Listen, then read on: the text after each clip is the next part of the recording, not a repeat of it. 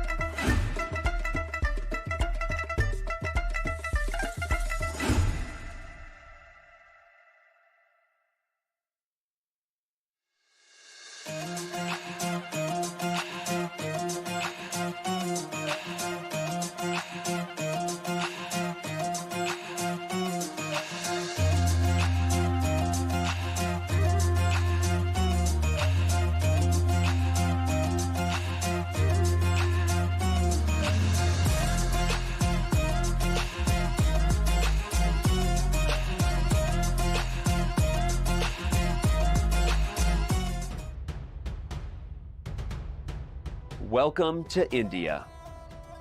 The game of chess was born here.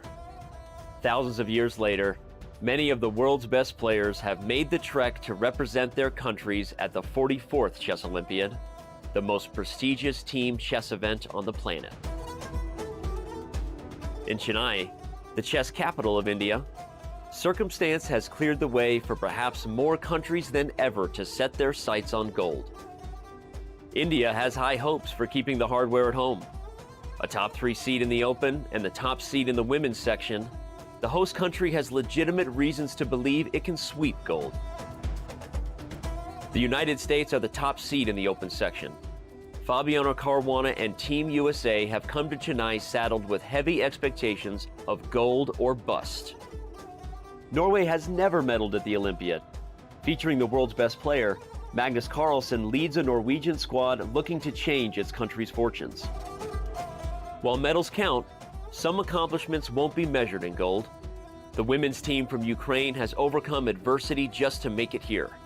Now they hope to honor their nation with a memorable performance. Namaste, dosto. In one place for the first time in 4 years, these Olympians are together again. The 44th Olympiad has brought the world's best to the place the game of chess began. And with that, let today's games begin.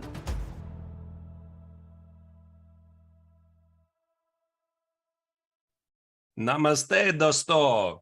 Good morning, everybody, and welcome to the 44th World Chess Olympiad, round 6 from Chennai, India. Another days ahead, a lot of exciting matches, and your host today will be Yasser Servan. I'm Artur Nekshans. We're Grandmasters. Will be your experts for today. Hello, everybody.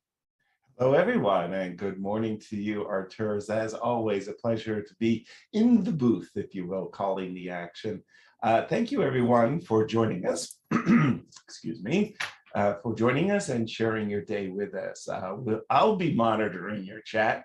Looking forward to all of your questions. Let's open the show, Arturs, if you will, with the format. Let's tell everybody what the Olympiad is all about. Right, so this is an 11-round Swiss tournament. Why it's a Swiss, not a round robin? Very simple reason. There's about 200 teams in the open section and the women's section, so you need 11-round Swiss tournament for that. Every single player consists of 4 players. This is a team event. It's not a individual team event. 4 players, 1 reserve player ready to substitute somebody who is not doing well. And what really matters is the match result. You get 2 points for the victory, 1 for the draw, 0 for the loss. So, yeah, it's a team event. And about the time control, 90 minutes for 40 moves, 30 minutes after 40 moves, and of course, plus 30 seconds for every single made move. There you go. It's so simple. And what about our current standings? Sorry. So here are the current standings. You see the teams from 6 to 10. Yeah, these are the pairings for today. You see that Team Israel, Germany. From the matchups, I'm not really sure which game we could follow. Definitely one of the hostess. I guess Indian teams are always fun to watch. Maybe jump into Israel, Germany. I guess we're going to see. So let's move on to the first 5 seeded teams here. Now you see that the top board here is India against Georgia. Yeah, that's definitely a huge match whenever these two ladies teams get together. I almost feel like it's number 1 versus number 2, if you will. Got a very, very heavyweight match that we'll keep an eye on. And in the open section, what do you have for us in the open section? So in the open section, here we see, again, India 3 is in top 10. Could be an interesting matchup. So for the moment, for the third Indian team, it's not going so well as for the second and first Indian team. We're going to talk about that in a moment. Team Netherlands, I see very interesting match against Georgia. I think for Germany, I saw Vincent Keimer. I think so. Right, I agree. On the list, right, he's back. So let's move on to the first 5. Here you see it's, again, Team India too, the superstar, the Maraja Gukesh today is playing against Gabriel Sargsyan. It's going to be a very interesting match. Also, first and second boards are Indian teams, so Indian teams are doing really well. Indeed, and that Team India too, with their youth. Our producers have done a really beautiful profile of, well, the team that leads the competition alongside Armenia. Let's have a look at their profile. India has the most teams in the Olympiad, including 3 very competitive teams in the open section. This gives the host country legitimate chances to win more than 1 medal. The wild card for these high expectations is the super talented but very inexperienced second team for India. Seated just outside the top 10, many consider this squad to be amongst the most entertaining in Chennai. Norway's Magnus Carlsen even suggested he's more wary of facing India's second team than going up against India's top-seeded squad. That's some high praise from the world champion. Just under 30, Bhaskaran Adiban is the team's veteran. He leads by example with his signature aggressive style. Looking up to Adiban are 4 teenagers, a collective of India's most talented young rising stars. Nihal Sarin, Damaraju Gukesh, Ramesh Babu Pragnananda, and Raunak Sadwani will each be making his Olympiad debut here at home. Legendary coach and team captain R.B. Ramesh will have his hands full trying to get the maximum potential out of a roster dominated by teens. Good enough to win a medal, the biggest question is if this team can hold up under the Olympiad spotlight and pressure. India shared gold at the 2020 Olympiad, which was held online. That said, it has been 8 years since the birthplace of chess took an Olympiad medal over the board. Although in the shadow of India's first team, India's juniors are unquestionably a key component to fulfilling the high expectations set by the host country and its fans. That's really a lovely profile, and indeed, I agree with Magnus Carlsen that Indian second team is a dark horse, something to watch out for. One of my favorite teams, to be honest, in this Olympiad, and perhaps it's a good idea to check again how exactly did they get so far. Yeah, the road to the top after their first 5 rounds. Look at that start. 3-4-0 results. I mean, wow, and very, very impressive.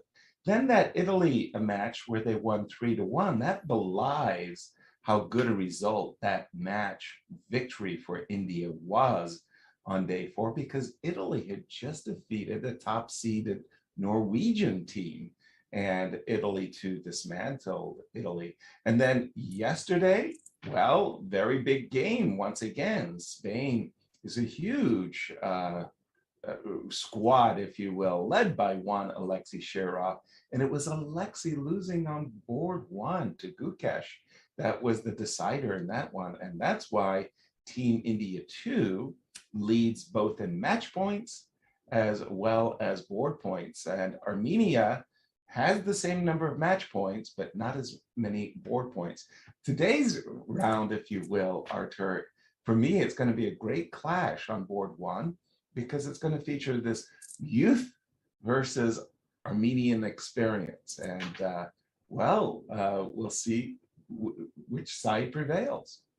Right, so this is the top board today. 2 leaders of the Olympiad are with the perfect score, 5 victories. That's Team India, second team against Armenia, which is still doing great without Levon. And it's great to see because, again, in Olympiad, always best play the teams with the greatest team spirit. Not always the starting roster is so important. It's really important how the team is, what kind of chemistry is inside, and Team Armenia is showing they can do it.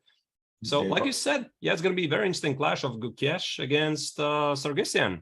No question about it. And before we just get into the games, let's refresh and remind our audience of the pairings for this all-important round 6. And top pairings, let's start with the women's, if we can. Just let's say just the top 5 boards. I'm just more than curious how the women...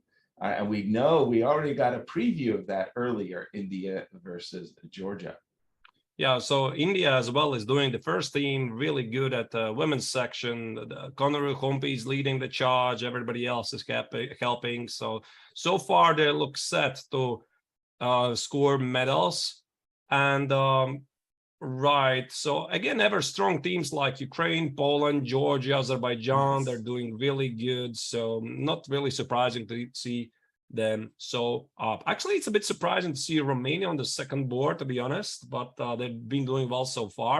Yesterday, they played a fantastic match, this crazy endgame, Koslinski against Bulmaga. It was quite something, wasn't it? It sure was. Really, really fun to follow. And in the open section, just the top 5 boards.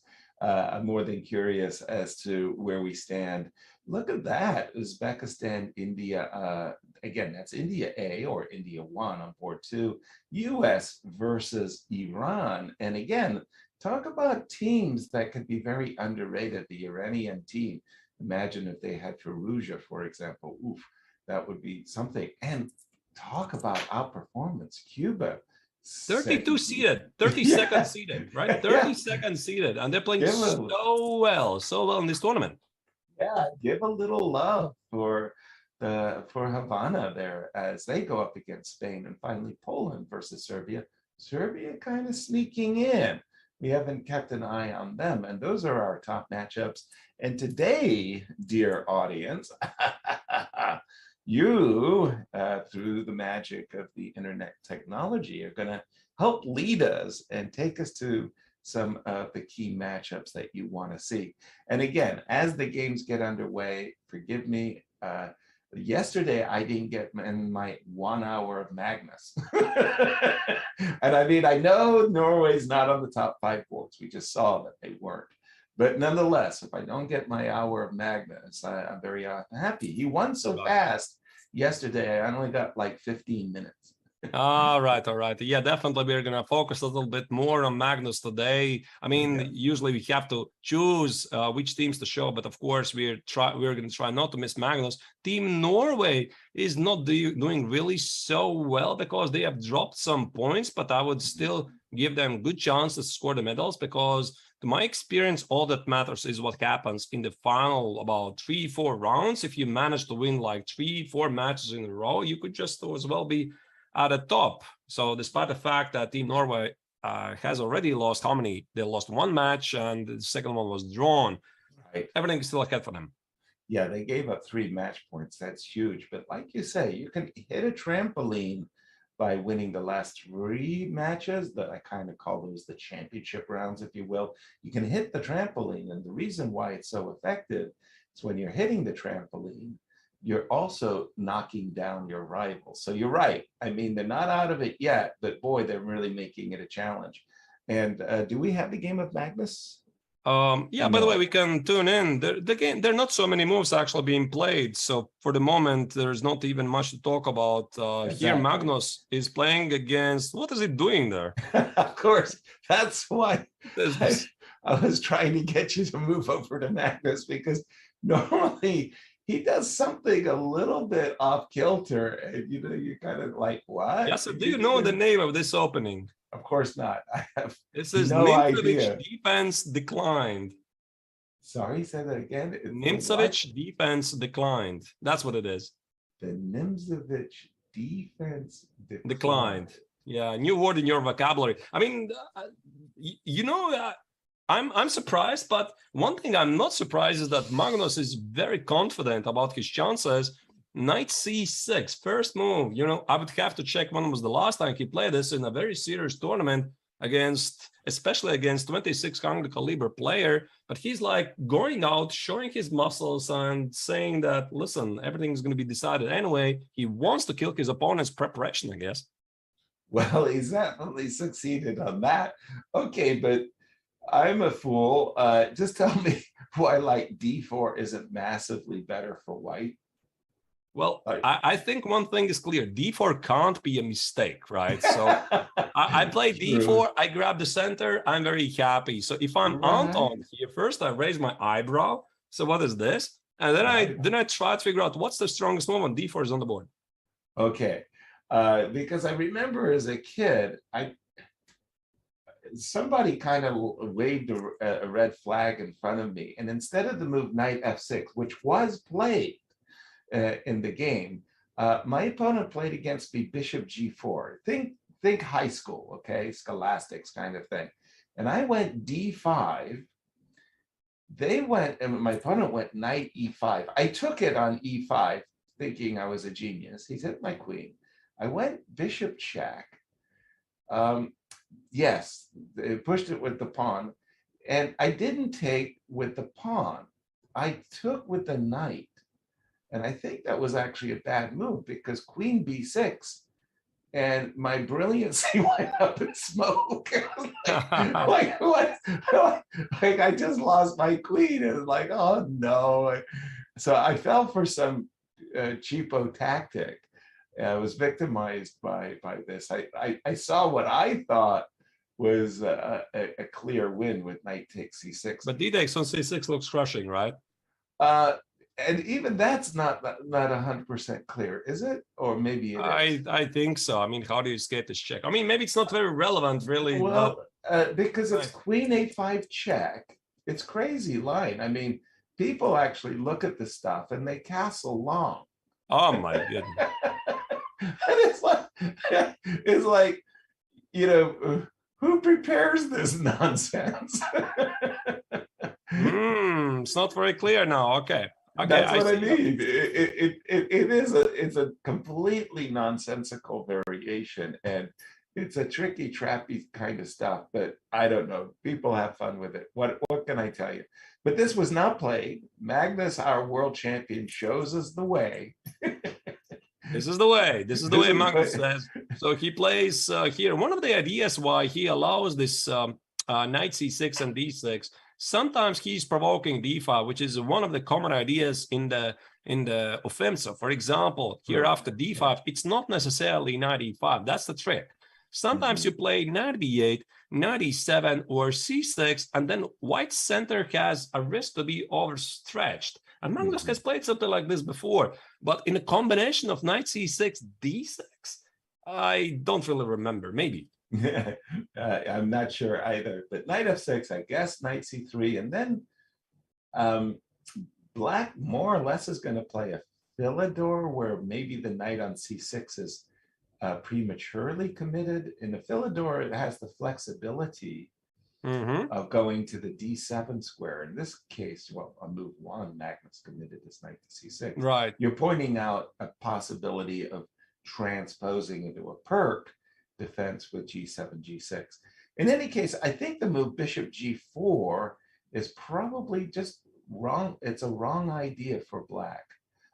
You don't really want to take that knight because bishop takes f3, g takes f3 kind of reinforces the center, as you just pointed out there nicely, Arturs. Thanks for that. But the other problem is that after a move like d5, knight e5, knight takes e5, one of these days that is going to work. Right. You know, and then you're going to be very unhappy that knight takes e4, bishop takes d1 will work for white. Yeah, this is of course very risky choice for black, but then again, Magnus gets two knights. Maybe if he can maneuver somehow his position in, let's say, d5 here, knight e7, get control of the dark squares, maybe, but you know, it feels a bit suspicious to me. Yeah, that's a beautiful word, suspicious. Suspicious. Okay, now that I got in some early feelings for Magnus today and what kind of mood he's in, now I feel a lot better. Take us to the top boards. Let's go to the top board, which is the Mraju Gukesh playing as Gabriel Sargsyan.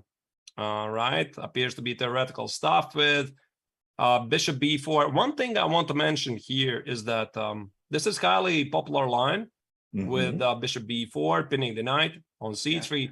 Queen a4 check has become quite trendy, and the big idea is that white provokes the knight on c6. So the idea is not to win the bishop. So you see this is a check, queen a4 check, knight c6 is necessary, otherwise the bishop is lost.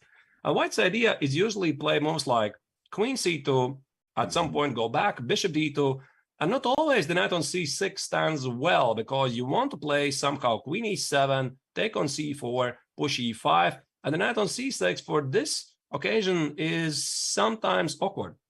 Yes, exactly. So even though it's a loss of tempo, as you're pointing out, queen a4 check, and then the queen comes back to c2, the idea of inducing the knight to c6 means that black doesn't get that c7, c5 break against the center as he would like.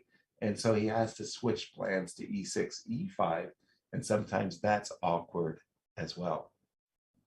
I'm being told, yes, sir. Fabi is playing a Najdorf with an English attack. Well, okay, we're going to get to Team USA in a short while. Let's just quickly go down the remaining games in the Yeah. India-Armenia matchup, just so that we can get a flavor of what's happening. Arturs, what's happening Yeah, on so board that two? for the continuity, let's continue with the second board. Krant Yeah. Melkomyan is playing against Nikhil Sarin.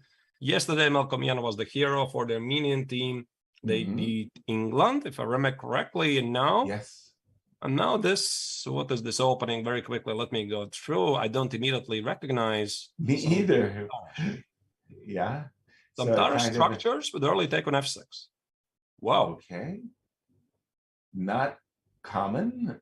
Not very common. I mean, not very No. common, because one of the common themes in the Tarash is at some point take on c5. So the question is when. For example, g3, knight c6, bishop g2, here take on c5, short castle, and white makes the expression like your pawn on d5 is a weakness, and black says, I've got a very healthy development for that, right? Right. Exactly. So it's not really so simple. And now this is something else. White immediately makes a counter-strike in the center. I'm not familiar with this line at all. So that's why I didn't recognize the pattern.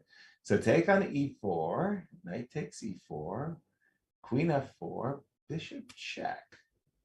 All of this makes perfect sense. I'm pretty sure this is still opening preparation. Queen e2. Absolutely. And now the move bishop e7. So black has the two bishops, but he's kind of worried that his king might get stuck in the center after some move, like, for example, knight e4 to g5, played bishop e7, and I'm assuming castles, bishop takes c6, b takes c6, knight takes c5 is one of those positions where black has sufficient compensation. When you see that move, queen. Yeah, there could be some problems. Are skewered, yeah. Oops. Yeah, I'm not really sure how to properly immediately play it out, because here at some point, white might want to take on c5. For example, if you do that right away, knight c5 takes, you always need to account for queen b4, right? And the king is still here. Right. So that's the point that I guess white should castle makes sense. And before castling short, I'm wondering, maybe this is also a move after c takes on d4, which allows white to take on d4, and now I could maybe even castle short. But probably it's risky, right? Yeah, no, I'm not. Yeah, not very good. Not very good. Yeah, this is a good knight on e4. I agree. The pawn structure suddenly got split. Yeah. Okay. And let's go to board 3, if you don't mind. Yeah, let me pull it up. So the board number 3 for the second Indian team is Adiban. Adiban is as which color, sorry? As white. White. So Magnus Carlsen, already one of the most experienced players in the Indian team, almost 30. He's playing against Samuel Tersakakian. And you know, Yasser, I can only speculate. I don't know how exactly was Team India lineups chosen, because I felt that the second team is essentially a junior team, the talent team. And Adiban, of course, is still young, but I was a bit surprised not to see Eric Geis in the list, because everybody's like Gukesh, he's 16, Prague, he's 17, Raunak Sadwani, he's about the same age, right? And I felt that also Eric Geis would fit there, but I have a feeling that Adiban is like included as a mentor, like a more experienced guy. This is somebody you can always rely to. So probably they definitely spent a lot of time to figure out the perfect lineup for the team India. Yeah, indeed. As we saw in the profile that was made about the India 2 or B team, if you will, Adiban at 30 years old is, as you said, experienced. He's been playing for Team India very successfully too on the A team. So now he's demoted with the squad of, teenagers out of control. Like, why are you doing this to me, you All India Chess Federation? We need you to calm them down, to be the voice of experience, and wake them up and make sure that they get to the boards on time. What, I'm a babysitter now? Yes. Oh, okay. Just checking. So, but on the other hand, I think in his heart of hearts, Ariban's kind of secretly kind of happy, right? Because he's getting an opportunity to embarrass, shame the team India won, right? He said, "Hey guys, you guys made a mistake. You put me on the danger squad over here. I'm going to outperform the first team for India." That will bring a smile to his face. We all Right. love challenges. Yeah, absolutely. I think they definitely felt that they need one of the experienced players in the field, and Adiban might just as well be that guy. Right. Looking at the position, this is a very interesting setup, which has become throughout popular. Yeah, this stuff is popular. Don't ask me why. I really never really understood it. Why exactly this order of the move is so necessary? Imprisoning the bishop on d2, but obviously White's ideas is either to play f3 e4 or f3 g4 after castling short. Yeah, the move rook c1 isn't the way, let's say, Wesley So, who's really kind of been a pioneer, more than many people on the white side of this. Wesley So has played queen c2, and oftentimes he keeps that option of castling long in his pocket so that, he can play, just as you pointed out, f3 g4, followed by g5. In such a case, you'd rather have your king on the king side. Now, if black does something like radical, like knight a6, in order to play knight b4 and to play pawn to c5, if you play after queen c2, knight a6, white can say, hey, well, that was what I was waiting for. Bishop takes a6, and now I'm going to castle short. You have a bunch of weakness at the queen side. Exactly. You won the two bishops, but look at all those queenside pawns weaknesses that you created. Not so good. This bishop on d2 is still, for me, a kind of a curiosity. I don't really know what to make of this bishop on d2. I look at that bishop on d2 and I just kind of shake my head in a kind of a sadness and say, why aren't you on g5? But people like it there. As you say, they oftentimes play f3 e4, and then the bishop does peek out.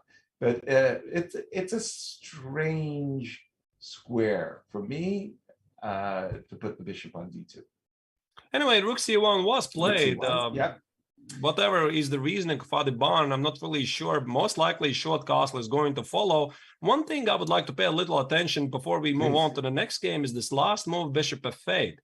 And bishop f8 has become, again, quite a typical retreat move because black is ready to waste the move. But the big idea is that black is waiting for white to play f3. For example, let's say, let me make some random moves like short castle, let's say, whatever, I don't know, g6 and f3. Okay. And now, usually when white includes this f3, this very committal move to play either e4 or g4, try to claim some space, black responds with c5. Okay, maybe g6 is not the best move, but you start to see the idea. And now after the capture, suddenly the pawn on e3 is a weakness. Exactly. So that's why this bishop f8 is necessary, because if you start it by, let's say, again, let me include some random moves like h6, h6, and I play this f3, then after c5, you start to feel that this bishop here on b4 is not very good, and it gives white some access, moves to a3. So bishop f8 is necessary for the plan. Yeah, if you want to, if you're convinced that you're going to be playing for c5, completely different approach, and one that I actually prefer for black is this approach of playing, I want to play c6, knight b8, d7. I always like that approach. And the bishop would go back to d6. So it's a question of style, maybe even temperament, what kind of position you'd like to achieve. And I agree with you that white can grab the space. f3, knight f8, g4, knight g6, knight g3. And but you've also made, how do you say, some concessions that by the way, that's still your king on g1, and you're lifting your kimono, your pawn shield. If things go wrong, they can go very wrong quickly for white. We'll keep an eye on this. And our fourth and final game in Team India versus Armenia. Whoa, we went from an awkward opening to don't tell me this is improvisation. Don't tell me this is improvisation. This is definitely opening trap. Instant ending. What just happened here? I mean, we went whoop, zip, zip, zip, zip. It was fast. Oh, the Berlin ending. Okay. Yeah. And everybody showed their homework. Okay, so if you play something like c5 and knight e4, which is I don't think one of the most common plans, then definitely this is a prep. Oh, for sure. A5, all of this stuff came super fast, I must say. Knight d6. Knight d6, target the pawn on f7. Seems you have to take it. You don't want to live with that knight on your doorstep, no? And right. We are here. And shall we continue the line? Bishop takes g7. I see a pawn, I take a pawn, right? It should be fairly simple, but there's also something rule. That's a rule. Bishop takes h6. Yeah. And I take on h3. And I go rook f2, I suppose, to defend the pawn. Maybe this is somehow liquidating. I don't know. Liquidating into a draw. I have no idea exactly how. By the way, I'd like to take my move back because you do have to move bishop g4. So I have to ask myself why I gave you the tempo. I should go rook to David 2, rook to d2. Now you can take on b3 and play bishop e6. And like you say, maybe the engines have all worked it out to a draw and everybody's happy. But wow, what an in-depth preparation. Yeah, I mean, welcome to the World Chess Olympiad. What can I say? So, I mean, at the World Chess Olympiad, this is incredibly, the level of the preparation clearly goes much deeper than the average standard tournaments, right? I've been there. Sure. I remember still well, Baku Olympia 2016. Yeah. We're playing against Team Latvia, was playing Team Azerbaijan. We spent the entire evening preparing. Our captain, team coach, was preparing the lines during the night. In the morning, he gave a thumbs up. You can play it. And we just blitzed out the opening preparations up to the first 25 moves. I mean, it's not even fun. I mean, it's like a mathematical equation, right? Exactly. Very, very deep prep sometimes. Mm-hmm. So welcome to the best chess. Exactly. So we were playing USA versus Azerbaijan, and it was a world team in China. And I had retired already, for 9 years. And they said, okay, we have this coach. His name is Benjamin Feingold, Grandmaster Feingold. He's going to work with you, Yasser, because you're hopeless in the openings. Oh, okay. Come on, Ben. So Ben would come to my room at 10 in the morning. Then we would walk for like 2 hours. And in those days, Shaq was playing the Grunfeld defense. And, the Grunfeld is one of those openings, which is really kind of nice for the player on the white side, because you've got this wide choice and you can prepare whatever you're going to prepare. Knight c3, knight f3, bishop g5, and knight c3 takes on d5, e4, bishop c4. You can prepare it very, very nicely. So we paired some very long topical line of the Grunfeld for, like you said, 25 moves. I was like, okay, Ben, you did a great job. Thank you very much. I'm going to go have lunch now. I come to the board. I went d4, and Shaq played c5. Boom. So without thinking too much, I played d5, and he goes f5. So I'm thinking to myself, this isn't the Grunfeld. I don't even know what this is. I mean, is it the Dutch? Is it the Benoni? I don't know what it is, but it's really nice what you just described, getting in 25 moves of preparation, boom, boom, boom, boom, boom, boom, is like a mathematical thing. Then it's another thing to prepare great preparation. I'm out Well, this is prepared. exactly I'll what move two. happened. I'll move This is two. this is exactly what happened in today's Carlsen's game against Anton Smirnov. Second move, boom, knight c6, d6, completely out of the prep already. All right, let's Exactly. move on. Let's move on. Second board Please. of the teams. First team of India is playing against Uzbekistan, sensational Uzbekistan, who is doing really well in the tournament. Yes, they are. The leader of the team is Nodirbek Abdusatorov, who beat nobody else but Fabiano Caruana himself with the black collar. And Exactly. Abdusatorov is one of the few players, together with Domraju Gukesh, who have 5 points out of 5. So eventually, Wow. this clash between them, the super talents, they're going to fight it against between each other. They did it a couple of weeks ago in Biel. So we might see either tomorrow or day after that. Oh, sorry, not tomorrow. Tomorrow's a rest day. But Yes. round 7, 8, we might see a very interesting rematch. Absolutely. And by the way, I've been seeing so many of these Joko pianos, and whether black plays a6 or a5 or bishop b6 or bishop a7, and I'm looking at this position. It's been a long while, maybe since my high school days, that I've seen queen b3 in a modern Joko piano with top players. And wow, what to say about that move? Just cold-bloodedly hitting the f7 pawn.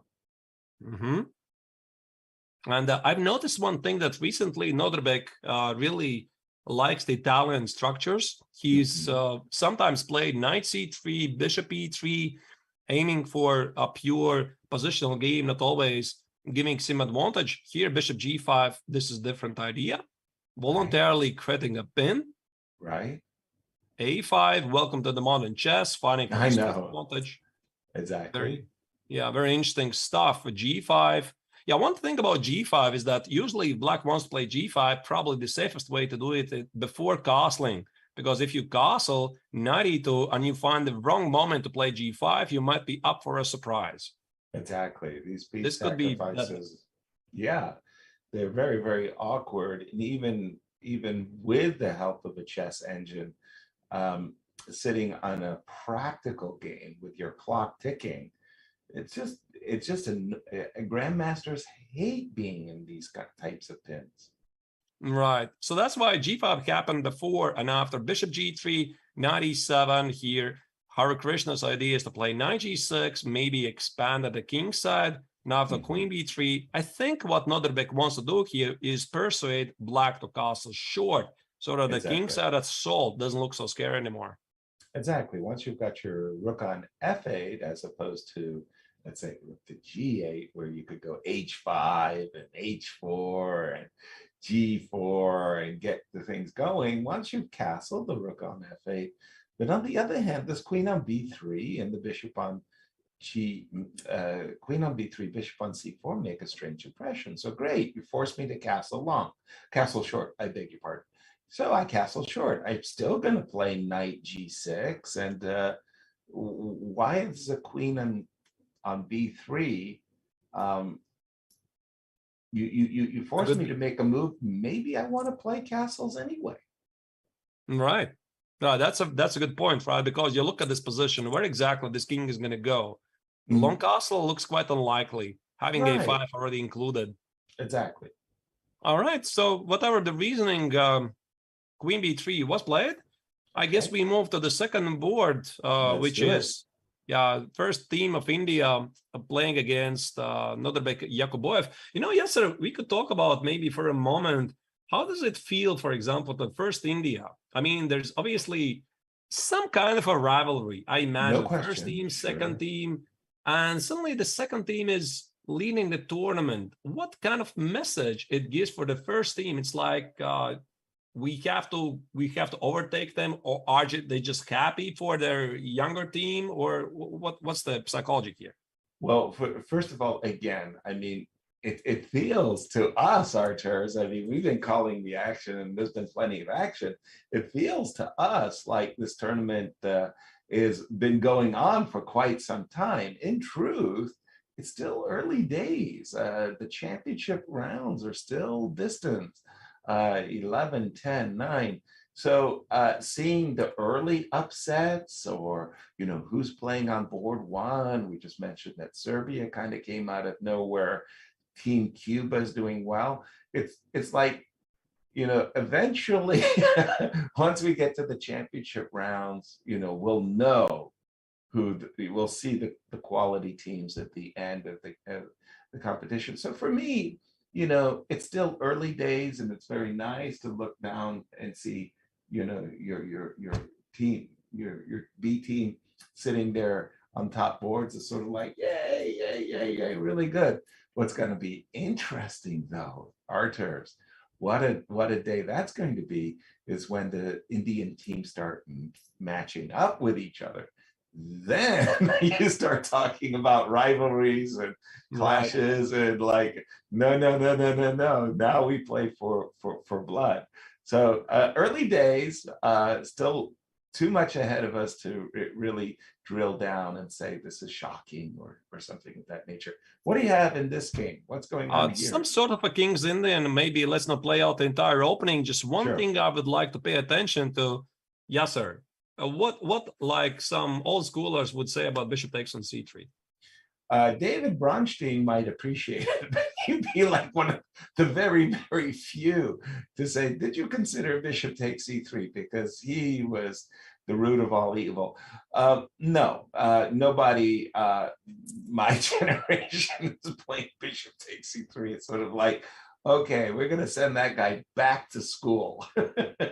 This is highly provocative, right? I mean, Right? bishop takes c3. This is simply purely anti-positional because it weakens the king, weakens the dark squares, and I think that Yakoboyev is so convinced in his capabilities that he is literally taunting the opponent to attack. He wants to play queen e7, f6, knight c5, maybe protect the pawn on d6 with the idea that those weaknesses in the long term they're going to show. Okay, but there is a big fat pawn sitting on the d6 square, which is very easy to attack. This backward pawn on d6. Shall we just say that White's intentions of rook d2 and rook d1 could be easily telegraphed? Also, in combination with bishop f4 and the knight on c2 is maybe a bad piece. I could definitely I can easily imagine that Black's plan is something like, I'm not sure the order the most, let's say knight e5, rook d1, whatever, rook d8, let's say bishop f4, f6, knight e3, knight c5, and maybe somehow put the knight on e6. Exactly. But still, I like White. I definitely choose White here. And in this case, by the way, you do have the very nice square knight f7. I think earlier in this variation you were showing, White had an opportunity to play f3, f4, and just kicking the knight back to that nasty square d7, and there would have been an issue there. So you have to get it right. That you got to your move order is black. But I understand what you're saying, that you'd like to see the pawn on f6, the knight on e5, the knight on f7 as a way of protecting the pawn. Double-edged strategic decision going on here. Yeah, very interesting game. We don't want to miss it. Board number 3 is Javokir Sindarf against Arjun Rigaisi. This is Karakan, I think. Yes, looks like I recognize even the position. Yeah, knight f6 has become super popular lately. This is quite interesting how the theory moves on, because if you would look back something like 10 years back in the history, knight f6 was always sort of neglected. It's like, okay, I mean, black is always slightly worse, right? You just take an f6, so solid. Yeah, it was so solid. I dabbled in it. The line I liked much more was the Bronstein Bet Larsen variation with g7 takes f6. And I won some very, very nice games on the black side of that one. But again, talk about strategically risky. That's much, much more dangerous. And I remember, though, it was actually quite funny. I was playing Boris Spassky, and I played g7 takes f6. And this was actually a very funny moment.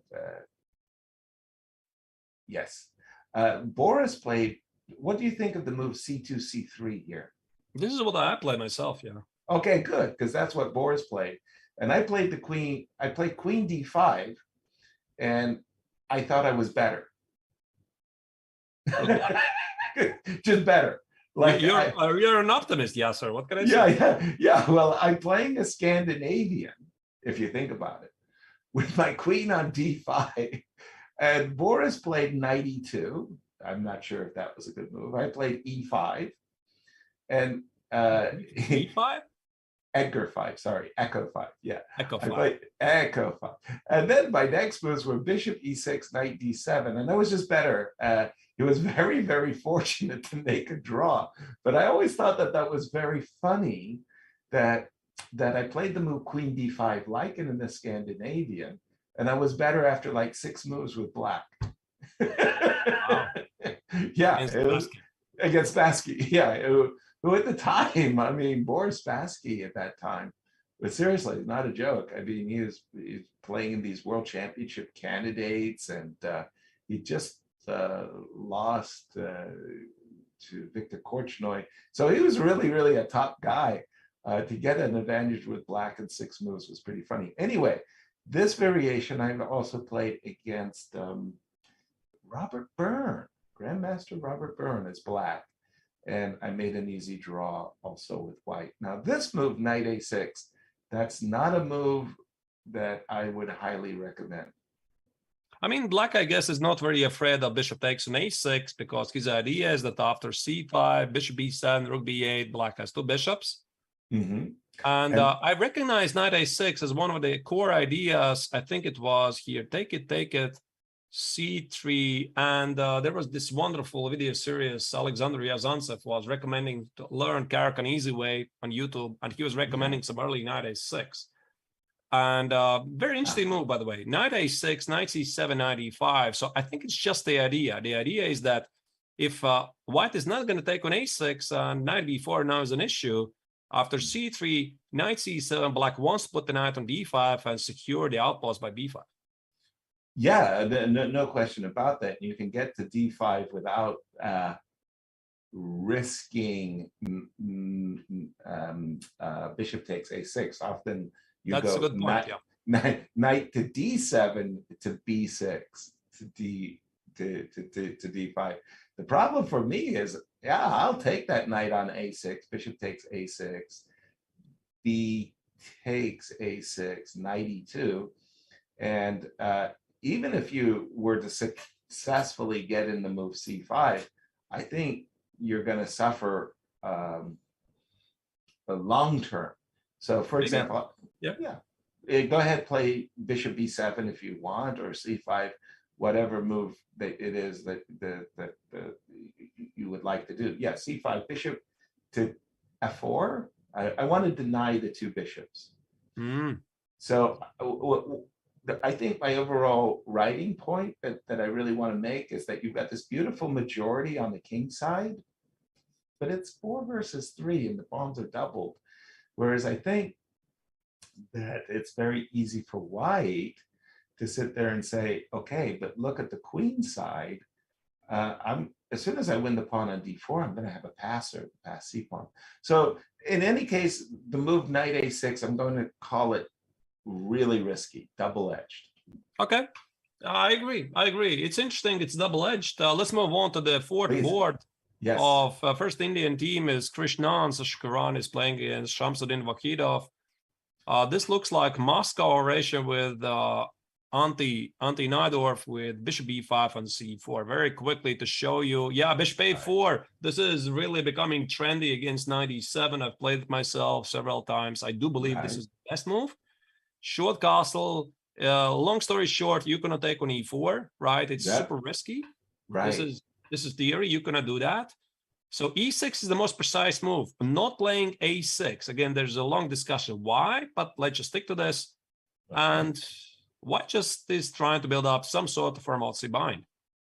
Yeah, and again, I played the hedgehog my whole life as black. If I got in the moves b6 and bishop b7 here, I would ask, what is your bishop doing on a4? Usually in the hedgehog, it's sitting nicely. I don't care on the e2 or d3 squares.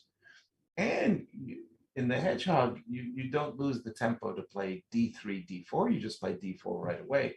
So if to my eyes, I am very, very happy as black here. Again, I'm thinking b6, bishop b7, knight e5. What's my problem? Yeah, probably none. I mean, it just looks fine. Exactly. I think white also might try to treat the position as some sort of an English opening, a3, b4, etc. Yeah, Right. really interesting. What do you Okay. think, Yasser? We move on to United States Let's game do match? it. Let's do it. Oh, we got a war. There's something crazy going on. Before we switch to the United States, board 3, Quezada Perez, Luis against Santos Latasa is something crazy. Before we move on to United States, let's check do it it. out. What is this craziness? Let's What? do it.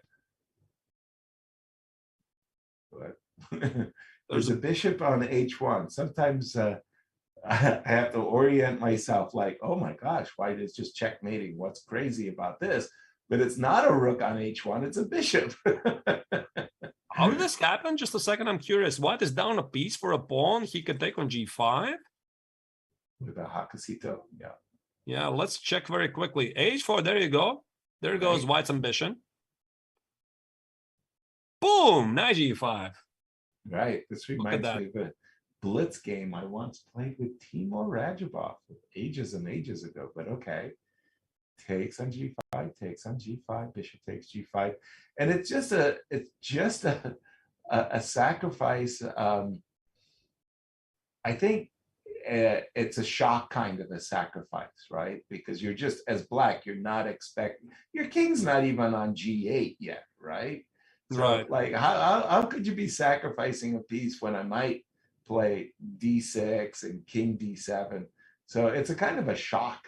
This is a shock, because let's say if after I would include something like rook b1, short castle, now h4, h6, h5, g5, I would definitely consider this, because this looks quite something, right? I can play Exactly. h5, h6. The king is here. That's a bonus. Right. But without king there, I think that's quite shocking to me. For sure. Very, very, very, very surprising. Now, in this position, I'm not a big fan of this move f6, by the way. Okay, it's quite clear it's quite clear that white wants to go at h6 and kind of disturb, and maybe on a great day, bishop takes c3, and then white could go bishop f6. It's all nice and good. But I would be thinking rook g8 for black, with the idea of, first of all, bishop takes c3 check and rook takes g5, but also just kind of making the square h8 available for the bishop in case we see a move like queen d2, h6. It's a knight e4. Oh, knight e4, sorry. Knight e4. Oh. Knight e4. Quite surprising resource. I mean, I just tried to guess, why not rook g8? Knight e4 is something which came to my mind. It makes perfect sense, actually. And I guess bishop b2 is bad. Yes. Why? For some reason. Maybe even because of knight f6. Oh, knight and f6. pawn is unstoppable. Not even knight d6, but knight f6. Interesting. Yeah, knight d6, by the way, also is a move. Could I move my king in that position? Knight f6 check, king. I'm welcome to take the rook if you like, but okay, rook g7.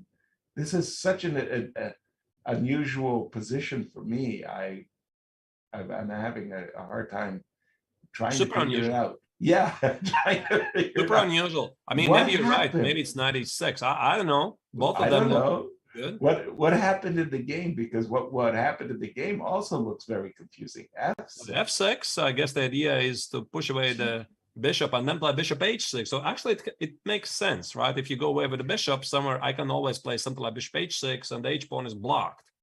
So the logic is quite sound. Except in that case, first of all, once again, white has two pawns. And in that variation where you went bishop h6, I could play bishop takes c5. And in that case, I would have three pawns, right? I mean here, right? After f6, bishop e3. Right. f6, bishop e3, bishop h6, bishop takes c5. Well, that's three pawns. And okay, I don't know. All right, let's see what happens. Sorry, right. I'm getting off Right. get So to this the is how game. they got here. So Black is sacrificing the pawn on G5. Clearly, he needs to finish development. I guess knight G6 is risky due to some knight E4 ideas, or maybe bishop E4 ideas. Long Right. castle, rook H1, queen H6 ideas. Looks extremely interesting. Maybe F4 add on top of it. Right. So D5 is blocking the E4 square for the bishop, for the knight, and also queen G5, knight G6. Black says, if you want it, we can trade the queens. I'm ready to give you the third pawn, but at least you let me live. Yeah, the attack will have been beaten back, but I don't know. I mean, those are 3 connected pass pawns, king side center. Interesting, interesting. But I guess after the move D5, like you say, Black would welcome the chance to trade queens. I'm assuming we're going to see, as you say, castles and slide the rook over to the H1 square as soon as you can. Yeah, so now White has actually quite a choice. Not really sure what's going to happen here. If I'm sitting here with White, I would definitely consider queen G5, queen D8, Exactly. take the third pawn. I'm quite happy with the position, as you said. Looks pretty good. But then again, maybe Luis is in the artistic mode, and he really, really wants to finish this game on a very highly emotional note, and continuing the attack would be quite interesting. Yeah, well, again, castles looks fun, and just kind of ask the question to Black: what are you going to do for your next move? Castles, if you will, Arturs, just for a moment. Right. Questioning, giving Black the move and saying, I don't know if bishop takes D5, rook H1 is a threat or not. Checkmate is checkmate after all. But I just want to see Black's next turn. Well, not that easy. It's not that easy. I'm not gonna argue. I think you're completely right, because after queen H8, you still have queen G5. Then you take this third pawn anyway, and you keep the attack. That's a good point. Exactly. Interesting. All right. Well, this we'll definitely keep an eye on that match. If we could take a look at, say, Team USA. Team USA, here we come. And we got the word in the chat that Fabi had very deep prep. Yeah, by the way, dear viewers, thank you again for your kind comments. From time to time, we didn't have a peek in what you have to say there, and some of the most interesting, most valuable insights you have, we could post it on the featured chat. And also, if you spot something interesting, occasionally we might jump into a certain match which we did not cover if nothing really burning is going on right now. Okay, what is this position? It looks like a Najdorf, bishop E3. Want to say that's an English attack against the Najdorf. But yeah, the prep is, these days, the prep is so intense. This is quite known theory. I mean, so far, I know it. Yeah, knight A5, knight C6, knight E7, queen A5, rook. All of this is standard. I'm not really sure where the deviation happened. Rook G1, rook C8, king B1 looks normal to me. Okay, if you say so. And queen H4. Well, the bar doesn't like this move at all. Well, it looks a bit odd, to be honest, putting the queen so far away. It does feel a little strange, and it really just... What's the idea of this move anyway? I mean, to play knight. He could have done it right away. I can only imagine, the queen standing in front of the F7 pawn. Did you want to play F5? I don't even know if I want it. If I had the ability to play F5, I'm not 100% sure I would want to do that. But on the other hand, Black has doubled his rooks against the C2 pawn purposefully. Maybe he really does want to play bishop to F5 and try to blast open that diagonal. Queen H4. And Fabi's thinking, Yasser, I very nicely remember, I think it was Fabi who said it during the candidates or one of the previous super tournaments, is that one thing about the preparation is that obviously you try to prepare everything as deeply as possible. And then you play something that your opponent doesn't know. And then you get conflicted feelings. First feeling is that, okay, I managed to surprise my opponent. But then there's the second feeling, because this move was not noticed by your opponent, it's probably very bad. Right. So I think Queen H4, Fabi is looking at this. Wait, there is no Queen H4 here. There's no Queen H4. Why this move is bad?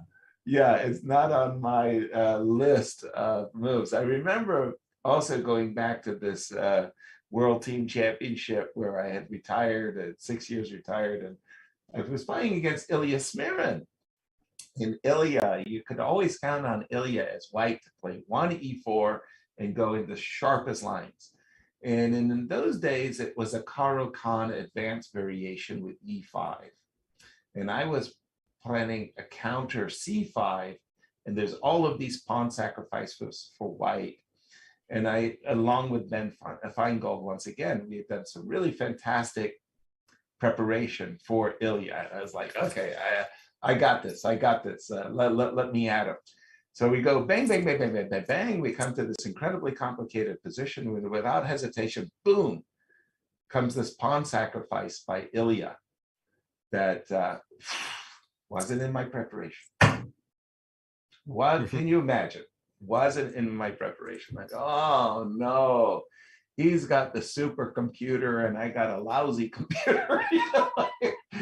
So I spent like 30 minutes trying to figure out how I could avoid winning the pawn.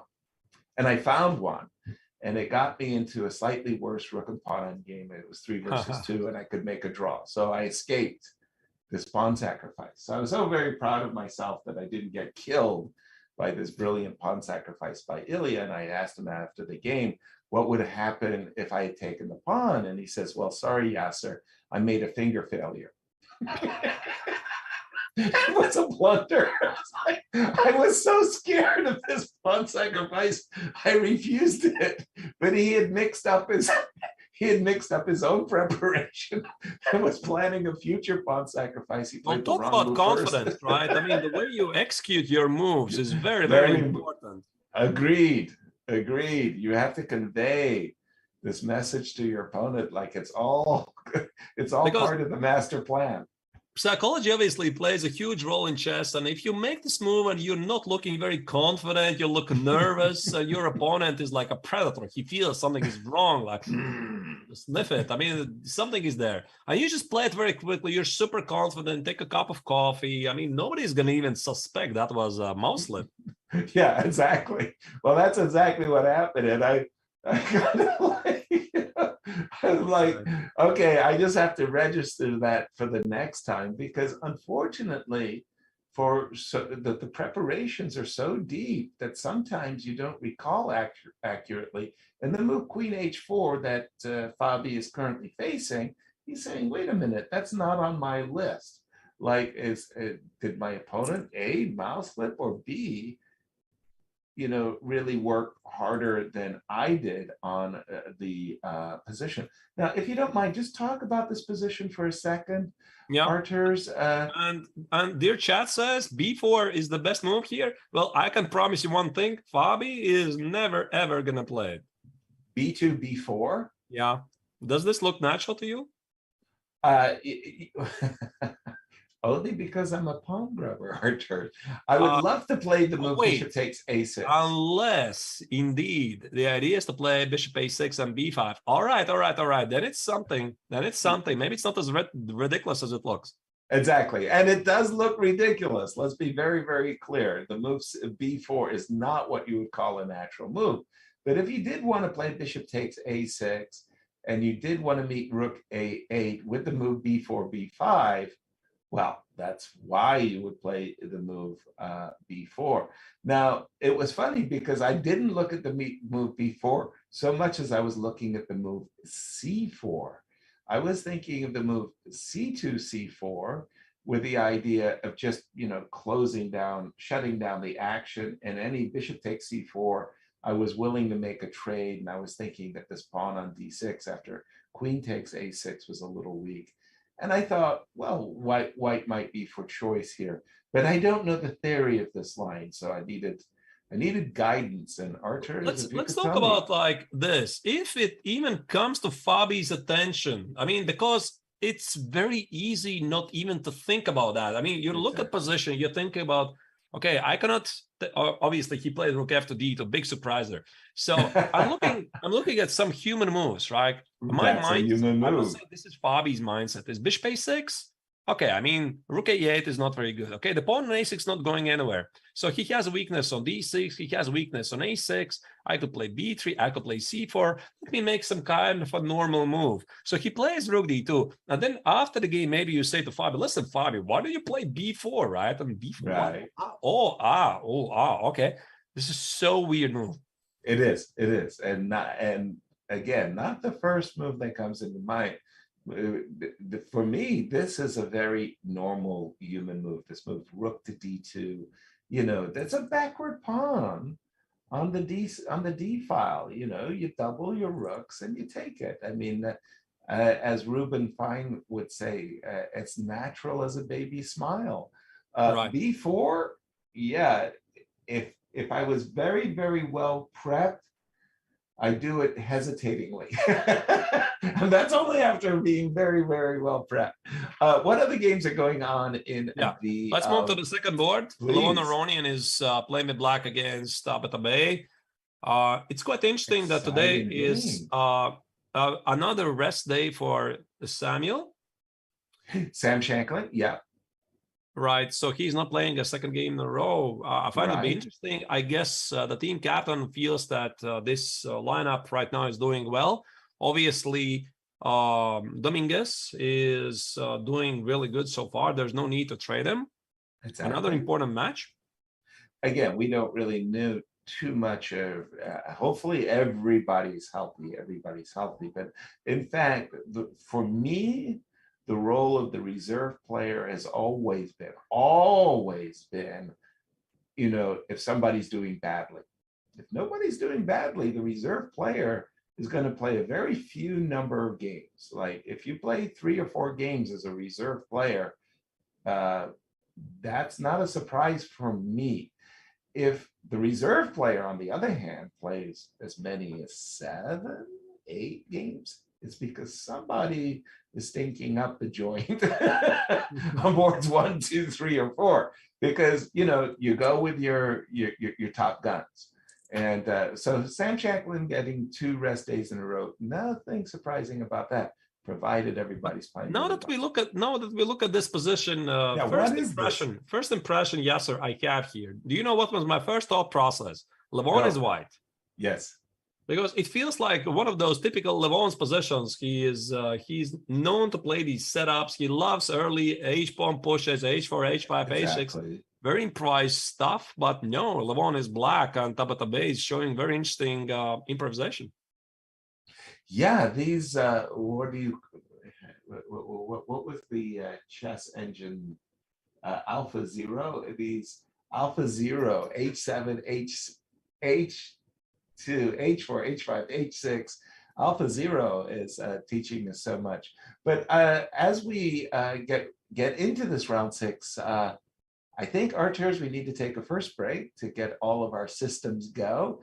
And again, a big shout out to our audience. We are looking for some interesting questions, and have them ready on the other side of the break. What do you think? So, yeah, see you in a moment. Don't go anywhere. We are going to be back in something like a couple of minutes. Stay tuned. See you soon.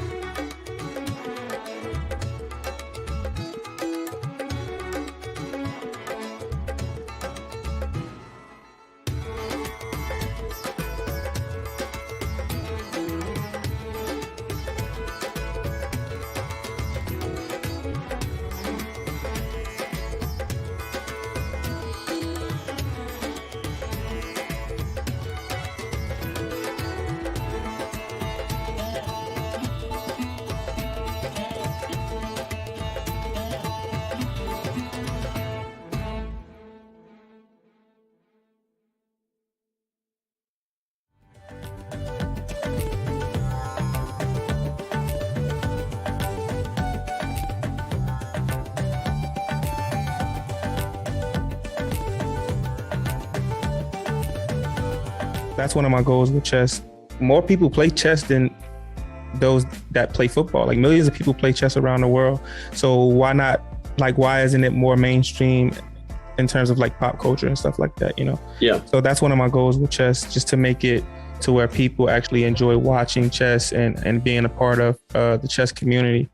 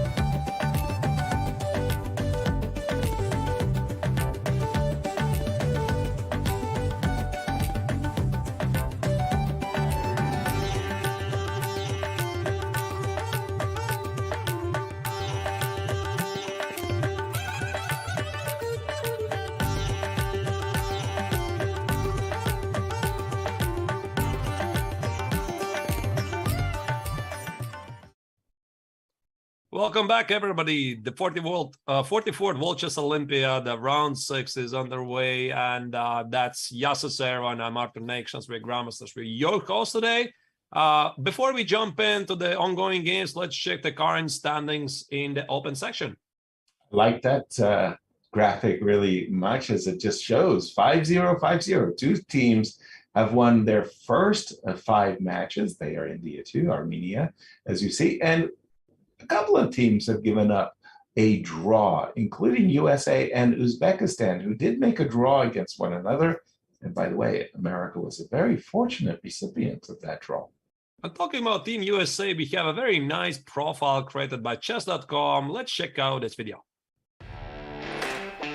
With a couple of powerhouse countries on the sidelines, Team USA is the popular choice to take gold at the 44th Olympiad. Blessed with a talented roster led by Fabiano Caruana, the top-seeded Americans are looking to secure gold as they did 4 Olympiads ago back in 2016. That gold medal was historic for the United States, as it was the first gold for Team USA since 1976, a drought that spanned across 5 decades. Loaded with Olympiad experience, Caruana and Wesley were both key contributors to the gold medal team in 2016. Even one of the newest members to Team USA, Levon Aronian, is no stranger to competing at the Olympiad. Aronian bagged gold while representing Armenia during a stretch in which that country won 3 gold medals across 4 straight Olympiad appearances. Also making his Team USA debut in Chennai is Lanier Dominguez. Considered to be one of the strongest players ever to come out of Cuba, Dominguez rounds out a Team USA roster with few weaknesses. Coached by Chess.com commentator Robert Hess, Team USA's roster is so deep that reserve Sam Shankland would likely play first board for most countries in this year's event. As expected, Caruana leads Team USA as the first board. But even with a gold medal already under his belt, Fabi heads into this Olympiad with plenty of motivation. Coming off his clunky finish at the Candidates Tournament, Fabi will need to find his game for the US to realize its potential as the favorites. Carrying 3 of the top-ranked players at the 44th Olympiad while facing a significantly weakened field of countries, the United States is well-positioned to come away from India with just its 3rd gold medal since 1937. The time for Team USA is... Well, Yasser, after watching this very nice profile video of Team United States, I have a question. I mean, Sam Shankland is not playing 2 rounds in a row. Now he's resting, giving a chance for everybody else to play. Tomorrow is going to be a rest day for everybody. What do you think? Is he going to come back after the next rest day on Friday to play? Really, it depends on today's results, full stop. Imagine, it's very unlikely, imagine Team USA goes 4-0. Just 4-0. Probably no sense to change. I mean, do not fix a team that is not broken, right? So again, I think it would depend on today's games, full stop. And if just again, for argument's sake, imagine that all 4 games were a draw. I mean, good, hard-fought games that are draw is not a good result for the Team USA. You would maybe want to bring in Sam, but then who would you want to replace him with? If everybody played well, but they all made a draw. So it really, I think it's all about today's results. If somebody loses, Sam's out, Sam's in. If we see 2 wins and 2 draws, you know, and again, the rest day is there for everybody. Like you say, you want to have your top 4 boards energized and you know, gunning for success. Let's continue our walk around the stage. This game of Levon is a crazy game with a pawn on h6. How is Wesley doing? Yeah, this game is only heating up. Totally inspired game by Tabatabai, and Aronian is playing the classical way. Moving on, Wesley against Idani Puya here. What do we have? Some kind of a Carlsen structure? Absolutely. One of the common ideas, of course, about Carlsen, this is, I think, one of the most popular pawn structures in chess, right? Again, definitely. The pawn structure is like showing you the way where you're supposed to play here. This pawn b2, c3, d4. This means that white probably wants to do something at the king's side. And since black already committed himself to b5, his idea is to play a5, b4, take on c3, and create for white more pawn islands. Or just simply a pawn weakness on c3, just exactly as you described it. And I want to say that this move a2, a3 by Wesley is really, really cagey, just because of everything, and you described it perfectly, what black wants to do. Black wants to play a5, b4, b4, take c3, create a pawn weakness on c3. So, you know, you're now looking at this position and you recognize as black that bishop takes b5, double question mark, a7, a6, and you're a hero, you're winning. So you play the move a5 unconsciously, and you forget that bishop takes b5 is not playable, and you feel like a complete idiot because knight a7 runs into a4. So there's, this is exactly one of those moments where you can fall asleep on the position, forgetting that yes, you want to play a5, yes, you want to play b4, but it still needs a little preparation. Right. Sometimes, by the way, you do play like this. Black plays Yes. queen b6, but the question is what happens with the pawn on a5. If I play, let's say, queen a2, you'd snatch the pawn on b5, and now black is reminded that this pawn is also under attack. I know, it's fun. Seriously, I'm laughing, and I don't mean to be laughing about it, but I have got one or two opponents, let's say, that have been napping about that b5 pawn.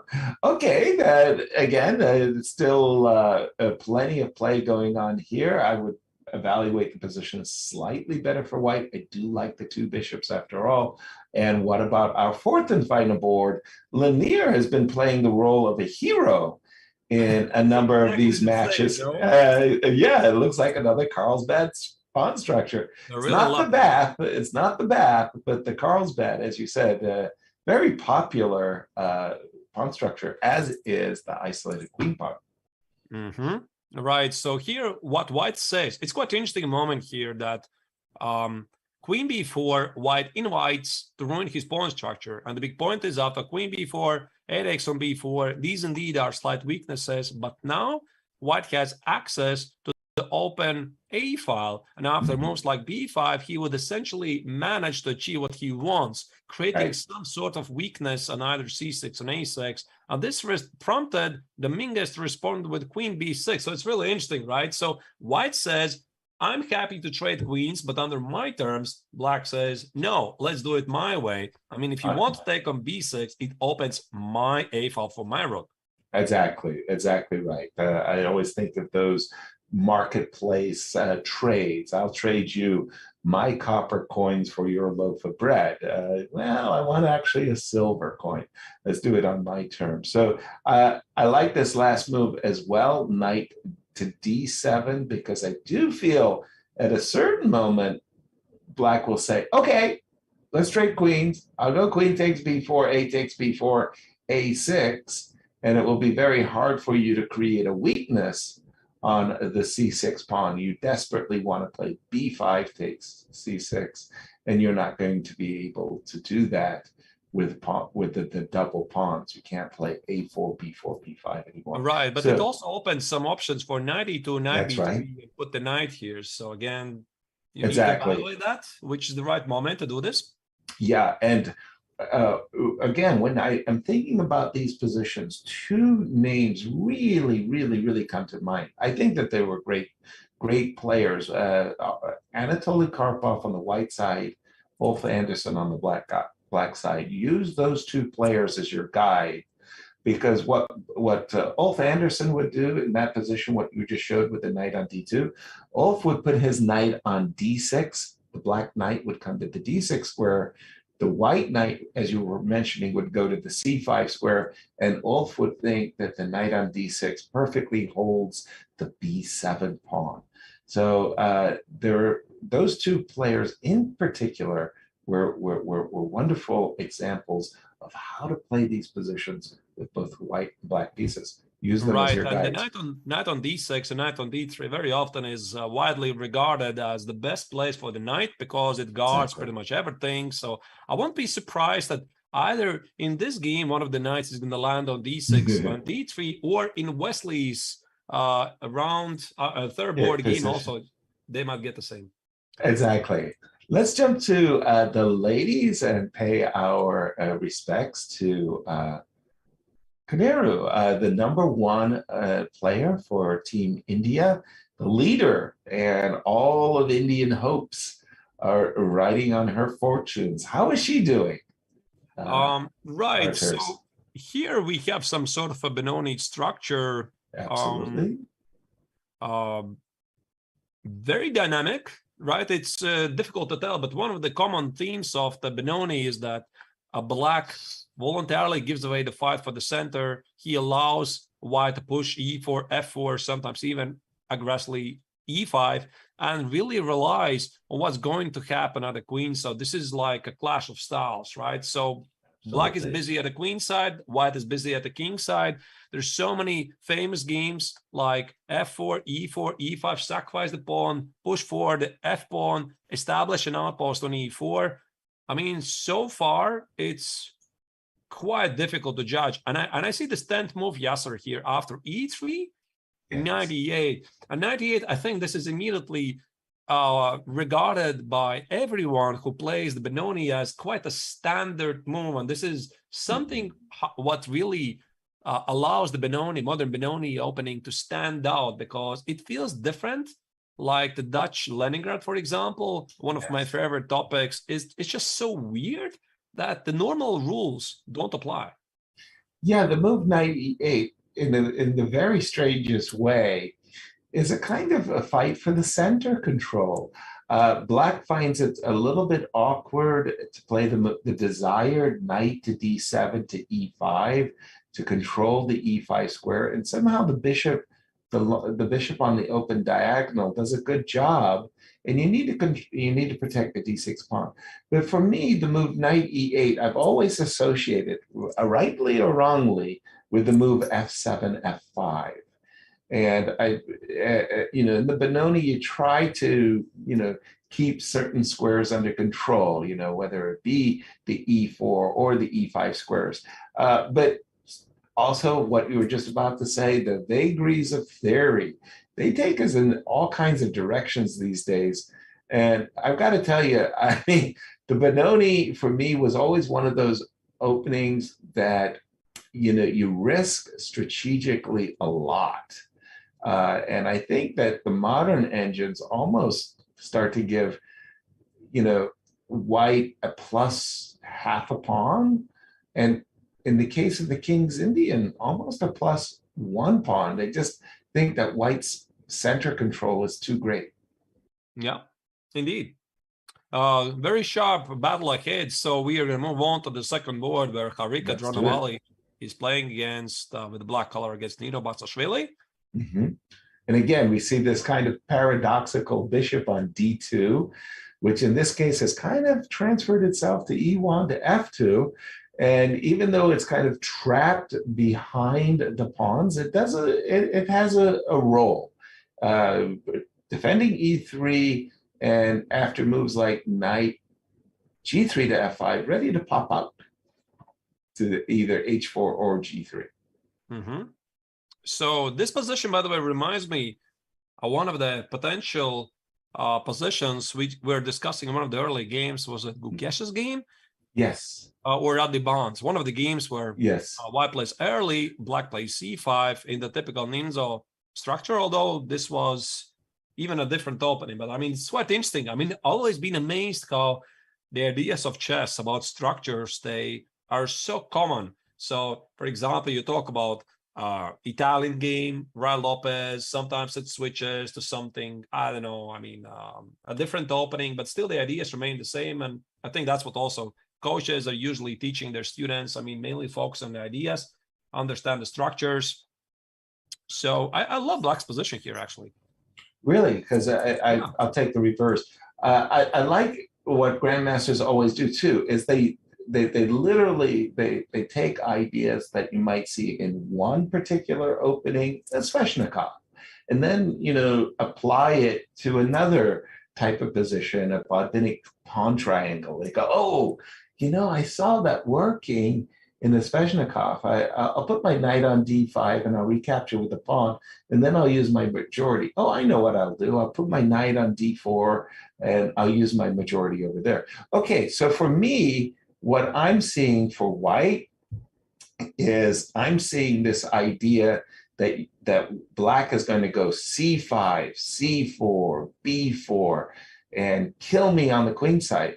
Only I'm sitting there saying, hey, man, I got nothing on the queen side for you to kill. I mean, go ahead, invest as many tempi as you want, put all your energy into pushing on the queen side. And maybe what I'll do is I'll go knight on c3 to e2.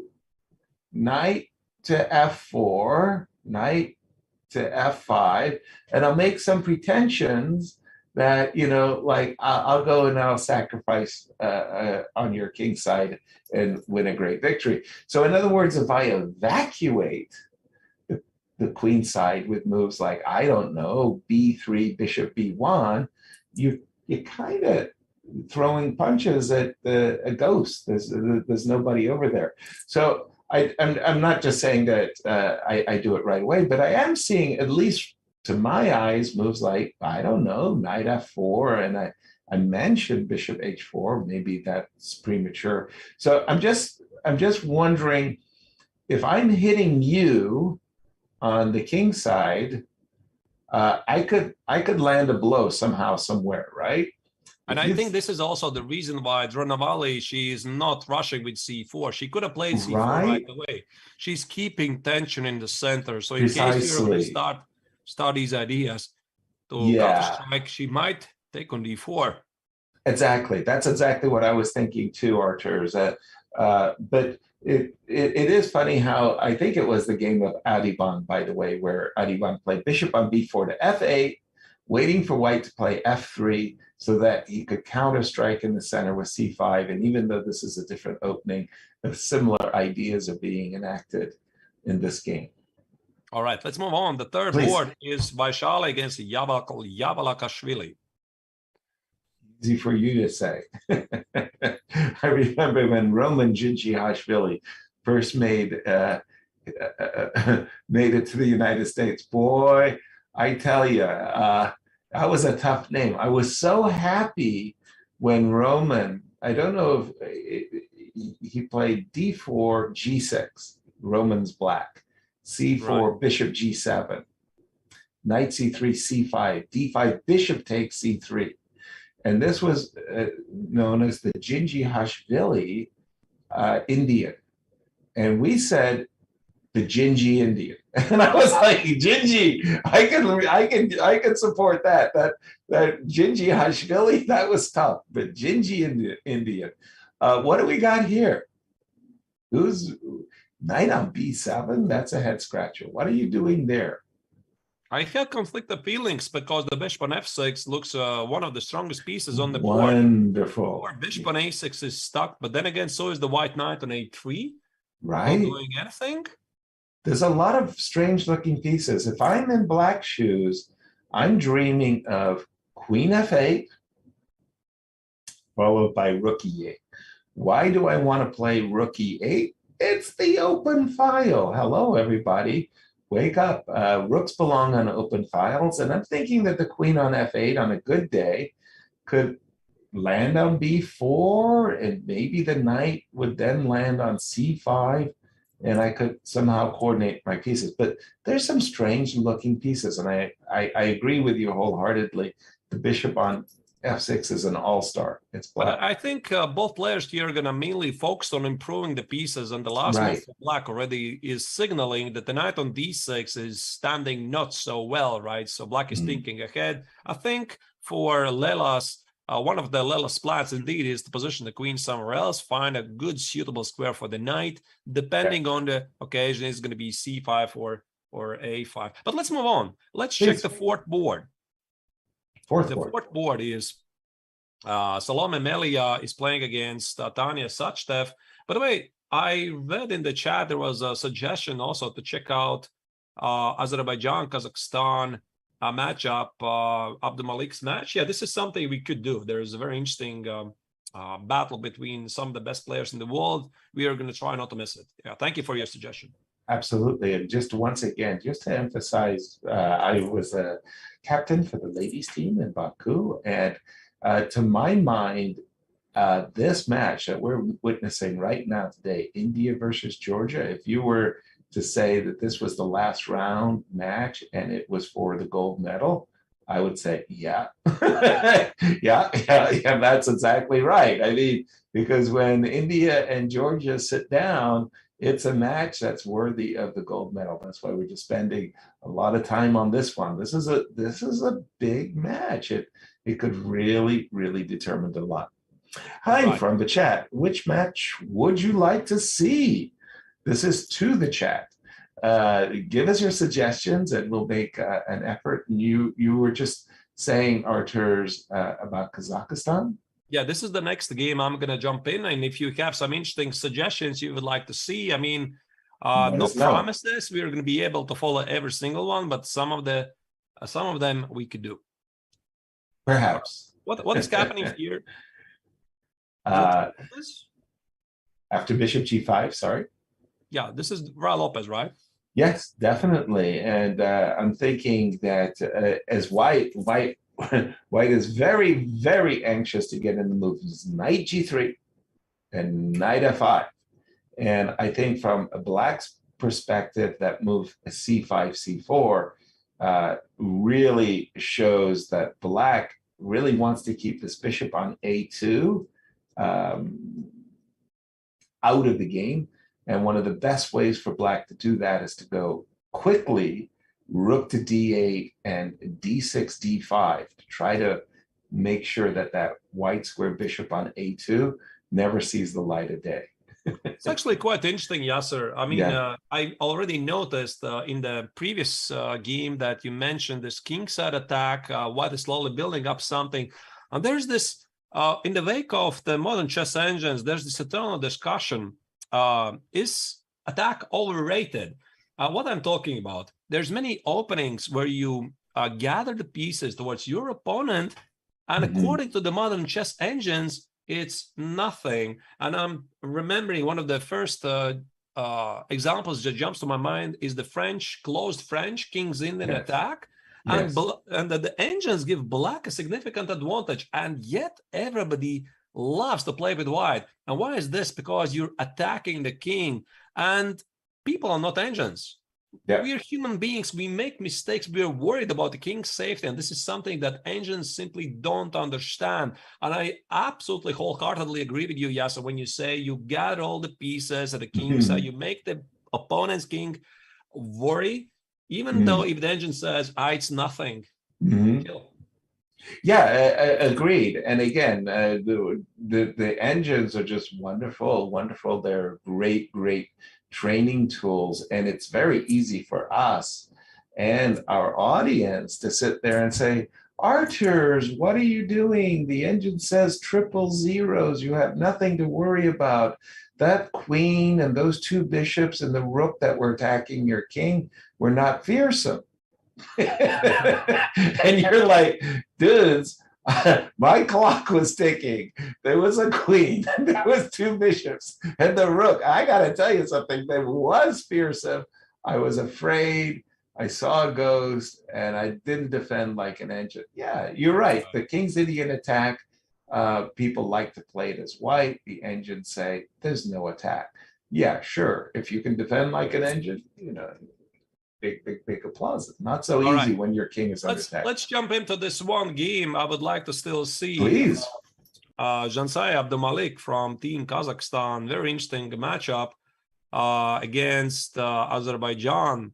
So Mamadzada Abdulmalik, what do we see here? This was a request from the viewers. Rook D8 check. Okay, so White appears to be slightly better, right? At least visually. Well, let's see. You've got to go back with the knight, right? Maybe it's actually more than slightly better.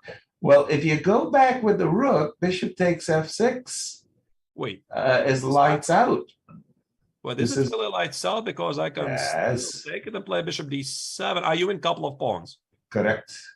At least. At least. At least. Okay, if there's not more. Yeah, I'm very happy with a couple of extra pawns. Thank you thank you very much. But yes. This rook d8 changes a lot. Precisely. I thought that put the kibosh on Black's position, actually. Because rook d8, if you have to play knight e8, and I'm looking at knight c7, I'm going, not much to look at. That's just lights out.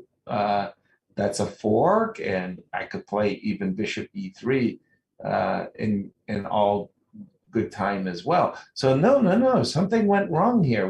Are we sure we had the right position? Let me check it. I mean, from the start. So it was a Catalan. I mean, okay, Tarash. Yeah, Catalan turned Tarash. Looks pretty normal to me so I've played far. it many times as white. Yeah, and no issues really. No. And by the way, this almost Wait. looks, Yeah, oops. this is not right. Yeah, this is not right. This is transmission error. We're looking at the wrong thing. I agree. I think it's rook takes e2, rook d1 with black to play. Yeah. Okay. Let's not focus on this. They're gonna fix Okay. it in a moment. Right. Sorry about that. There's nothing we can do. Highly theoretical struggle. Going on there. Yes, in that Maybe case. one more ladies tournament before we move on to Please. the Open, or we move on to the Open immediately. What do you think, Yasser?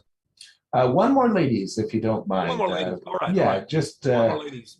just to show our awareness. Tell us what top team we should look at. Yeah, maybe one of the Muzachuk sisters, how they are doing. Ukraine, yes, always a very powerful lady squad is Team Ukraine. Yeah, I got the word that there's a lot of action happening. Anish Giri's game, again, we have to choose, right? We have to choose. Yeah, So too many good.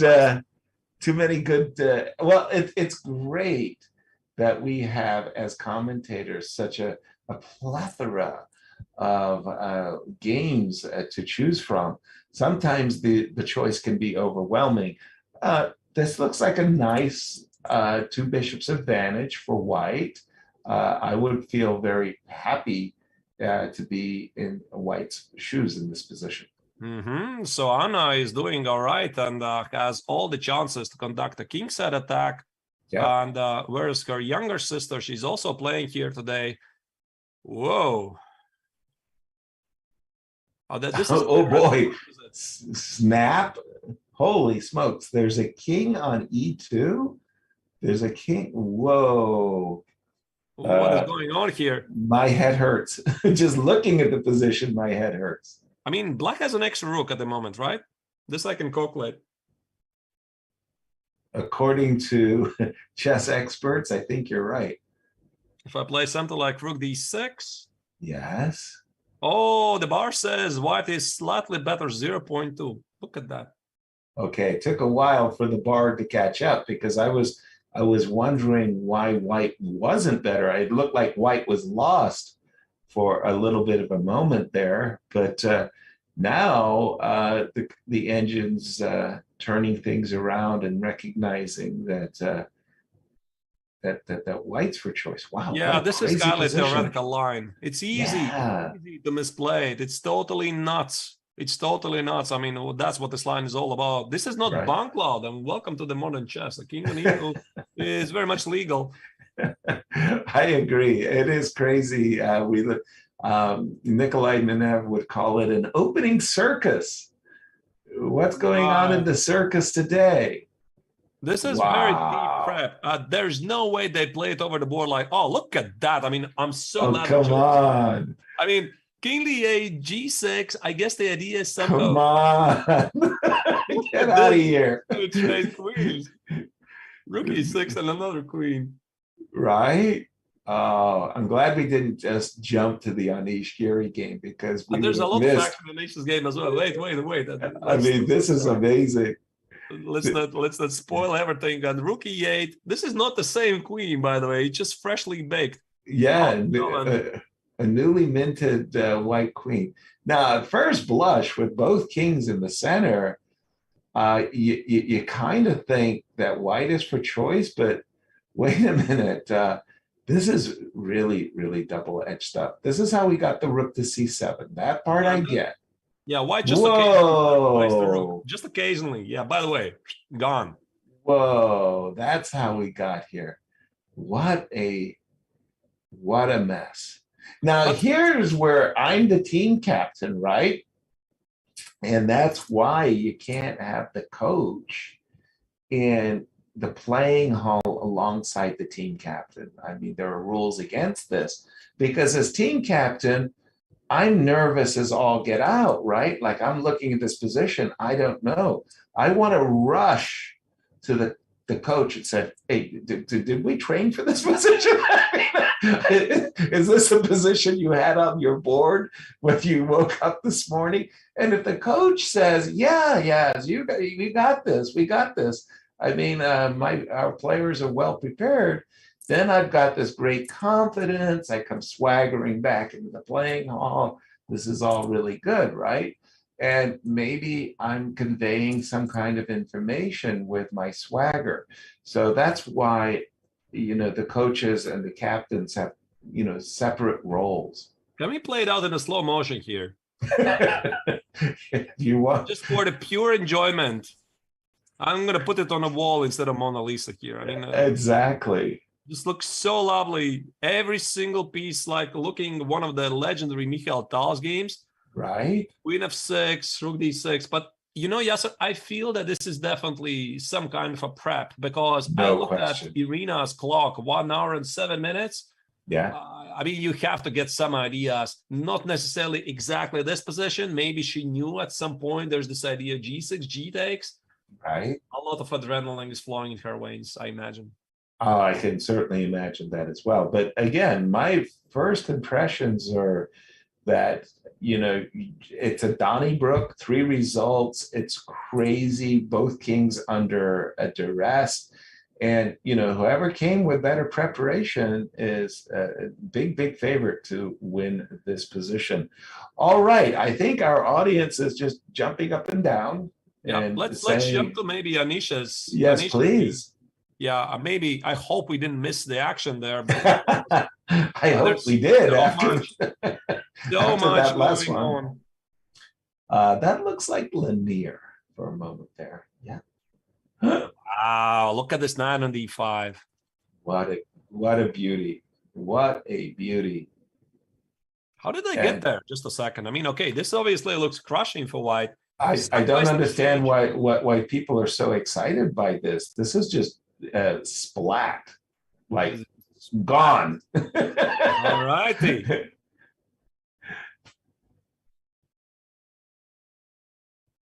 So Anish is on fire. Yesterday he sacrificed a rook against Carlsen. Today he sacrificed a rook. Whoa. Time out. Don't get yourself too excited. He sacrificed an exchange. And what he did against Eric Hansen yesterday, he sacrificed an exchange against the bishop on c6 so that he could totally shatter Eric's position. And it was like a marvelously standard exchange sacrifice. Just a sec. So now let's see another exchange sacrifice. Okay. I mean, the Grand Petrosian would wave basically here. Thank you, Anish, for being a huge fan of mine. Exactly. Amazing move. So rook e6, fantastic. Taking care of the e6 square. I don't think Bahadur wanted to take it, but if you don't take the rook on e6, it's not going anywhere. That is true. And the other rook is sliding over from b1 to e1 and just controlling the position. And again, it's an exchange sacrifice for no pawns. In that case, that's a little bit unusual. Normally, you also get 1 extra pawn for your exchange. Here, but on the other hand, you've got this huge, just enormous pawn on e6, 2 squares away from promotion. And I would be very, very surprised if this was not just simply winning for white. It just looks flat. Yeah, so please remind me, Yes. the particular quote, how exactly did it sound from Garry Kasparov that any knight on d6 is worth a rook? So the knight on d6 is not on d6, obviously, it's on d5. But is this claim still valid here?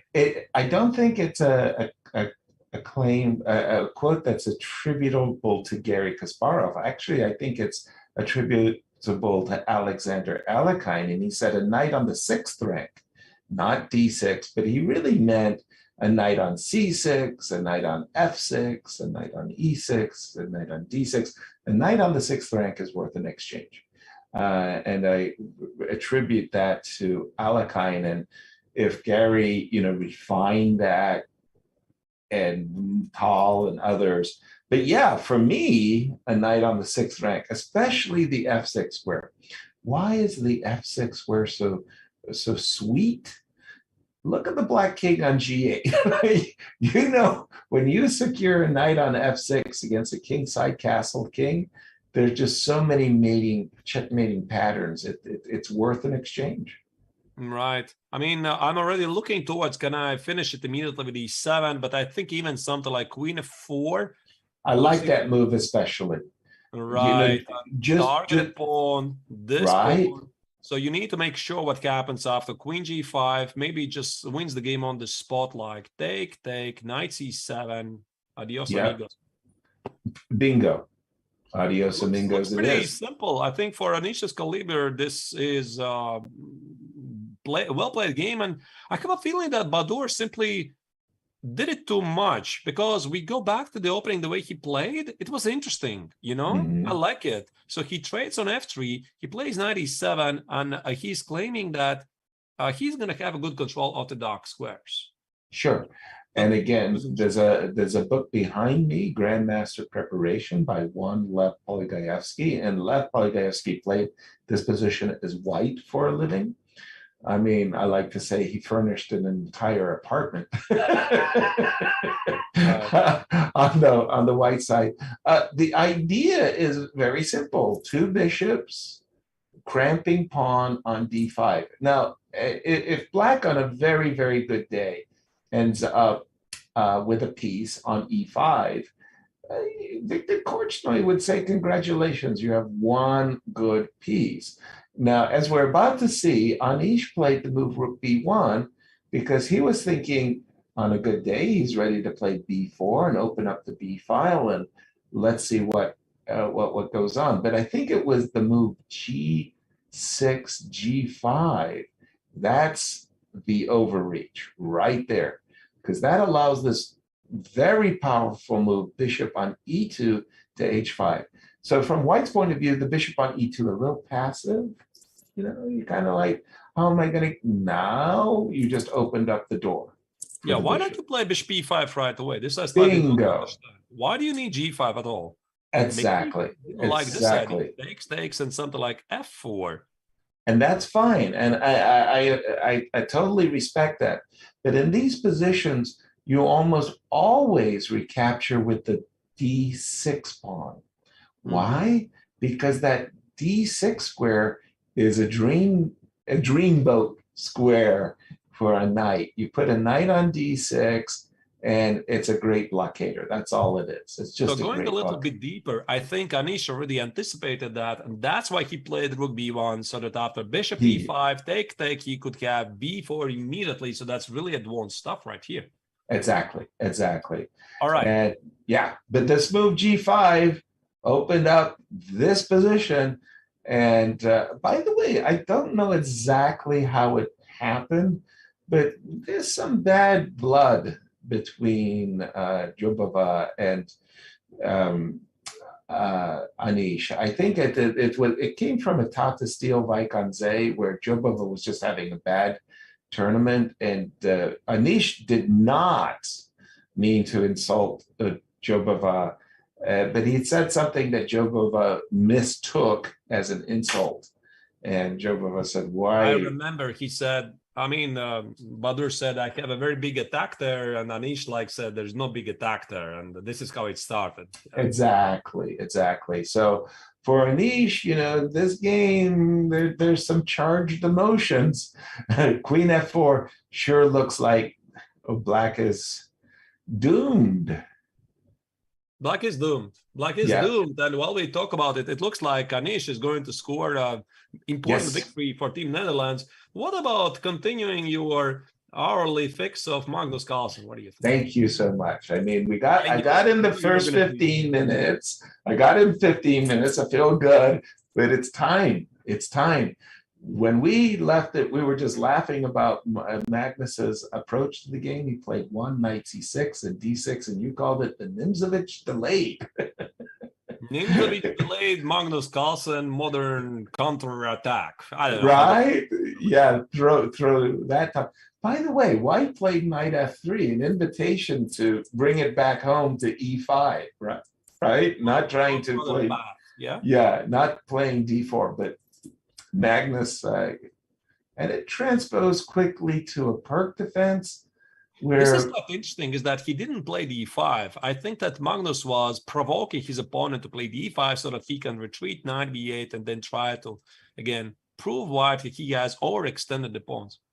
exactly, a game I played with Stuart Rachel's, just exactly like that, trying to provoke white to playing a premature d5. The problem when you do play the premature d5, it's almost, you never really want to castle your king to the long side because it's so easy for black to play c6 and open up the c file like in a Sicilian. So e5, they kind of transposing into a classical perk with the bishop on e2. That would be what we call the Geller variation. You mean here, right? Yeah, if you go bishop e2 right here, right now, you've got the Geller variation. The quiet game is what we used to call it in castles.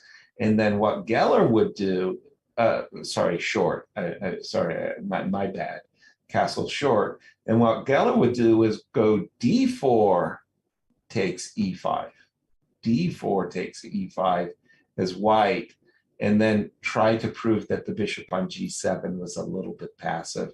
And he scored a lot of impressive victories on the white side. Yes, sir. I'm looking at this position. I'm not impressed how Anton played this out because suddenly black setup makes perfect sense, right? So the knight on c6 is doing good. The pawn on a6 takes care of the vital b5 square. So I have a feeling that he could have played a bit more ambitious.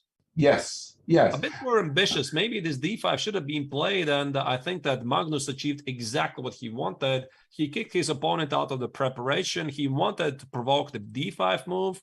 Right. Anton played it a bit perhaps too careful. This bishop, bishop d3, and now black is just doing fine. Agreed.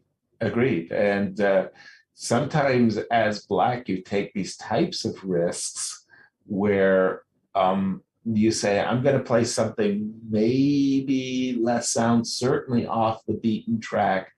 But if you don't respond in, I want to say, an aggressive way, your advantage slips away. And it's sort of like, I got away with daylight robbery. I robbed you of your opening advantage. Yeah, that's really the tricky part, right? Because, of course, Anton, he's still very young. He's about, what, age 20, something like that? Rated 2600, one of the rising superstars of Australian chess. Big, bright future ahead of him. But, when the world champion plays this against you, you clearly know your opponent is provoking you something. So how do you make the right choice? Do you allow to be provoked? And you go charging forward because this is exactly what your opponent wants, or there's the other side, you continue playing normal chess, and essentially maybe you're not playing the most active moves. So go figure. No, for me, the answer to exactly that question and how you pose the question is you go blindly ahead with everything you've got.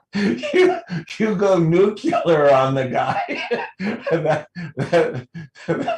That's what you do, is because if somebody is playing as black, most especially, if somebody is black is playing some double edge, maybe dubious stuff, punish them. Don't hold back. Just punish them. If you lose, you lose. Great. But you're the one that's going to go down having a lot of fun. That's my attitude. We see what happens now because it's still a double-edged game. I mean, White's got his stuff. G4, H5. Let's go. So here, B4 was probably too much, right? I mean, this is not the moment to play it. I mean, I'm slightly inspired by Anish's sacrifice. I was looking at some B4 immediately, but this could be too much, right? B4, take it, rook B4, and I'm sort of claiming there's something at a B file, but why do it immediately, right? Yeah, knight B1, and you might just kind of reach a dead end. These are the type of things when you do play B4 and you do sacrifice those exchange.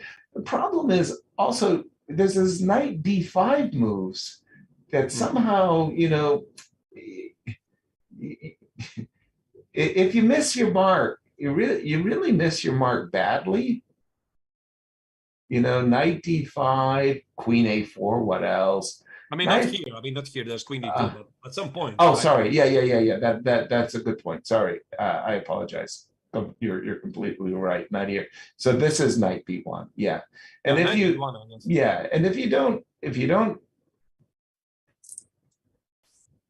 get there, here, by the way, the bishop on g7, unlike on a dragon, you're kind of happy that you're eyeballing b2.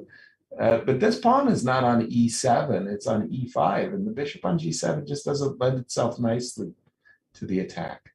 So I think what both players right now are doing, they're slightly securing their king. Bishop c5 was a defensive move, stopping Exactly. b4. h5 is again a defensive move because Anton's idea is to push h5, open the h-file, and in some typical Sicilian dragon try to checkmate. What do you think, Yasser? We still move on, right? It's absolutely. Again, for being a fanboy, I think that this is the kind of games that I really like to see the world champion facing. Truly, the Berlin ending is nice, and everybody understands that chess correctly played is a draw. But let's go crazy. Let's have some fun. Let's throw the patties. I think it's quite clear that g-takes is going to happen because g5 makes no sense because you want to operate at the king side. So Exactly. Anton is right now choosing g-takes, knight h5, and he's thinking maybe I Right. just made too many weaknesses myself. Where's my big attack, etc. While he's thinking about that, let's move back to the Please. Gukesh's game against Sargsyan, one of the top games today. Absolutely. And once again, these two teams, Georgia and India B, if you will, have won all of their matches. And not only has Gukesh enjoyed a fabulous team result of 5 wins on his team, he's had 5 wins as an individual. So he's coming and he's playing some incredible chess. First glance at the position, man, I'm thinking Black's king is far more vulnerable than White's king.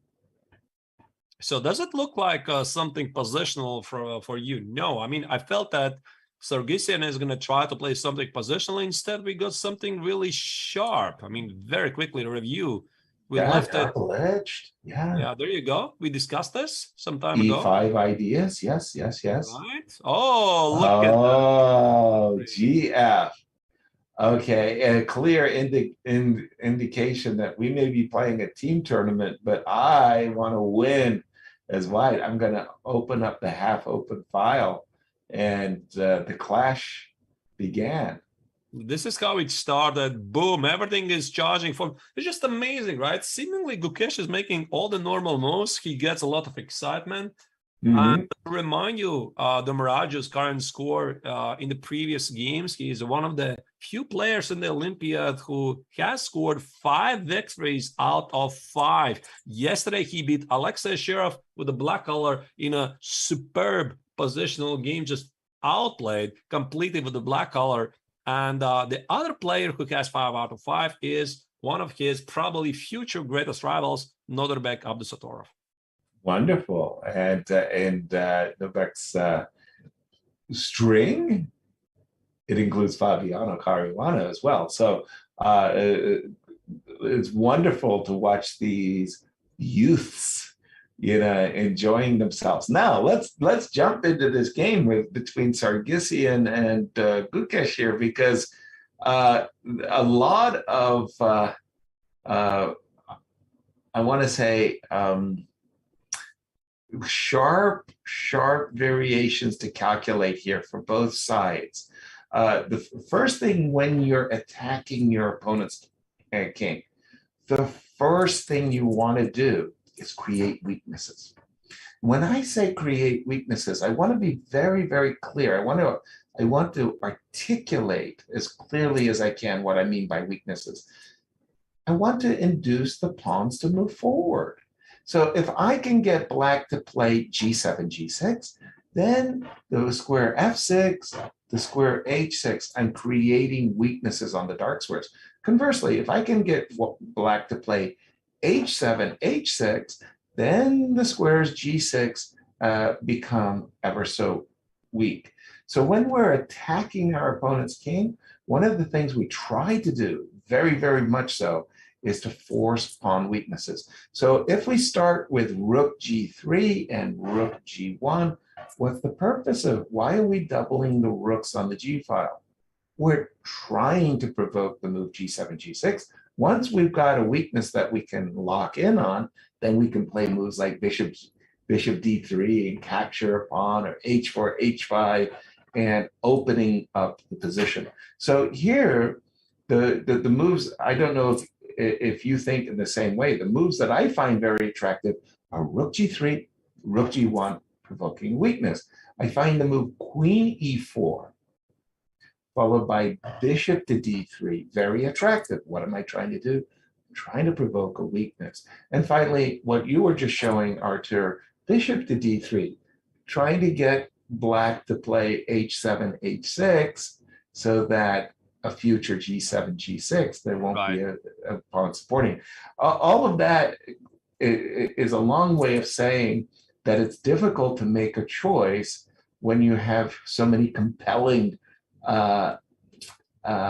options. And that's what Gukesh is doing right now. He's evaluating his choices. I think he sees rook g3, rook g1. This is so obvious. You have the open g file. He sees bishop d3. He sees queen e4. And it's like building again together this puzzle, because not only what matters what you're going to do, also you have to pay attention to your opponent's ideas. For example, like b3. If black is going to push the b pawn forward, a3, maybe sacrifice on a3. So you already have to calculate a little bit. And I think actually what Yasser, you said is queen e4, maybe it definitely makes sense, because it avoids this queen being targeted. Stepping out of the way. Yeah, and again, I mean, these are just the things that go through my mind. Finally, I think Garry Kasparov, one of the greatest attacking players ever, I said, Gary, when does an attack begin? And he said, well, the answer, it begins with a pawn. And it was sort of like it stopped me, it begins with a pawn. And in this case, you look at these pawns on e5 and f4, and you can go, oh, I get it. I'll play rook to g3, f4, f5, f6. And there's how I'm going to attack. So these pawns, if you can use them, right? I don't want to play f5 and fall victim to queen takes e5. But it's possible to combine it with the queen e4 and f5, by the way. There you go. That's why, again, I'm kind of drawn to this move queen e4, tickling the rook, preparing bishop d3, and just as you were about to point out, supporting f4, f5, f6, and in the words of the great Garry Kasparov, bang, bang, bang. Let's have some fun. All right. I think we have to move on to the next game. Please. Here. Let me just try to figure out which could it be. Board 2, board 3. Board 2, right? Mikhail Sarn is playing against Grant Melkamian.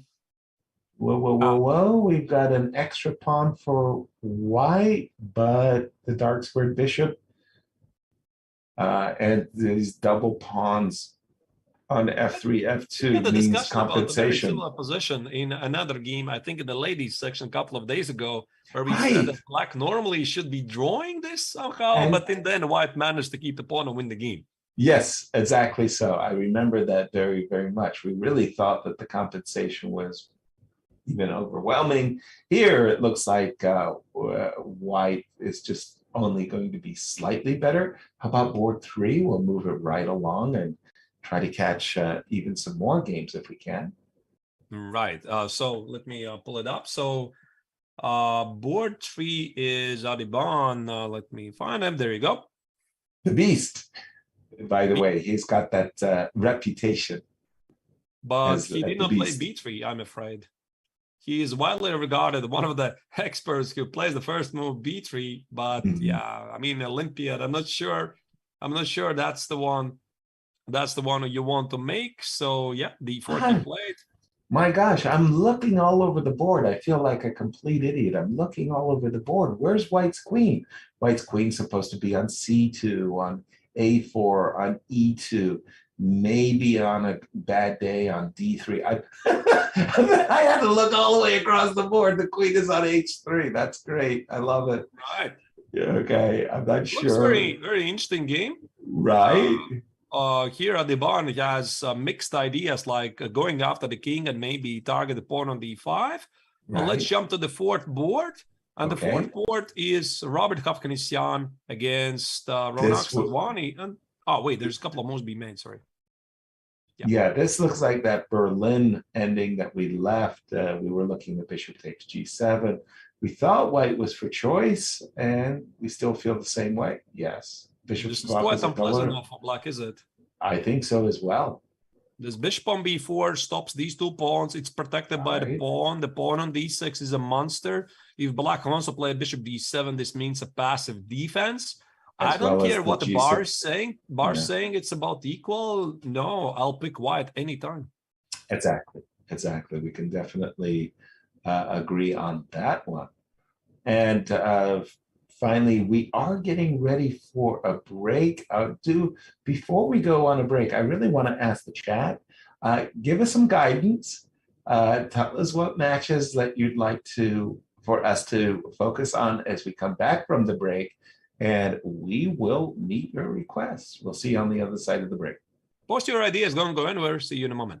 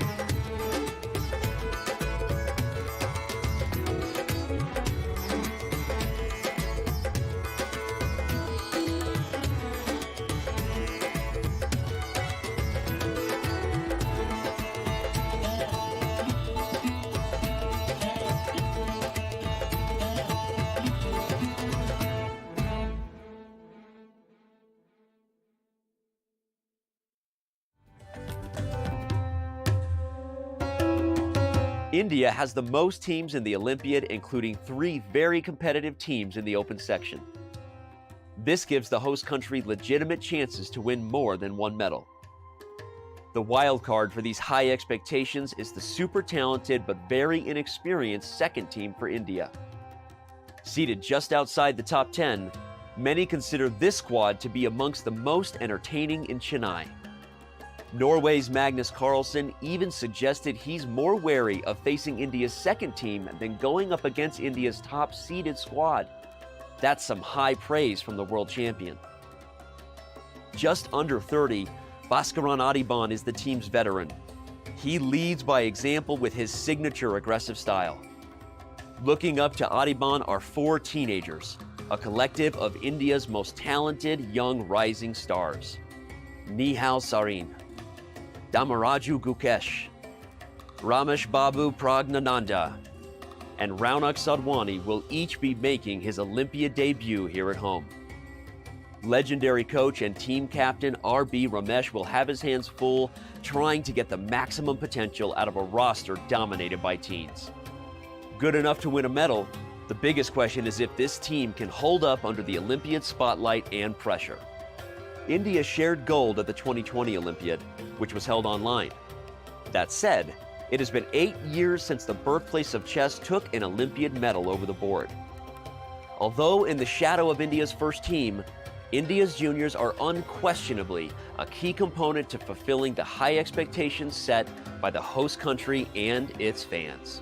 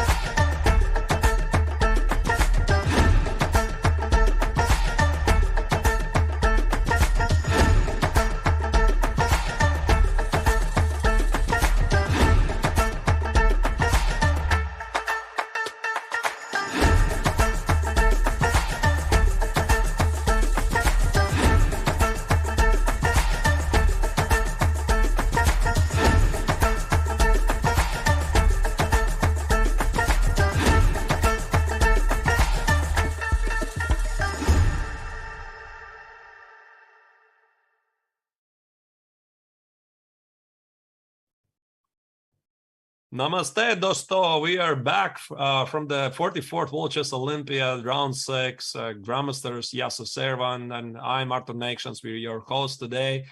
Dear viewers, I would like to remind you against this possibility to suggest us some interesting games you would like to see, and maybe we are going to choose one of them and we could check them out. Thank you again to our viewers for all your suggestions. And what I would like to propose, Artur, is we just take a look at some of the top boards from some of the other events, for other teams. For example, let's just take a look at Vincent's game for Team Germany. Yeah, let's do that. There was a suggestion in the chat that Vincent Kammer is definitely a name we don't want to miss. He was not playing the first rounds for some reason. I don't know why. Team Germany is slightly behind, but has a very promising lineup. I mean, Vincent Keimer, one of the world's youngest superstars. There's also the European champion, Matthias Blübaum. Also names like Dmitry Kolars, Rasmus Svane, very impressive guys. I mean, they're very young, about 20, 23, etc. Looks promising. So what do we have here? Well, first of all, again, it kind of goes hand in glove with my previous comments that what I was making about an attack where you want to try to provoke your opponent to weaken his pawn shield in front of his king. And this pawn on this battery of the queen on c2, the bishop on b1, provoked the move g7, g6. So there's the weaknesses, what I'm talking about. And it just kind of came like perfectly, exemplified of what I want to say. And of course, here, I'm expecting bishop takes f6. And then the idea, now that we provoked a weakness, well, we know what we want to do. We want to start hitting it. And whether it's that move or the doubling of the rooks, or, like this whole, e4, e5, bringing in the bishop. But again, just as Gukash was struggling with which is the best sequence of moves. Do you play like you just said, knight e4? Do you double the rooks immediately? Rook f3, rook f1. Do you consider e4, e5 types of things? If like the king were on h1, the move e4 starts to look attractive. Even e4, bishop takes d4, e5. Again, when the king is already on h1, it's not a check. So I think this is very promising position for white, and I'm sure Vincent feels the same way. Yeah, I love it. I mean, pretty much all of his pieces are positioned to do something at a king side. I think this rook f3, rook f1 looks most logical to me. E4 might be a bit too much. Right. I'm also looking at some knight e4 ideas to find a way for the knight to join the attack, included the bishop c3. We're going to see. Yeah, I mean, that's tough too, right? And then finally, because I'm one of those players, I very, very strongly believe you should be inviting everybody to the party. The bishop on d2 is not quite in the party atmosphere yet. So it's sad to my eyes that the bishop isn't, hitting h6. But it's crazy as it looks, ideas of rook takes f6, queen takes f6, knight to e4, and bringing the bishop on that long diagonal.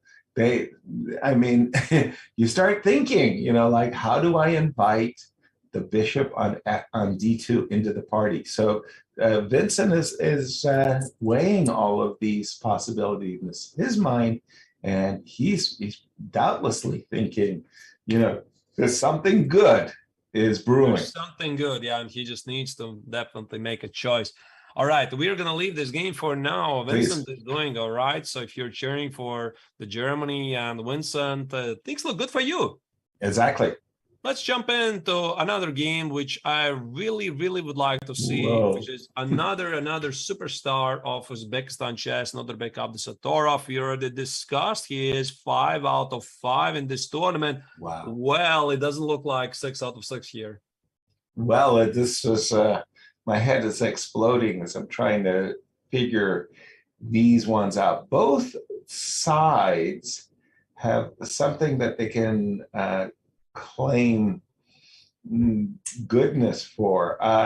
One of the things that you have to be exceptionally careful when you're black and you rushed your pawns in front of your king and you're going bang, bang, bang, bang, bang, bang, is a lot of pawns' weaknesses, that they can come back and haunt you. For example, what do I mean?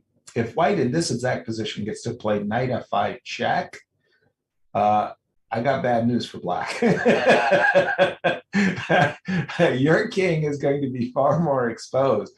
But that bishop on A7, that is like, you know, your trump card, right? That's your guided missile, you know, looking into the white position.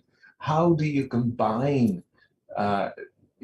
Do you have to play the move F7, F5 in order to hit F2? I don't know, Arturs, but I feel like this is a position where there's two results possible only.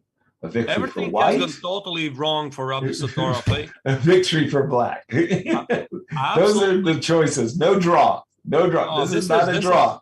This is Italian game gone wrong for Abdusattorov because, I mean, one key piece is missing for white. It's the dark square bishop. I mean, Exactly. Where is it? It should be standing here on E3, protecting the this gaze of the Black's dark square bishop, and which is now uncontrolled access to the F2 pawn. Right. Is it yours F5? Is it H takes? Is it rook H8 and do something at H file? Everything looks incredibly annoying. The only thing that white has is some sort of a minor pressure against the pawn on F7 and the pawn on B7, but I don't think it's going to be enough. Yeah, first impressions are the queen on G5, the bishop on A7. They're the ones that are really controlling the action. The fact that white does control the open D file, you know, we applaud, but there's no business squares. The desirable rook D7 is simply not on. So for the moment, it feels like Black is the one that's dictating the action, and if he does get in F7, F5, and that F2 pawn starts to come under pressure, it could be lights out. This could be but you really need, of bad. course, to watch out for some bishop E6, right? At some Exactly. point, maybe not right away, but bishop E6, trade his bishop, gain access to rook D7. But F5, I like it. It's definitely a move I would consider. The question is, I mean, all right, let's move on. Let's check another game. I see Team Cuba, which is doing really well. The 30 seconds, they're very, very high right now, doing wonderful. Today they're playing against Spain, against Alexei Sherov. This is the top board. Sherov yesterday was outplayed by Gukesh for the black color. So one would expect that he would take a rest day. No, he's back in action. Certainly is. Alexei Sherov is black in this position. F7, F6.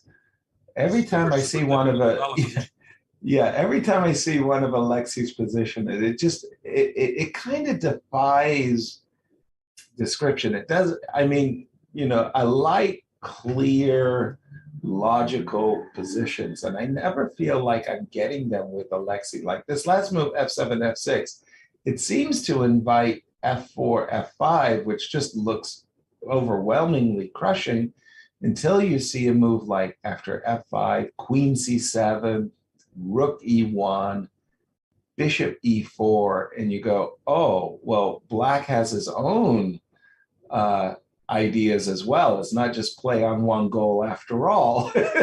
So, I mean, you know, I always feel like I'm reserving judgment, you know, and I don't know. This is like one of those positions where I'll reserve my judgment until I see the next few moves. I think a lot of things will have clarified. What I see actually, Yasser, is the clock, and this already tells something. Wow, Sherov is down on 4 minutes, only 29 minutes made, and this is essentially a dangerous position for him, because to remind you, the time control of the tournament, the format of the tournament, that is, you get 90 minutes for 40 moves, and then you get, after 40 moves, extra 30 minutes on the clock plus 30 seconds. So Sherov has made 29 moves. This means he still needs to make, what is it, 11 moves in 4 minutes plus 30 seconds in a sharp position. It's not where you want to be. No, not at all. Also, I'm just thinking, you know, like this knight on H4 is kind of bothersome. As bothersome as those knight outs as on H4, it's the knight on H2. So even if I just play the move knight F3 and I get rid of your bothersome knight and I get rid of my problem piece, how is Alexei going to keep his king protected? That's going to be his challenge. I mean, we'll see. And again, just to remind everybody that Cuba, help me out here, Arturs. They came in as the 32nd seed. They're playing on and check board out the teams 3. check out the teams they already beat. Yesterday, they beat Azerbaijan with Big Mamedyarov. success. playing. Huge. Day before, they beat Hungary. I mean, Hungary always has been one of the strongest teams in Absolutely. team events. They're missing Richard Rapport for the obvious reasons, but still, I mean, this is a serious force to reckon. And Cuba, it feels like a dark horse, and they're doing really good. Nobody predicted this type of success for them. And let's hope they enjoy it for as long as they possibly can. And again, if you don't mind, I want to show our respects to Mickey Adams. I mean, still one of the great legendary players for England. What's happening on the England board? Yeah, let's move on here. By the way, Sheriff has a bit more time on the clock. Not sure what that happened, how that happened. 4 minutes, 11 minutes, so it's not technically still a time trouble. Mickey Adams is playing against Markus Rager, long-time leader of Austrian chess, well-known theoretician. Well, King D8. It almost looks like Berlin with D2, D3, one of those D2, D3 Berlins that became a D2, D4. Yep, there it is. yeah, this is how they played it out.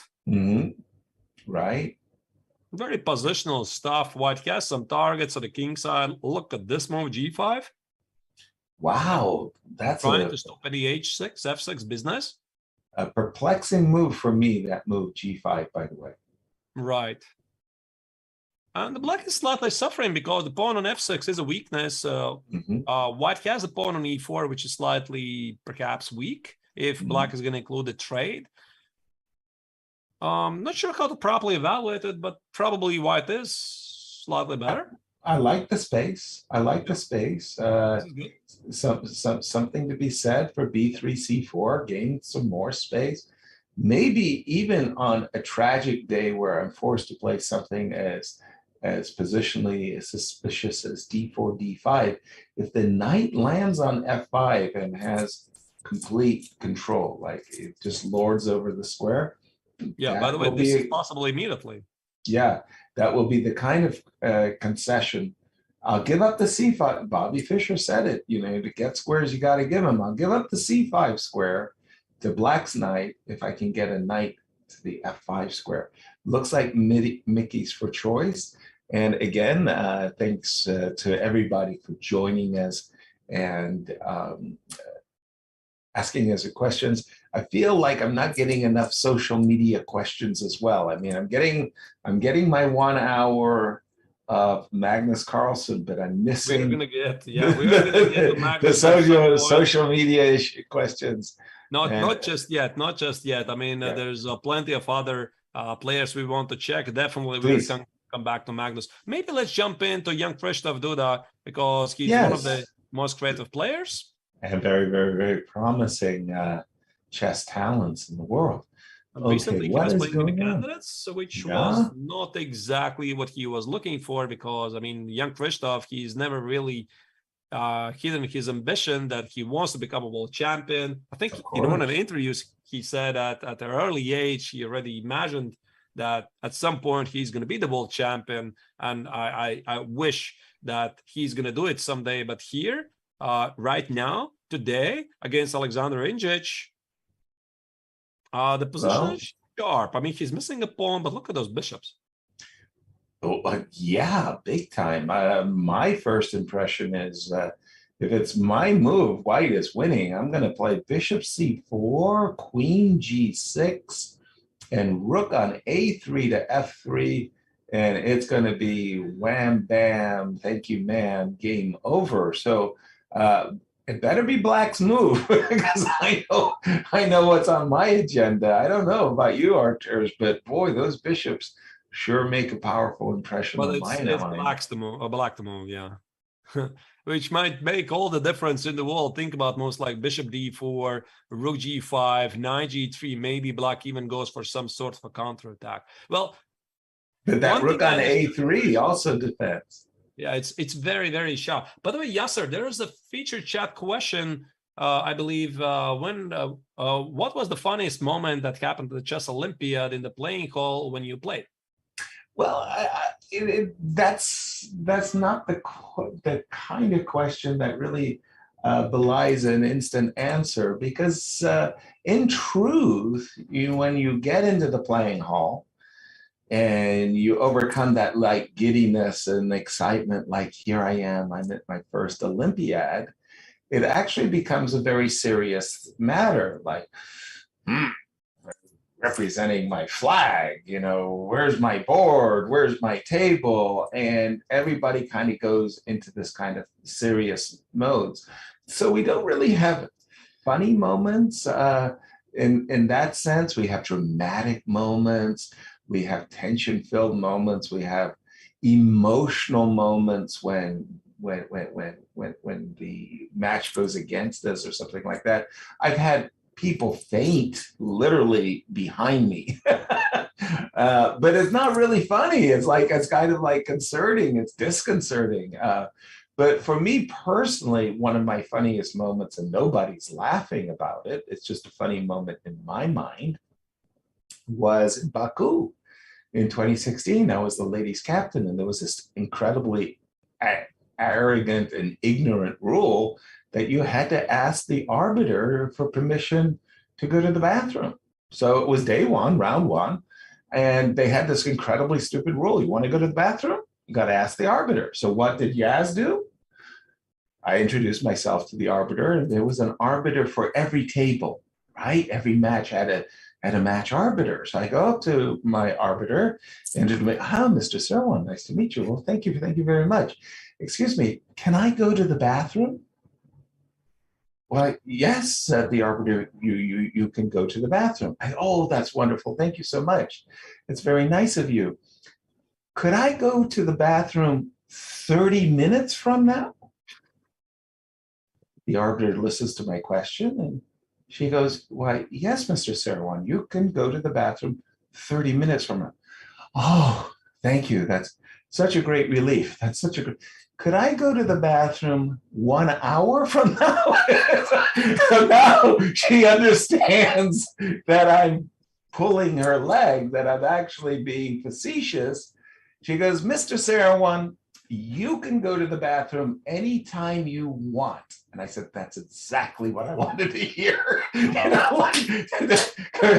Taking the rules and twisting them to my own advantage. I loved it. But yeah, right. That's not a funny moment. It was for me personally, but no, funny moments, they're like serious. By the way, what is Black going to do in this position? I'm looking at this position more and more and more, and there's a problem. I don't see a good move. Sharp. It's super sharp. So the bar says Black is slightly better. I don't think it's completely irrelevant. Are we sure that bar is actually functioning? Like, did it take a time out and say I'm taking a break? But there might be some rook d2, which could force the queen trade. Maybe that's what makes all the difference in the world, because either queen e4, queen c4, there could be queen d4 check. So if you don't protect the bishop, then you would have to play queen f5, and I don't know what happens then after queen f7, queen h5. Difficult to tell. Again, I'm sorry. Why is this difficult to tell? I mean, okay, fine, great. You played the move rook d2, queen c4. Go ahead. Queen c4, queen d4 check. King h1. And I trade queens, so I should be, I guess, happy. I'm not sure. Queen takes c4, bishop takes c4. I'm threatening to win the game on the spot. Bishop f7 takes h5. Right, you're saying it's difficult to defend the pawn. Maybe you're right, actually. I'm looking at it. I'm saying that who's having the fun? Rook. Yeah, definitely. You're the one. Yeah, you're the one. Because and you didn't play any bad moves, by the way. And now I see the bar through the roof. It didn't seem to me like you played a bad move, queen d4 check, and I just move my king, and maybe here you shouldn't take my queen. Maybe a sacrificed exchange? Is it or okay, that's already reaching, right? I mean, I'm not sure to be honest. Yeah. Okay, that's a game we'll keep our eye on. Again, if you don't mind these wonderful matches that are happening between India and Georgia, the team, the second team for India, the Danger Squad, with all of those incredible talents. And if you haven't seen our profile of that India clip, please do make an effort, because it's such a it's an amazing story. It's kind of a Cinderella story in some ways, as we're watching these young lions. Let's go back to Gukesh, right? Yeah, if you don't mind. All right, here we go. Gukesh. He did push F5 immediately. Look at what we're talking about. Trying to provoke a weakness. He did with G6. And then, as Garry Kasparov, one of the world's greatest attackers, say, an attack begins with a pawn. And here we see this move F4, F5. And as you're pointing out, Artur, E6 is on White's agenda after the move F5. And yeah, wow. Okay, Black's feeling the heat here after this move. Black is definitely feeling the heat. All right, let's jump to the second board. Let's see what's happening in Melkumyan against Tsar. And Black looks like he is quite close to equalize, because, of course, White has this pawn on extra pawn. Yeah. But I don't see how do you capitalize on that, because knight e2, rook trade, the pawn on b2 is dropping. You play something like king e2, king d3, you need to watch out for the king side pawns, right? It's not so easy. Yeah. Well, I mean, again, White's only chance is just as you said. You got to go king e2, king d3, and when the rook is protected, let's say you start, for argument's sake, with the move rook c2, a useful move. We'll go rook c2. My next turns are intended just as you described them: king e2 to d3, and I want to go knight takes a4 once my rook is protected. And you're going to go for my a pawn. Problems. Yeah? There could be problems. You know, if you play something like king e2, now the rook h6 could be an issue. Of course, it drops the pawn on a4. Right. I'm not sure. I'm not sure about this, but probably even at some point, Black can even enter a rook endgame, and somehow because of these pawns, he's going to make a draw. I guess we're going to see. Yeah, it could be a race. It could be one of those things where you take the h2 pawn off the board. I'll take the a pawn off the board. And, you know, you'll be pushing the h7 pawn. I'll be pushing the queenside pawns, and we'll see who gets to the finish line. And on the next board, please. Next board is Magnus Carlsen against Tersahakian. There's no attack. Remember this queen on h3 when White was trying to do something, try to get to the pawn on h7, try to touch it. Nothing like that happened. So Tersahakian made a beautiful maneuver. Look at this: knight e5, knight g6, securing the king. This already signals solid. Nothing, nada. There's nothing gonna happen there. So here he already had to accept a defeat and improve the queen to a better square. And he got d4. And he got d4. Okay, so I am assuming knight. We now go knight takes f4, knight takes f4. C5 takes d4, and I'm assuming we put our bishop. Well, where do we put our bishop? Back to d2. Something is not right. Something is not right with White's position, because I'm looking at the Black's position. His piece placement is pretty harmonious, right? Okay, bishop on b7, maybe bishop d6 or c5. We're going to figure it out. But look at White's pieces, right? I mean, everything feels a bit, cramped. Yes. Cramped. I mean, it's not ideal. The bishop on b1 should be standing on d3 to block the pawn on d4. Clear. The knight on f4, what's he doing there, really, right? I mean, maybe some cheap pawns. I can, if we just continue the line for just a moment, bishop to d2, bishop to David 2. Again, I'm thinking that the knight on f4, as you described it, is like misplaced. Maybe it will find a good square on d3, and on a very good day, I get to go queen c7 and trade off some of my cramped pieces. I do feel it's a little bit unpleasant there's for a white. party right there at the queen side, right? I know. Everybody is there. Right. Everybody is there. So I think this is a good signal to start to go at the king, right? So while Right. everybody's tucked away at the queen side, you want to remind white, listen, you have your issues here at a king side. Right, right. And these are the types of things that black starts thinking about. Queen g6 and Right. Okay, let's move just on. made a move. Yeah, Let's move on. Fourth board, Robert Karfkanisian against Runa. we'd like white literally out of the opening, and we still like white. In fact, no moves. So I suspect there's just a little bit of a transmission delay going on in this one. I think if this is Karfkanisian's plan to get this kind of position after the opening, it's a complete success, right? Yes, so precisely. This is something you can play forever. 100 moves, there's no risk for you unless he's somehow gonna blunder an exchange sacrifice of d4, which, I don't see how he can miss that. And then black is somehow dominating with the bishop and a-pawn. This is a very ugly position for black. The bishop on b4 is protecting the pawn on d6. Also, black needs to address the weaknesses of the king side. Yep. Doesn't look good. There was, by the way, Yasser, there was a suggestion from the chat to check Eric Hansen's game. Absolutely.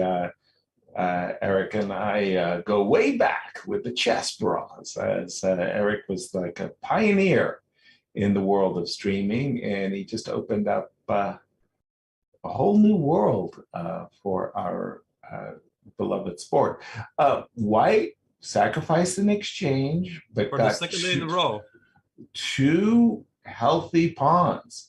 The pawns on b3 and e4, and that anchored bishop, more than sufficient compensation for white. I was going to say, is it? Yeah, this is how it goes. This is how they got it. That looks a bit complicated sequence. White takes the pawn. Black says, okay, it's going to cost you an exchange. White says, okay, let's do it. Mm-hmm. So he has two pawns. Visually, I like white more. Absolutely. And e4, beautiful move, centralizing pieces, g6. Well, again, I mean, it's the second day in a row for Eric, because it was yesterday, right? Yes, Anish Giri, when he allowed this exchange sacrifice on c6, which felt very natural. But then again, you started to ask this question. I mean, why? Why do you need this? Why? And again, here, this looks pretty forced. Mm-hmm. All of this sequence, I mean, he wanted this. He provoked played it. knight e4, rook e8. He wanted this. He evaluated this to be good. And Diak said, okay, I mean, let's do it, right? So this is quite straightforward line. And the big question then is, how do you evaluate it? Because it's not really so simple. Bishop and two pawns, they're slightly superior to the rook, but there's some other elements like the king safety, the piece placement. I'm not sure what Eric missed here. I would definitely prefer white. Yeah, I mean, at the end of any variation that you calculate this position, you calculate to the end of, let's say, forcing route. And at the end, you have a judgment call to make. Is this position that I visualized good for me as compared to this position on the board at the moment? If that line of play works out in my favor, I'm going to go there. And that's a question of judgment. That's one of the things where, a lot of people can calculate very, very well, but then at the end, their judgment is impaired and they make the wrong judgment that, no, this position is great for me. Eric seems to be overestimating the exchange. He did it again in the game with Anish, and I think he's doing the same thing today. He likes the rooks. We all like rooks. But it's not, this looks like a position that's favoring the bishop. I mean, I love this idea of just going king g2, h4. The reason I go king g2 and h4 as white is it just secures everything around the king. There's no queen f3s. There's no back rank mates. There's no weird things happening with queen h3 or queen f3. So I'm just kind of chill. And then the next thing I do is I go, my bishop on d5 controls the a8 square. Yay. I'm going to create a pass pawn. That's a very strong bishop. Yeah. So That's white has a simple mighty. plan, organize a pass pawn at the queen side. Right. And with the support of the bishop on d5, I'll push them, baby, for all they're worth. So king g2, h4, and then let's get on with business by advancing the pawn. Now, in the meanwhile, Eric should recognize that his bacon is getting cooked. And he needs to play, and I'm not kidding, he needs to play the move black rook to c2. In other words, the black rooks need to coordinate themselves, and you want to trade off a rook, and you want to create your own counterplay against the f2 pawn. If Eric doesn't get his rooks into play, and I don't know how he's supposed to do it, should he go rook e7, rook takes d5, rook e2? He needs to get counterplay before it's too late. I don't see how he can get the rook on c2 unless he is going to make 3 moves in a row. Yeah. Well, I would probably start with something like rook on d8 to d7, queen to e5, rook to c7. That kind of thing. I mean, I got to challenge the open c file. I mean, the rooks need open files. That's why they're rooks. And if Eric doesn't do that, he's going to be suffering. Right. All right. While Eric here is suffering and Yak is playing another beautiful game, and to remind you, couple of days ago, the young Romanian grandmaster crossed 2,700 ELO in live rating list. He's only 20 years old, very talented, hardworking lad from Romania. So bright future ahead for Romanian chess. So let's jump in. I want to check if this game is finished already. Anish Giri against Badur Jabava. Remember this beautiful exchange sacrifice? It feels really fitting because Anish was playing yesterday against Eric, where he sacrificed an exchange, and today Anish is again in the sacrificing spirit. Another exchange sacrifice on the board. Looks really, really good for white. In fact, when we left it, it looked so good. I'm kind of amazed that Jabava has fought his way to a position, because really we left it. We saw this move queen f4 by Anish. It was hitting a pawn on queen f. Yeah, it was queen f4, right? It was hitting a pawn on d6. Yeah. It was hitting a pawn on the king side, like maybe g4. Yeah. Right here after queen f4, I just thought, oh God, how do I even survive? And this is how we see Jabava surviving. No, it's not surviving. It's suffering. I mean, suffering. Clearly, Anish here is not going to play e7 because this is where maybe a less experienced player would play e7 automatically, and he would be very happy to win the exchange. Right. But we already discussed with Yasser, this knight on d5, it's already worth a rook, if not more. It's a beauty. Powerful combination. And we don't want to allow rook takes c4, which fully explains why Anish played the move rook f4. And in his mind, Anish is thinking that he's just going to go king takes h3 and then kind of escort the pawns up the board. And that's going to be a grisly fate. Yeah. Just a Suxman, because there is no king g7. As soon as you play king g7, I play f6. That's it. You're done. You can't do that. King g6, f7, e7, these pawns start marching forward. You cannot play king g8 because that is just a useless move. I can just take it. I can give a fork, whatever you want. These pawns are not going anywhere. So I don't think Badur can really trade the rooks, but what can he do? Because h5 is king h3. No, that's it. That's it. By the way, Snack Bandit has a kind of a comment there from chat. Magnus and Smirnov versus Carlsen is equal. So I guess that means that Carlsen is completely winning. And that's exactly the way I felt, Snack Bandit. I was far, far, far too optimistic in my view. So like, for example, I'm black and I play really good game, whatever, and I equalize. The moment I equalize, I think I'm better. Right. Why do I think I'm better when I equalize with black? Because of the trend, right? The trend's in my favor. You follow me, right, Archers? You get it. Like I started, I was a little bit worse, but now it's equal. I must be better. The trends go. Wait. I don't say this is equal. Just a second. What? I think Magnus here needs to be careful because look at the position. Why is this equal? Why? It's not equal. Magnus is up 2 pawns. No. Wait. His king is in danger. So I see that the white king is secured. So there's no a5, b4 ideas. The action at the queen side is closed. So if he pay attention to a couple of moves here. So look at this.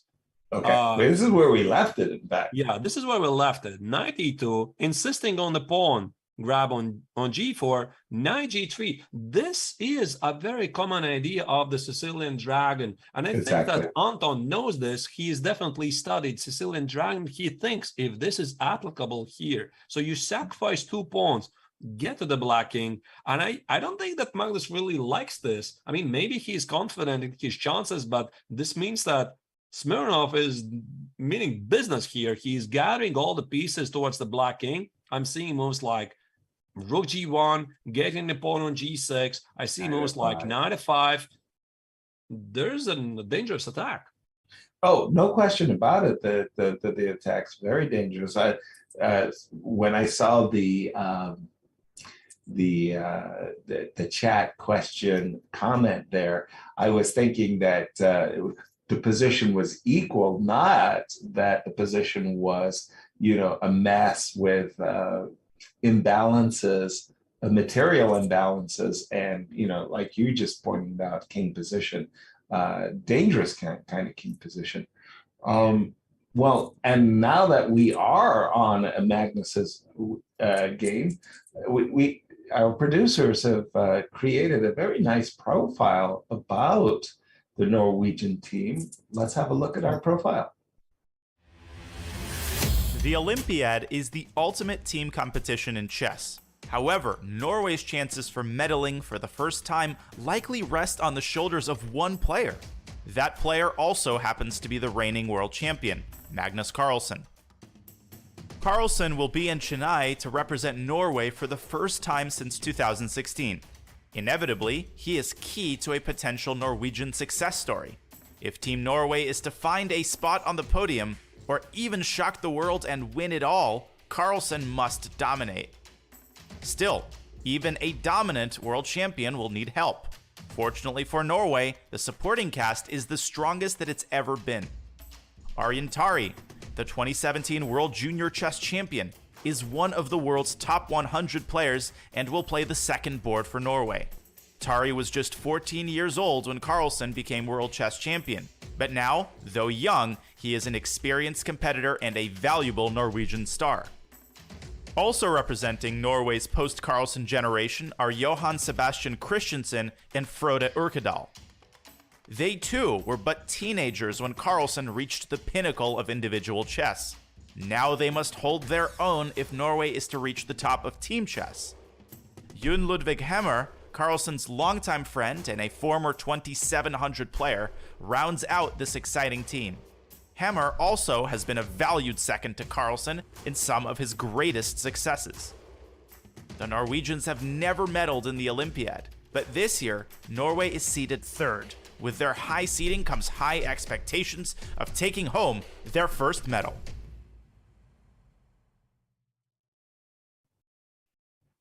Well, that was a great profile of Team Norway. Nice. While we are at it, Anton gathered courage and pulled knight f5, immediately going after the world champion's king. The bar says, no, sir. I mean, it's not working, but to be honest, it looks incredibly scary. But now that we are talking about Team Norway, I mean, they have a very impressive lineup, right? So number 3 seeded. Thanks to the huge boost of the world champions, highest rating in the history of chess, 28, whatever rating is right now, 64. He was highest ever at 28.82, highest rating ever Now he has got support, which is Ari and Tari, the rising star. I think it's only a matter of time when they're going to get to 20, when he's going to get to 2700. The ever experienced Jon Ludwig Hammer, he was 2700 before. The young guns like Christensen and Urkedal. I mean, it's a very impressive team. No question about it. These young Norwegians, well, I mean, they're inspired by Magnus Carlsen. Let's be frank. World champion like Viswanathan Anand inspired generations of Indian players, and we're seeing those seeds that were planted as soon as 2013. As soon as Magnus Carlsen became world champion, Norwegians kind of put off their skates and their skis, and they said, well, let's learn how to play chess, and let's be like Magnus. And the same thing happened with Vishy as well. Now, here we are, well, not 10 years later, but 9 years later, and you're right, the Tari of the world. And this is a good squad, but at the moment, they really have not clicked just perfect yet. They still have time. There's, well, we are at the halfway point, if we will. They still have time. These championship games are coming up, the championship rounds, but they made their lives more difficult with the loss and the draw. They need to start putting together a string of convincing victories and to carry them forward. It will be a very interesting sprint to the finish. And they had quite a tough matches behind them, because Team Norway lost against Italy. Yes. Which round was it? I think it was round number three. Yeah. Yeah, I think it was round number 3. And then they had this a bit strange match with a strange finish in the end against Mongolia, right? So all of you probably already heard about it. This slight controversy on board 4 between Ari and Tari and his opponent. There was this strange threefold repetition claim, which was approved by the arbiter. The arbiter in the end was wrong, but either way, I mean, Team Norway has dropped 3 points, 3 match points. 3 match points. And but I mean, still, it's only in the middle of the tournament. All of the teams, they're going to drop points. So while all the top teams, they're going to fight between each other, drop points, finish in a draw. Somebody's going to lose. Team Norway is slightly going to climb up, I guess. Yeah, well, the idea is that in the Swiss system of pairing, so you have these top scorers playing against the same top scorers. If you lose a match, you're going to fall down to these lesser teams, and then you can quickly climb back. That at least is the idea. Sometimes between the cup and the lip, a little drop, a slip. Could you go back for a second, because Anton played this aggressive knight f5, like you said. He got that courage, and Magnus quickly played knight takes e4, and I wasn't too sure why Magnus didn't take the knight. What after the take?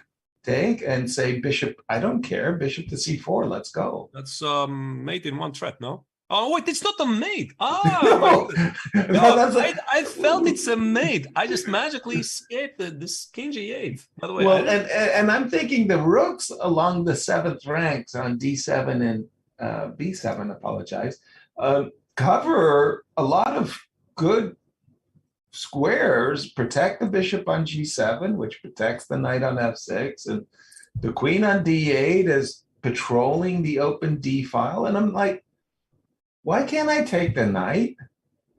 Yeah, but this is so scary, because if you miss one shot, you're done immediately. Out. I mean, I think that definitely. By the way, the bar confirms. Yeah, so you're right. Yeah, bishop c4 is the strongest move. But also think about from the Magnus's perspective. If he misses like one shot, like rook g1, queen g6, or now it's threatened queen g7. Of course, I mean, you're going to argue with me and say, listen, this is still winning because of king g8. But my point is, I think that Magnus... No, king e8, not king g8. Yeah, king e8. To run away from the king side, to protect the bishops. The rooks do a great job protecting the bishop. Maybe on a good day, I get to go rook takes d3. And the But king will. this is practical choice. I think it's practical Okay. because Okay. I think he saw this position from afar, and he Yeah. maybe felt that knight x on e4 is definitely playable. And after knight h6, queen h6, I think he wants to play now bishop f5 to secure the king side, put the king on e6. But Okay. you know, I think what you were saying there also was very, very reasonable. Yeah. Well, What do you think? sometimes. We move on? Yes, by all means. Jordan, yeah. Sorry, I am in. I do live in Holland. My wife is Dutch, and I can assure you, after each and every broadcast, the first question she asks is, "How did the Dutch team do?" So we got to ask, "How is Jordy?" So I Jordy's can. doing awesome. Awesome. Well, that's very Awesome. good. Yvette will be very happy with my report. Right, and I see there was a dear viewers. There's a suggestion in the chat to check Jumabayev against Navarra. You know, these two players I would love to check every day because you know I think it was yesterday's round, Yasser, when Navarra delivered this beautiful checkmate. Did you see? No, I didn't see it. H7 checkmate. I think it was Oh, yesterday against Mongolia. What was it? Yesterday, whatever.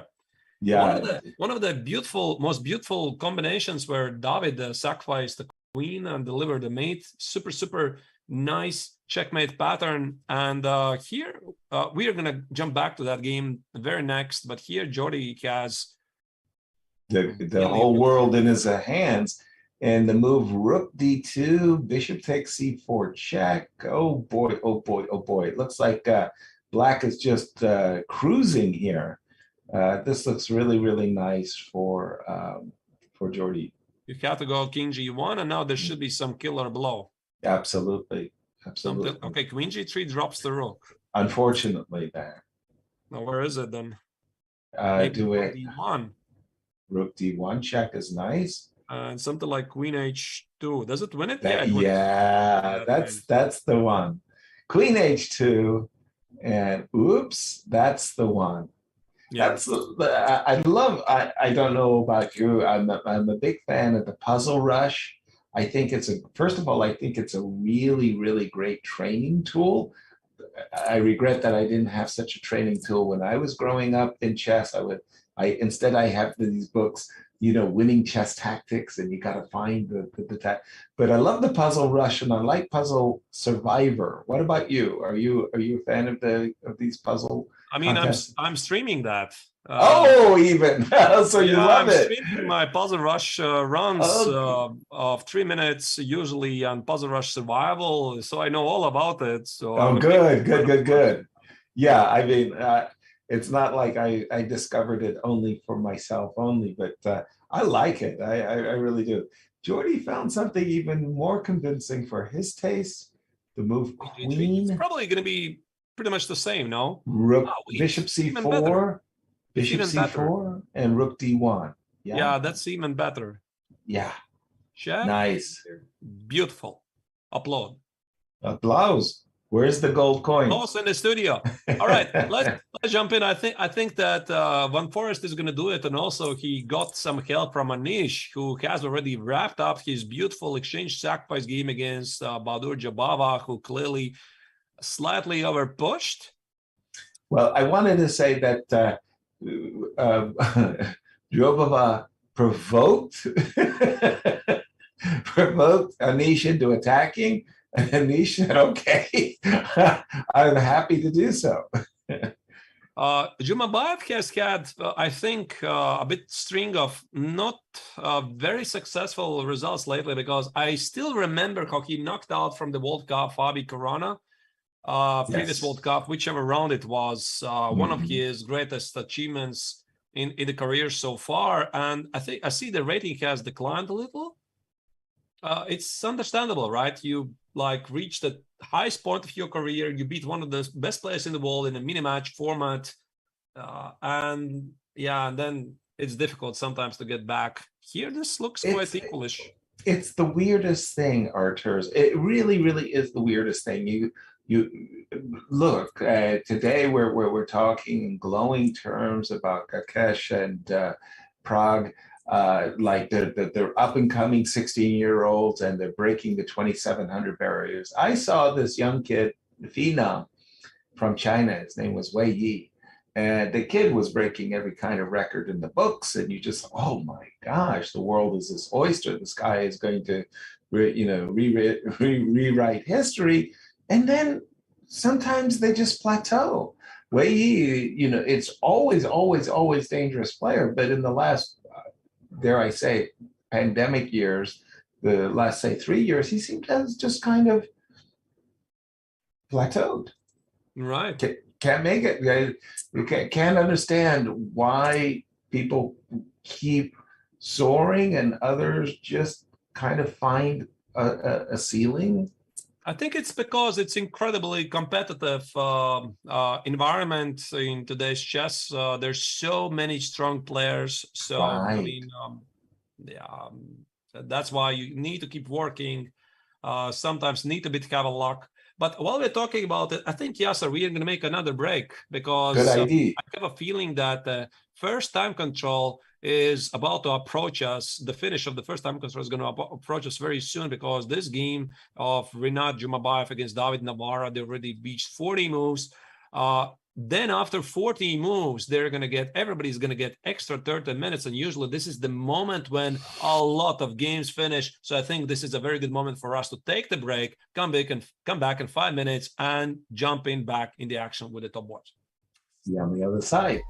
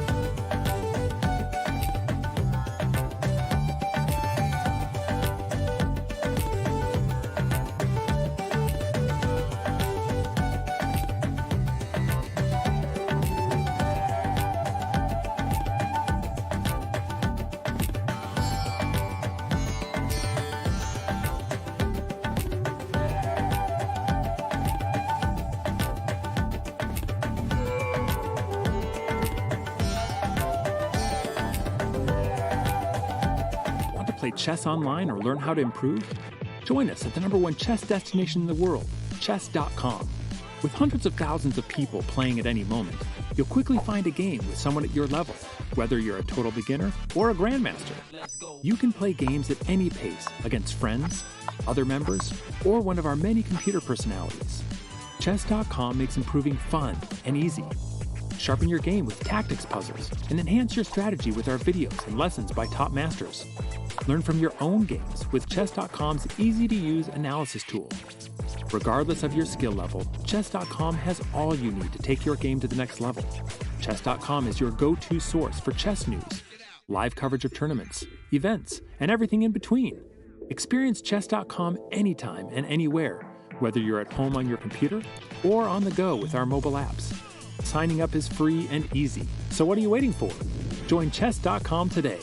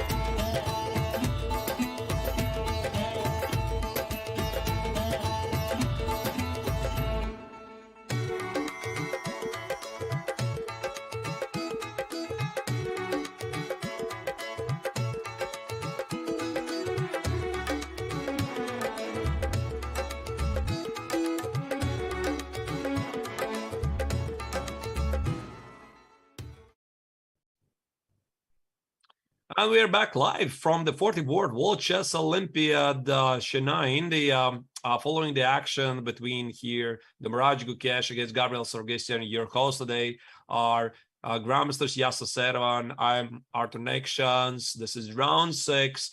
The game of Gukesh, it looks like Gukesh is about to score another win. But while we talk about this game in action, I would like to mention to you one of the most exciting events that Chess.com has prepared for you. It's the Global Championship.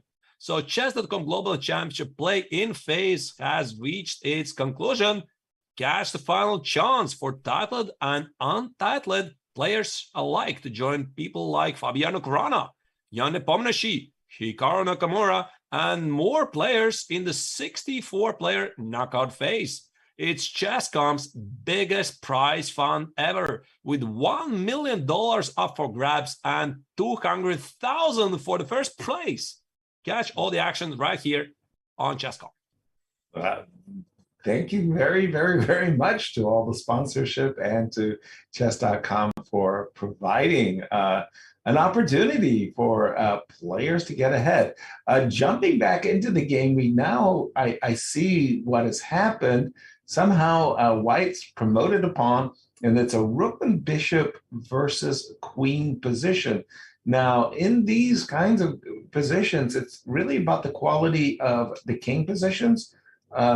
Sometimes it's a perpetual check, other times the kings are safe, as well as the quality of the pawns. I'm looking across the board, and I'm seeing a passed a pawn for White. And I think that's very, very significant, Arturs, because it basically means the rook and the bishop are going to be stretched to stop this a pawn from running up the board. And just feels like a winning position for White. Yeah, it feels like it's a winning combination. Whatever happened before, let's not focus too much on that, because the first time control is about to finish. What matters really is the queen against the bishop and the rook. And I think that with this last move that was played by rook g6, he wanted to play bishop b6, establish some kind of course. fortress, but now after Right. queen a5, yeah, I think this is 6 out of 6, ladies and gentlemen. Wow, what an extraordinary success. Wow. I mean, you can't think of a better debut. I mean, you're playing for the first time in an Olympiad for your country. You know, you got butterflies in your tummy and you start with 5 out of 5. Well, what could be better than 5 out of 5? I mean, come on, archers. I mean, what could be there's better? 7 out of 7, which is unofficially labeled as I did a Fabi. Yeah, I did a Fabi. So 7 out of 7. So if Gukesh in this tournament is going to score 8 out of 8, maybe we can make it like I did a Gukesh. Yeah? Exactly. I had 3 times in my career where I won 7 Grandmaster games in a row. Grandmaster games, not open tournaments and stuff like that. Yeah, wow, a Gukesh. Right. So queen e5 check here's on the board. Gukesh is on the verge of winning. So let's check also. I think some very interesting games are ongoing in the Team United States. One of the heavy favorites of the tournament, and Fabi is doing awesome. Look at the bar, and the position is spelling trouble for the Iranian star. Absolutely. Also to interrupt you, to say that we do have 2 results already in this match. 2 draws. Levon Aronian and I believe Wesley So have already made a draw. 2 remaining games. And as you said, happy to see Fabi's position. Fabi, we love you. Well done. I mean, you take on f5, you hit the bishop, you put your bishop on e4, and that's curtains. That is just positional domination. Fabi looking in cruise control. What about the other remaining game? That would be the Lanier. Lanier is playing with black against the Bardia on his war. And I think he's happy with the draw. He's going to do it for the team. I don't see that black can ever win this with so active rook on a7 and a bishop on d5. No. Yeah, looks pretty equalish. Like Absolutely. maybe just keep the rook on c3, do nothing at all. So Team United States at the moment is cruising to a victory, 2.5 against 1.5. That's what it looks like if nothing is going to happen with Caruana scoring a victory. Not a convincing victory at all, but a victory nonetheless.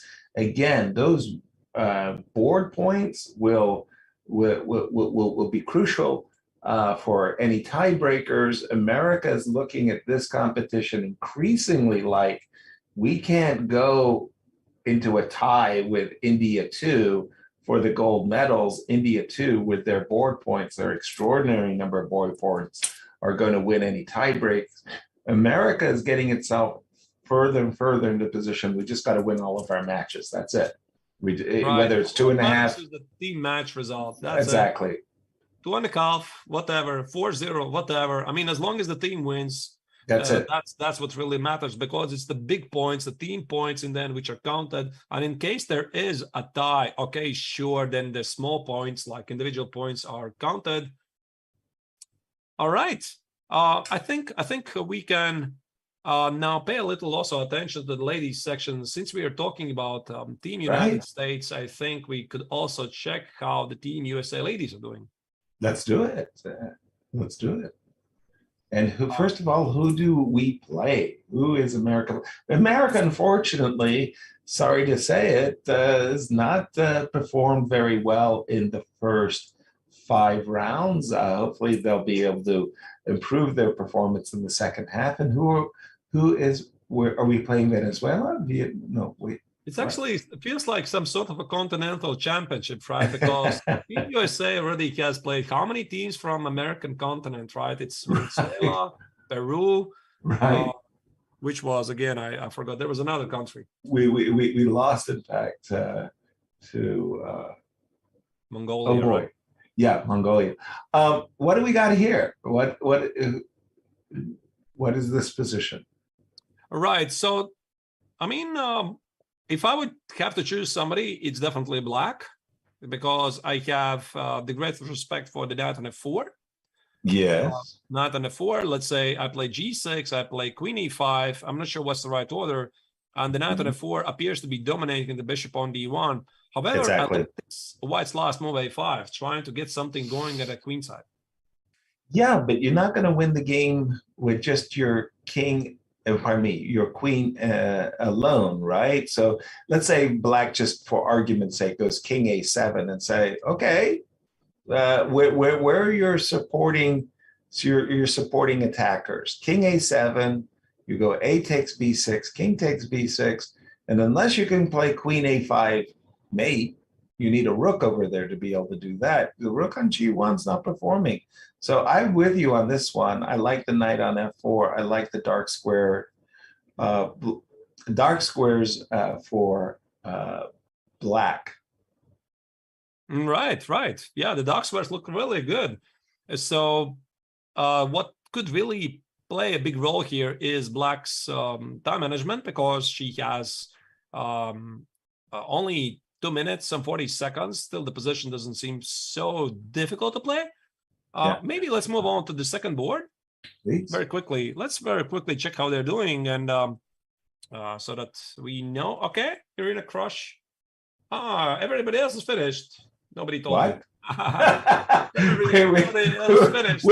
We're presenting this match as if it's like everything is wonderful, and it's suddenly 3-0 USA. Like what? Better check that. Right. The USA is doing no. all right. Yeah, they're doing it right. 3-0. Okay. I should have checked it.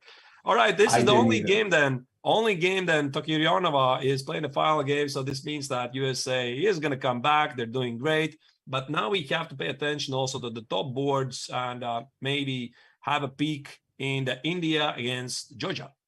No question about it. Once again, when we started the show, and I really mean to emphasize this point, if you told me that Team India A was playing against Georgia for the gold medals and this was the last round, I believe you.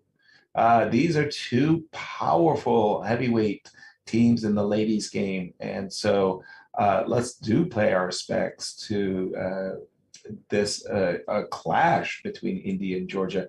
First of all, before you get started, Artur, I want to ask you, any results? If you say it's 3-0. No results. Okay, no results. all 4 games. All right. check. 4 games in progress, and what do we have? It's a bit surprising that USA played already 3 decisive games so quickly, although usually the games do finish, about the end of the first time control. Yep. Yes, they that would caught me a bit off guard. Here, definitely, White is doing great. I love White's position. No bishop question. e5, strong bishop, c7, bishop e6. I think this is curtains for black. Yeah, and especially because the open e file as well. Once you play bishop takes d5, that open e file is so compelling. You just start piling up things. I don't care if the queen lands on e6 or e7 or the rook lands. And you can use that c pawn as a decoy as well. Looks great. Looks really good. White here. So the second board is Karika Dranavali against Nino Basashvili. This looks quite drawish. Yep. Not much to see there. This pawn is traded for this pawn. You carry over 30 moves. You offer a draw. The opponent accepts. And you go on. This is how it usually goes. Yep. Second board is Vaishali, the sister of Is this third board? Third board. I think so. Well, not the second board. No. Harika was board 2, right? Yeah. And Harika was board 2. And they just finished, by the way. Yes. So Vaishali is third board here. White is winning, if I dare to say. Well, 2 minor pieces versus a rook is generally speaking even, but there's a monster e-pawn, monster passer. I thought I just saw the move queen e6 check. She went knight e7 check. King went to h8, the knight remaneuvered to f5. Got it. If this pawn was gone, if it was gone and we remove these 2 pawns at the queen side, I would say that black has decent chances to save it. And there it is. Blow. That's it. Yeah, beautiful. Rook g8. Very nice maneuver there by White. We just got a chance to see it. The knight made this beautiful pivot. It went knight c6 to e7 check. King to the corner. Knight f5. threatening mate on G7, and then the knight delivers mate on F7. Sweet. Very, very nice India takes the lead. maneuver. India Yes. takes the lead in the match, and with the top board again going back here, Connor Kumpi looking at dominating position against Nana Yes. Zagnita. It's safe to assume that India is going to continue winning, because here's the final board. Melia Salome on the fourth board against Tanya Sachdev. And this is a balanced position, and Yeah. Team India is looking really, really good. If this game ends in a draw and they've got the two wins in the pocket, how sweet it is. I think it's quite safe bet that Team India is going to continue their dominance. They're showing they're the strongest. At least on the paper, the team here doing really well. Still, of course, the big matchups are ahead. What do you think, Yasser? We move on to the second board where Team Ukraine is playing against Romania. Yes. Remember that crazy game? Yeah. Are you ready? Let's do it. I think it's let's start with the crazy. That was where the two kings, there was like a king on E2 in the middle of the board. There was a king on D8 in the middle of the board. What? This is the position right now. What? Yeah. Oh, from what had been a crazy tactical Donnybrook has settled down into should be a technically winning ending. So those of you who missed, I'm just going to slowly replay for you some of the most juiciest moves I've ever seen so far in the Olympiad. Check out this one. Yeah, check out this one. G6, G takes, put a queen, and just calmly take the pawn. Right. And then on top of that, sacrifice the rook, just like that. With your king in the center. And the king is in the center, just like that. Right. And somehow the position simplified, and they got here like this. Whoa. What a game. What a game by Bomaga. I'm absolutely stunned. She's playing here fantastic chess. Yesterday against Kashlinskaya, this is crazy endgame, 2 pawns against the knight. Very interesting chess by Irina. And today, I would say that white is very close to win. I'm not sure if these pawns are going to somehow roll forward, but if they do, then black is done. No? Yeah, exactly. I do think they do roll forward. Bishop to E3, just to kind of take the sting out of the move rook D3 check. And then, A pawn. It's all about pushing the A pawn up the board as fast as it can go. Push 'em, baby, is the name of this game. All right, that is the second board actually, but we immediately switched to it because there is such excitement going on. One of the top games so far in the women tournament. The first board here, Maria's older sister Anna Muzichuk here has a very nice position, and look at this. The knight on F6. Well, black needs. I was going to say an extra piece here to justify the position, because black doesn't have an extra piece. It's game, set, and match as far as I'm concerned. This knight on F6, we talked about Alekhine's theory that the knight on F6 on the 6th rank, C6, D6, E6, F6 is worth an exchange. In this position, white is eyeballing the G5 pawn.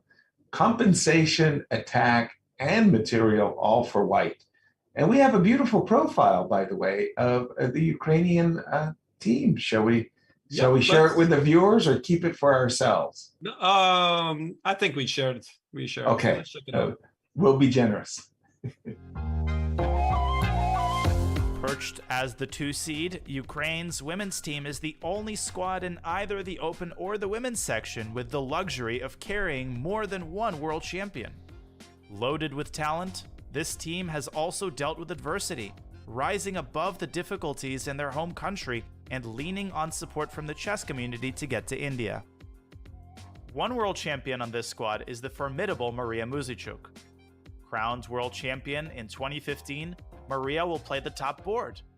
Maria isn't the only talented player in her family. Her sister Anna is the highest rated second board amongst the women's teams. Ukraine's hopes in Chennai will rest heavily on the power of the Muzychuk's 1-2 punch.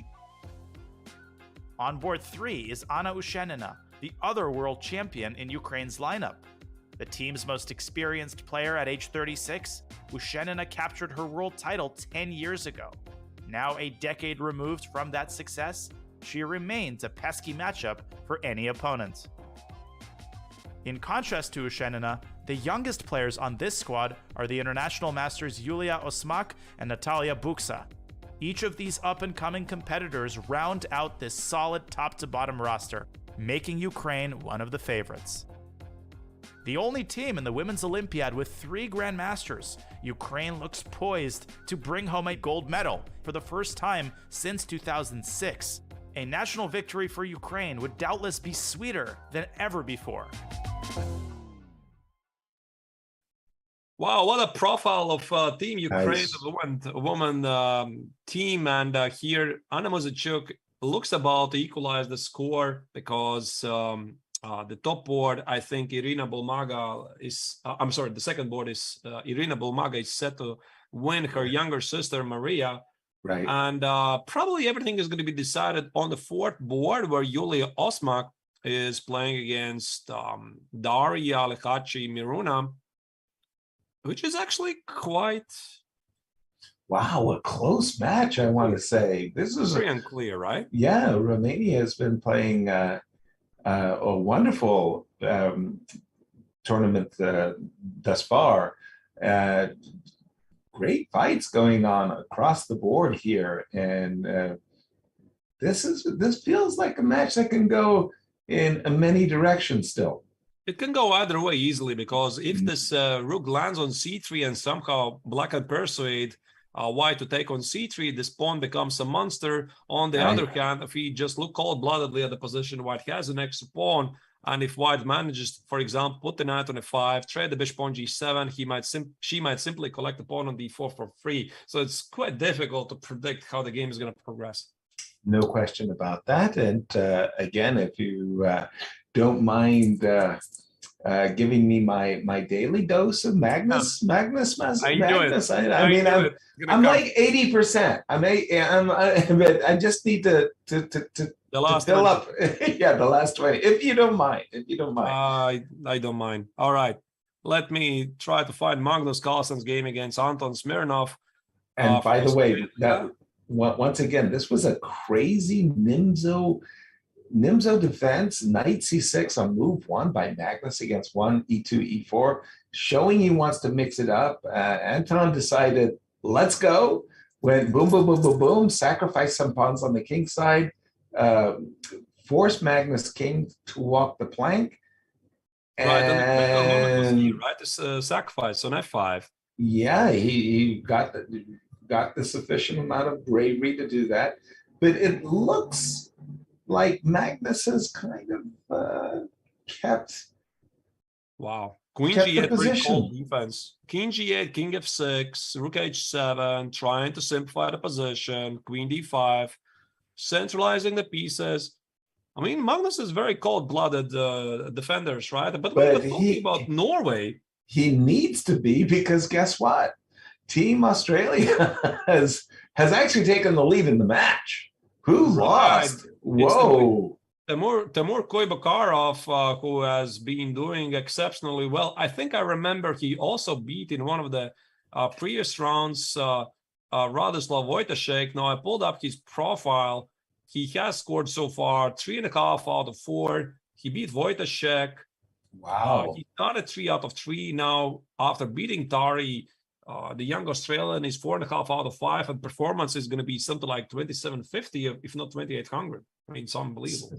Simply scary. So very, he defeated. Very strong player, and the team Australia has become a force to reckon with. I mean, I remember something like 10 years ago, everybody was still young, right? Young talents, etc. Anton was young, and Timur was still not there.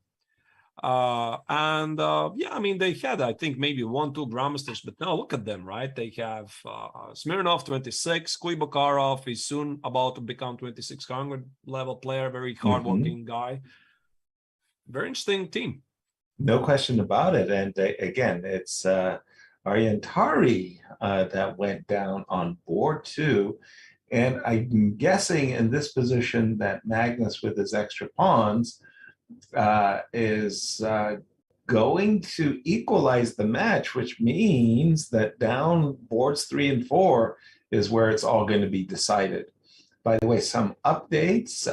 Diak with that handsome bishop on d5 and the 2 pawns did defeat Eric Hansen. So that game's in the books. And Jordi, the Forest, did win with black. When we left it, he had those really nice choices, and we just saw the move queen g3 by Jordi. Right, but this game, by the way, I don't think it's still finished, because I see white threats like queen d8, rook g8, right? You still need to be careful. But I'm pretty sure that Magnus is going to figure out. He has 39th move to make 2 moves for 3 minutes. He's going to make it. He's not going to blunder a mate. I don't think so. Well, why not just rook d7 here? I kind of thought it was over. You surprised me by saying... you know definitely how to kill excitement.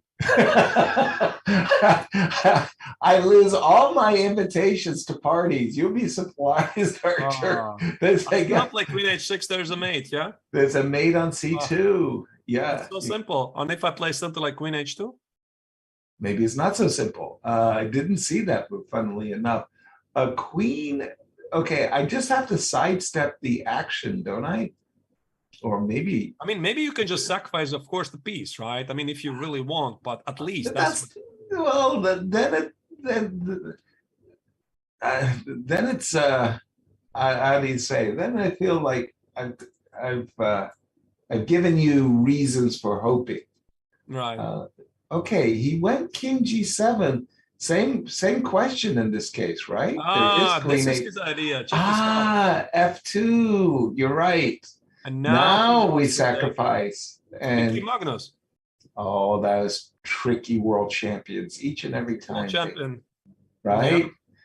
And the problem is even when you pick off the pawn on F2, you don't get to take another pawn because it's with check. Yeah. It's with check. I mean, maybe this is how the game is going to finish, but 3 extra pawns for the world champion should be more than enough. And if Anton cannot do that, the king's in the safety, the pawn on c2 needs to be protected. I think that's it. White is losing. Okay, one more look, because now you made me look further. Bishop David 6. So Bishop David 6, okay. Yeah. If I give just a check, I mean, without any calculation. Right. I trade and bishop e5 check. Oh, you don't happily give me a checkmate, king h6, and you run away. That would be very tough to miss. Yeah, I imagine. Yeah, I get it. I get it. King h6 is the winning move in that case. Very good. So world champion, come on, guys. I need a little support, complains Magnus. So he's fighting back, and what does it mean again? Since this is a time trouble, I think we have to mention that Domraj Gukesh has won his game. Wow.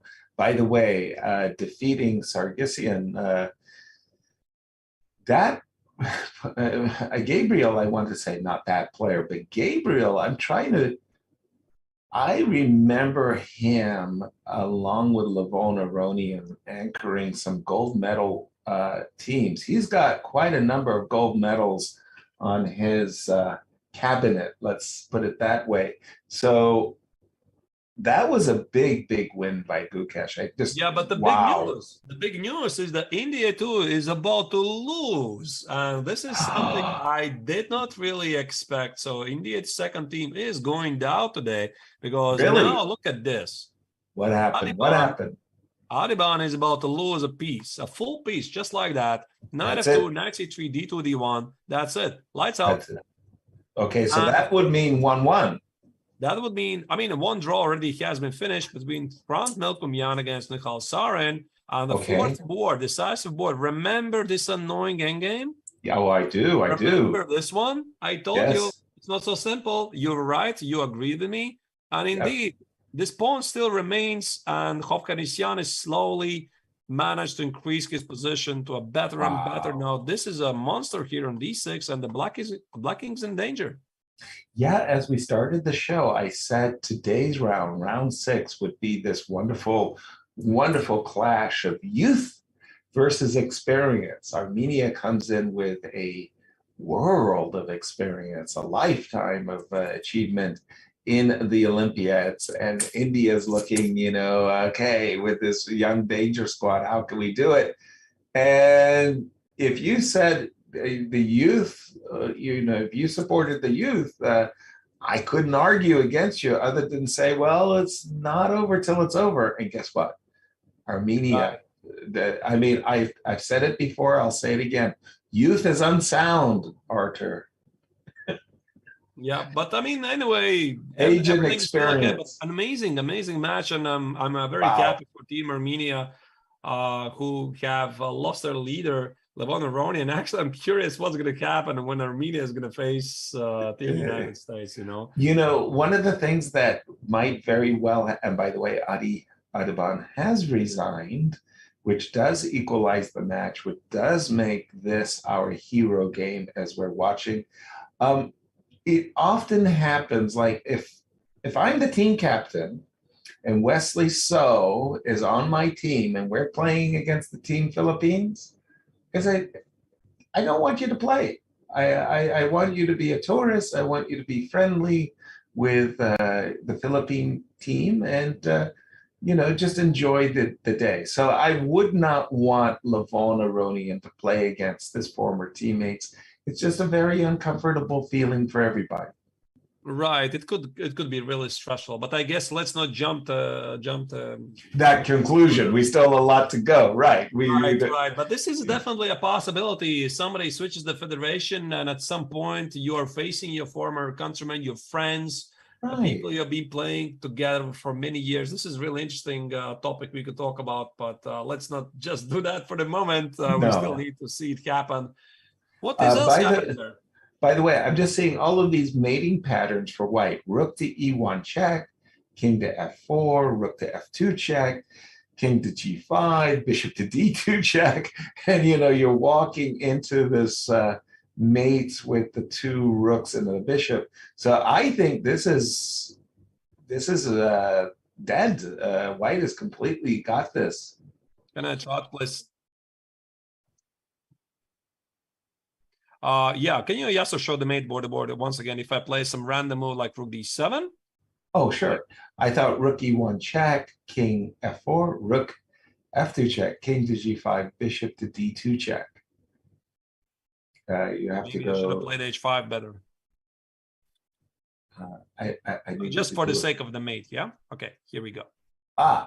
Okay. You want to be helpful. Thank you very much. Very good. There we go. Very good. Helpful. Okay, and I agree, G3 is the right move. It's checkmate after all, but the double checkmate, take the move G3 back, rook F4 check, king G5, rook G4, double. So you want to score extra points for this? Precisely. And I want to petition the FIDE that I should get an extra rating point as a reward for a double checkmate. That's actually pretty rare. Okay. That's what I'm saying. It's very rare. I've never done it. I don't know about you. I mean, of course, in Blitz 100 times, but in tournament games, no. Double checkmates are rare. All righty. Let's maybe check also some other boards. Please. So the big news here is that Team Armenia is set to become the sole leader after 6 rounds because Armenia is set to win India's second team 2.5 points against 1.5. Here you see this is the current result. Wow. And the second board, Team India, first team is winning at the moment against Team Uzbekistan. I believe that is Pentala Harikrishna, who did storm over Norderbek sub the Satorov's Italian game. Remember this pawn push? USA is set to win against Iran. That's my current feelings right now. Cuba, Spain is maybe something we are going to have to check in a moment. It's 1-1 as we speak. I see that on our nice graphic there. Right. And maybe also let's check some more results here. This is board 6-10. Netherlands, 2 victories at the moment over Georgia. Do we see 2-1. something sensational? Not Interestingly, that really. Germany and Italy have all of their games. No results in the Germany versus England. Italy. Why did I say England? Right. But the Germany. many more games are about to finish very quickly because the first time control usually produces a chunk of the games to the final result. I think we have to check what's happening in this Uzbekistan's match because of the Satori did lose this game, but there's more games ongoing. Let's do it. And a big result there by Hari Krishna to, whenever you play somebody who's on this winning streak, you just have this feeling you're like, oh, I don't want to be the next victim, right? Oh, by the way, an update very quickly. Yeah. A very quick update for you is that Fabiano Caruana has won his game against Parha Magsudlu. So here you see the game just finished. There was a handshake. Caruana scores a critical victory. I think this pretty much means that Team USA has won because I still see Dominguez playing on the 4th board. Do I? Or did they finish? Yes, that looks like they're still at work there. But hold on, no, it looks like Lanier's just messing around with his badge. By the way, I don't know if you've ever had this moment. It's absolutely terrible and disgusting, and I don't have a real answer for it. But you're sitting at the board, everything's really nice, and then you suddenly have this panic, and you go to the bathroom, but you left your badge on the table. Oh no! Right, and coming into the playing hall, there's some security guy standing right there and show your badge. It's on the table over there. Usually I've had nice security people that they know me, they know my face. They kind of go, okay, go, but don't lose your badge. But you do take your badge off on occasion for whatever reasons, and you could get stranded. It's a problem. It's a major problem. Yes, it is. It's a major problem. Yeah, I've never had it myself. I can definitely imagine. So Team USA wins 2.5 against 1.5. That's the score I'm getting. Wonderful. Bravo. Again, also, the women's team of USA was doing very good today. We checked it later. So good day for the Americans. Well done. Yeah, when we started our show, we profiled Team India. And one of the things that was in that profile was 4-0. 4-0 as the Indian B team started this Olympiad in literally perfect style. America, I don't think, has had a single 4-0 result. And in fact, we've had quite a number of 2.5, 1.5 squeaky results, just getting the 2 match points, but not with the authority that a 2,800 team average deserves. Right. Here we are moving to the Indian games, and while we are checking how Vidit Gujrathi is playing against Nodirbek Yakuboyev, actually I like Black's position slightly more, but our amazing team cast prepared a very nice profile of the first team of India. Let's check it out. As India welcomes the world to the 44th Olympiad, the country has managed to field 6 teams for this year's competition. Of those teams, the strongest is India's first team, which features an impressive roster with reasonable expectations of keeping a medal right here in the host country. 2 super grandmasters, Vidit Gujrathi and Pentala Harikrishna, lead the squad. Still just 27, Vidit has been a top player for years. Playing as the 3rd board, he represented India in the 2016 and 2018 Olympiads. Now, in 2022, the responsibility of the 1st board is his. On the 2nd board is the 36-year-old Pentala, also an Olympiad mainstay. After a successful June, Pentala actually enters the Olympiad ranked slightly higher than Vidit. At this event, however, they will work together without concern for individual competition. Next in the talented India lineup is the 18-year-old rising star Arjun Erigaisi. Widely considered to be one of the world's most promising juniors, many expect great things from him on board 3. One board down is another top 100 player, S.L. Narayanan. Completing the roster is four-time national champion Krishnan Sasikiran. Sasikiran assisted the legendary world champion Vishy Anand in his 2013 championship match. That experience could help him in assisting the rest of the Indian team.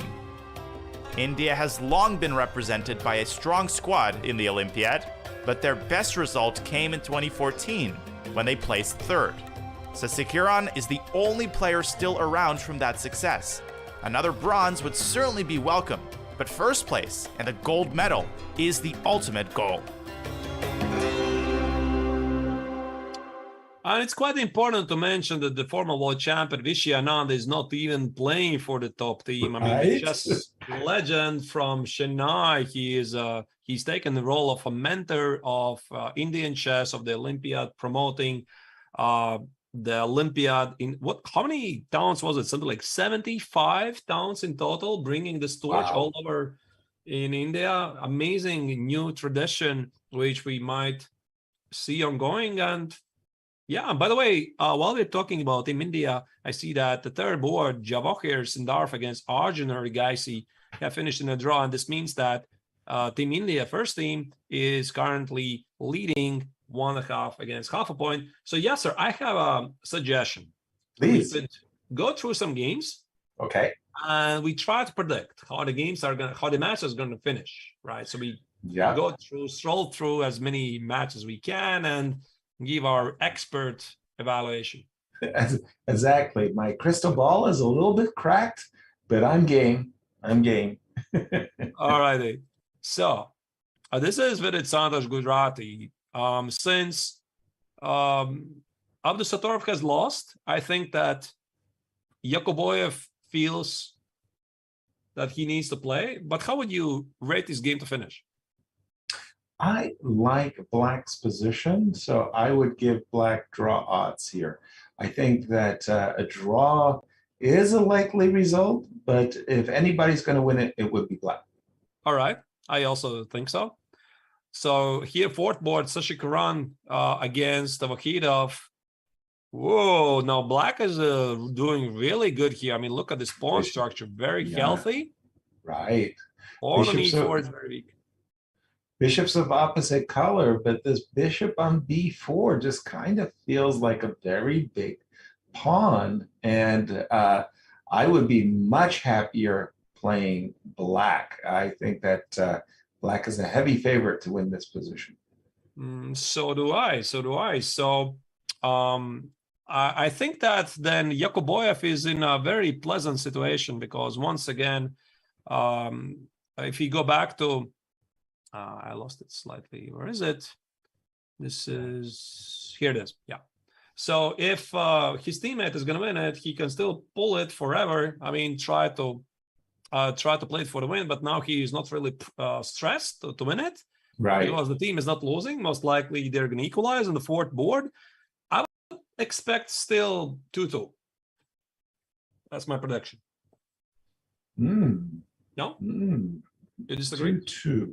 That's the one.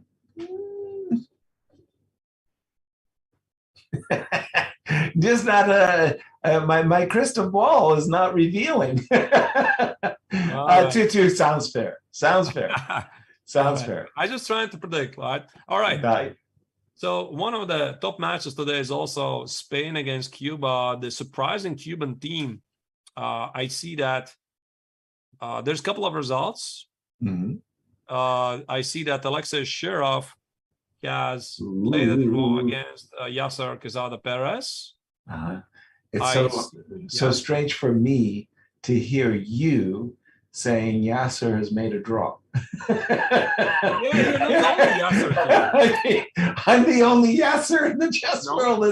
No. Not the only one. Not true. Not the only one. A draw. Very good. It's a draw, and we didn't see this. At some point, Shirov was in some slight time trouble, but apparently everything was working out for him. Okay. Another game which has finished in a draw is Quezada Perez Luis against Santos Latasa, one of the strongest, youngest talents coming from Spain. Okay, rather unbalanced position, if I dare to say. And then we have Pawns. second and fourth board, 2 whites for Spain. Let's check it out. Okay. Here we go. This is board number 2.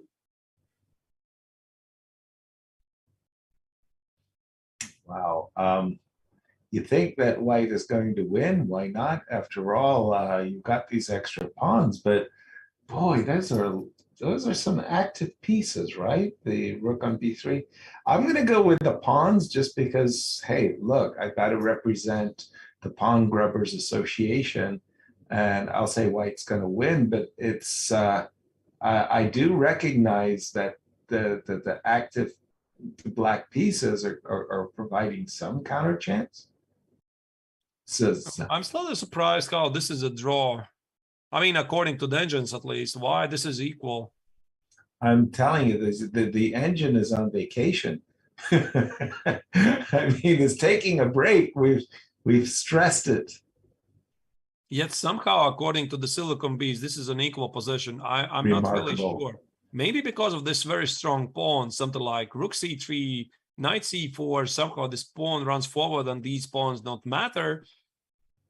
Well, it's very close, by the way, because the fourth board already has finished in a draw just about as we speak. Iturrizaga has played a draw against Almeida Quintana, at least. This is what so we're looking at 1.5 with this deciding game, the hero game. Yeah. But how is it a draw? Anyway, I don't quite understand because I will go with white. If I was the team captain there, I would say black is the nervous player, let's say. Right. So this was the fourth board when they agreed to draw. Looks still full of life, but okay. I mean, they decided to call today. So in the end, it is this game. It is this game which is going to decide the game of Cuba against Spain. Very important match, but most likely, I mean, either Spain wins or it's going to be a draw. That's my prediction. Again, we just have to say that this is a really outstanding performance by Team Cuba. They came in number 30, then, I mean, not in the top 10, not in the top 20, but number 30 and maybe even 32. And they have really won some matches to get themselves on the podium here. They're playing really, really well. And hats off to them. They lost Lanier Dominguez, easily the greatest Cuban player since Capablanca, and they're still performing. Right. They're doing really well. They have plenty of talented players, and yeah, I'm happy to see them performing well. I think we have to move on, and there's another match which is doing one of the top boards. Yeah, Poland against Serbia. Oh, we haven't really gotten a chance to pay attention to this match. We saw Duda's position. No, we have not, unfortunately, because I mean, mainly we try to focus on the top boards. From time to time, we do check what's happening on lower boards, but since there's about 200 teams in open, 200 teams women, right? Sometimes it's hard. It's hard. But we do have Serbia, if I'm reading this right. Serbia's leading. Right. Team Poland. Wow. Who won? Wow. I can't immediately find it. But we have. Yeah. So, won against Bjorn. Okay. Yeah. Boards 1 and 2. Duda and Wojciech are still at work. But for the moment, Poland has to make up some lost ground here. Right, and Duda is definitely not going to win this. He's in danger. He's in danger here because Duda is with the white color. He's down a pawn, and Dinjic is. Remember this crazy? We talked about this, right? A long time ago. Yes, sir. This crazy position with 2 bishops.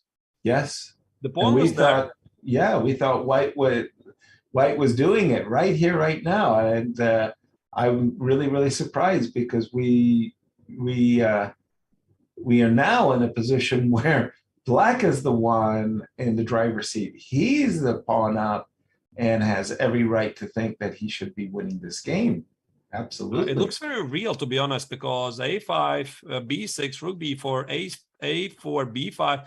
might be a bit slow. Maybe this will allow young Krzysztof to escape. So what is happening on the second board? Radoslav Wojtaszek against Vladimir Ivic? I don't know, but that move rook b5. Sorry, just if you don't mind. I'm thinking to myself, if I'm in black shoes, I'm trying to get the rook behind the a pawn. Would it have been wrong for black to have played rook f5 check? King, I don't care. Wherever you want to go with your king, help yourself. I'll go rook f8. And I'll tell you exactly what I'm doing. I want to go rook a8, a5, a4, and bang, bang, bang. Yeah, a5, b5, okay, rook there, b8, rook to b8. Maybe I'm not sure. King. I mean, white is also pretty active here.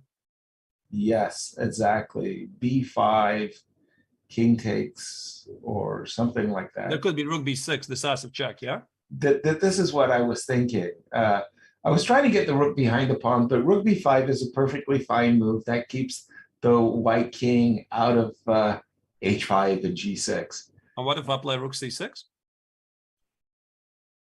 So easy, right? Yeah, so maybe you force me to go into passive defense, but is this even winning at all? Or maybe just g4, h4, g5. Yeah, and to trade off my extra pawn over there.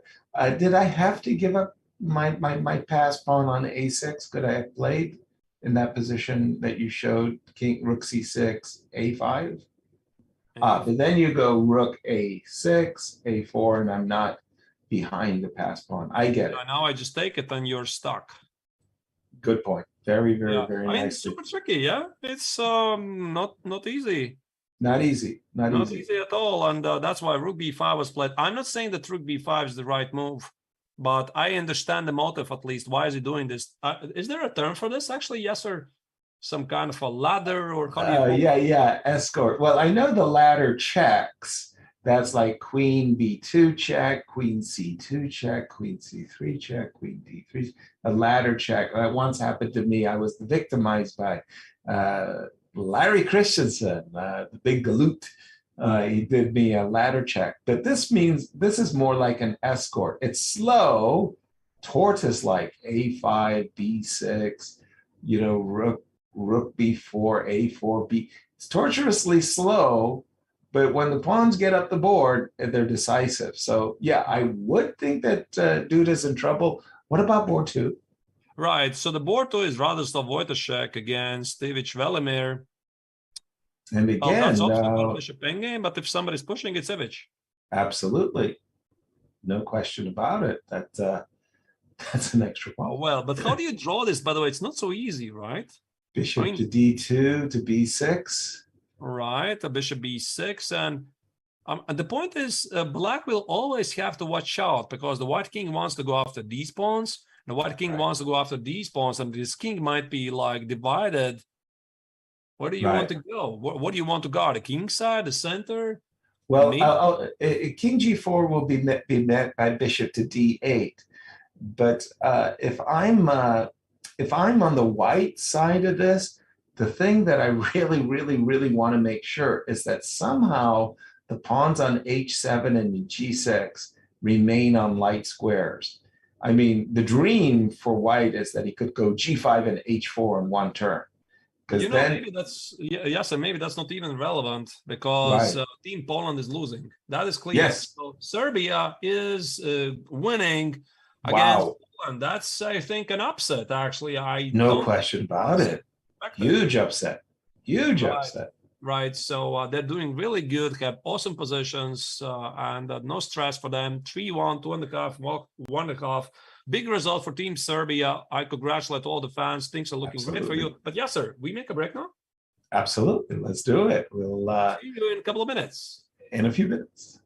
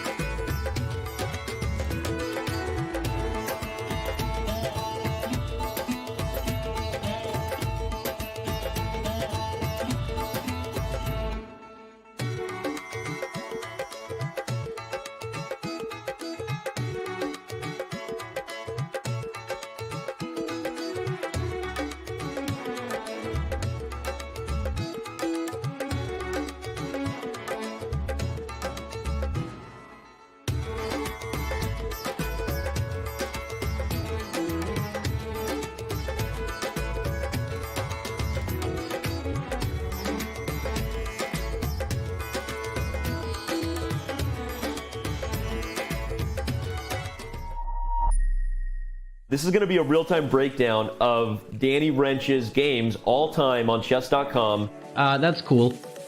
Oh! In the last month, I am playing 83.12. I'm less accurate than them in every stage. Yeah. Man, that stings a little You bit. should Okay. do the more game review. Okay. Yeah, thanks a lot. Okay, so Tuesday sucks. I gotta stop playing chess on Tuesday. Oh, it's because it's Title Tuesday. Look how many blunders there were back in December 2020. And now December 2021, 1,600. Don't look at this number. Look at this number. Best. Let's go to tactics. Mates. I'll probably need to work on these ones. Yep.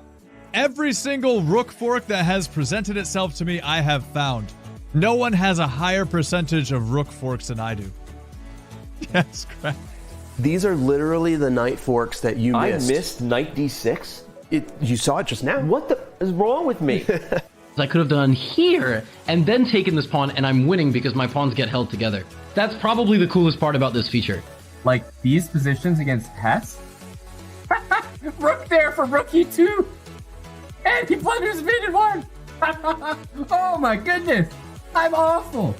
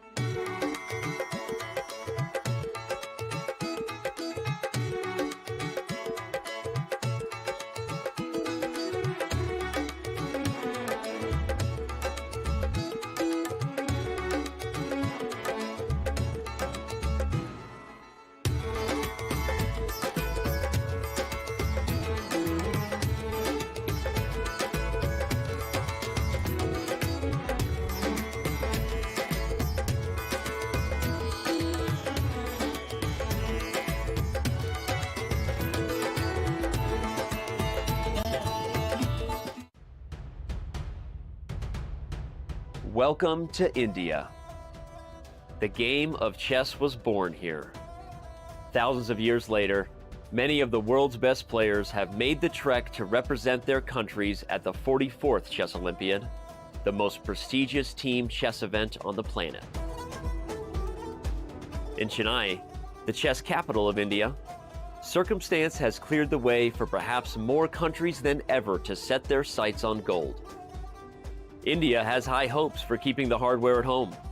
A top 3 seed in the Open and the top seed in the women's section, the host country has legitimate reasons to believe it can sweep gold. The United States are the top seed in the Open section. Fabiano Caruana and Team USA have come to Chennai saddled with heavy expectations of gold or bust. Norway has never medaled at the Olympiad. Featuring the world's best player, Magnus Carlsen leads a Norwegian squad looking to change its country's fortunes. While medals count, some accomplishments won't be measured in gold. The women's team from Ukraine has overcome adversity just to make it here. Now they hope to honor their nation with a memorable performance. Namaste, dosto. In one place for the first time in 4 years, these Olympians are together again. The 44th Olympiad has brought the world's best to the place the game of chess began. And with that, let today's games begin. We are back live. 44th World Chess Olympiad, Chennai, India has reached equator. This is round 6. Your calls today are, as usual, so far it's Grandmasters Yasa Servan. I'm Artur Nekshans. We appreciate having you here. Well, the second time control is finally here. And while we are, before we are going to jump into some more games, let's check, Yasser, maybe some of the results. Absolutely. Let's start with the open section.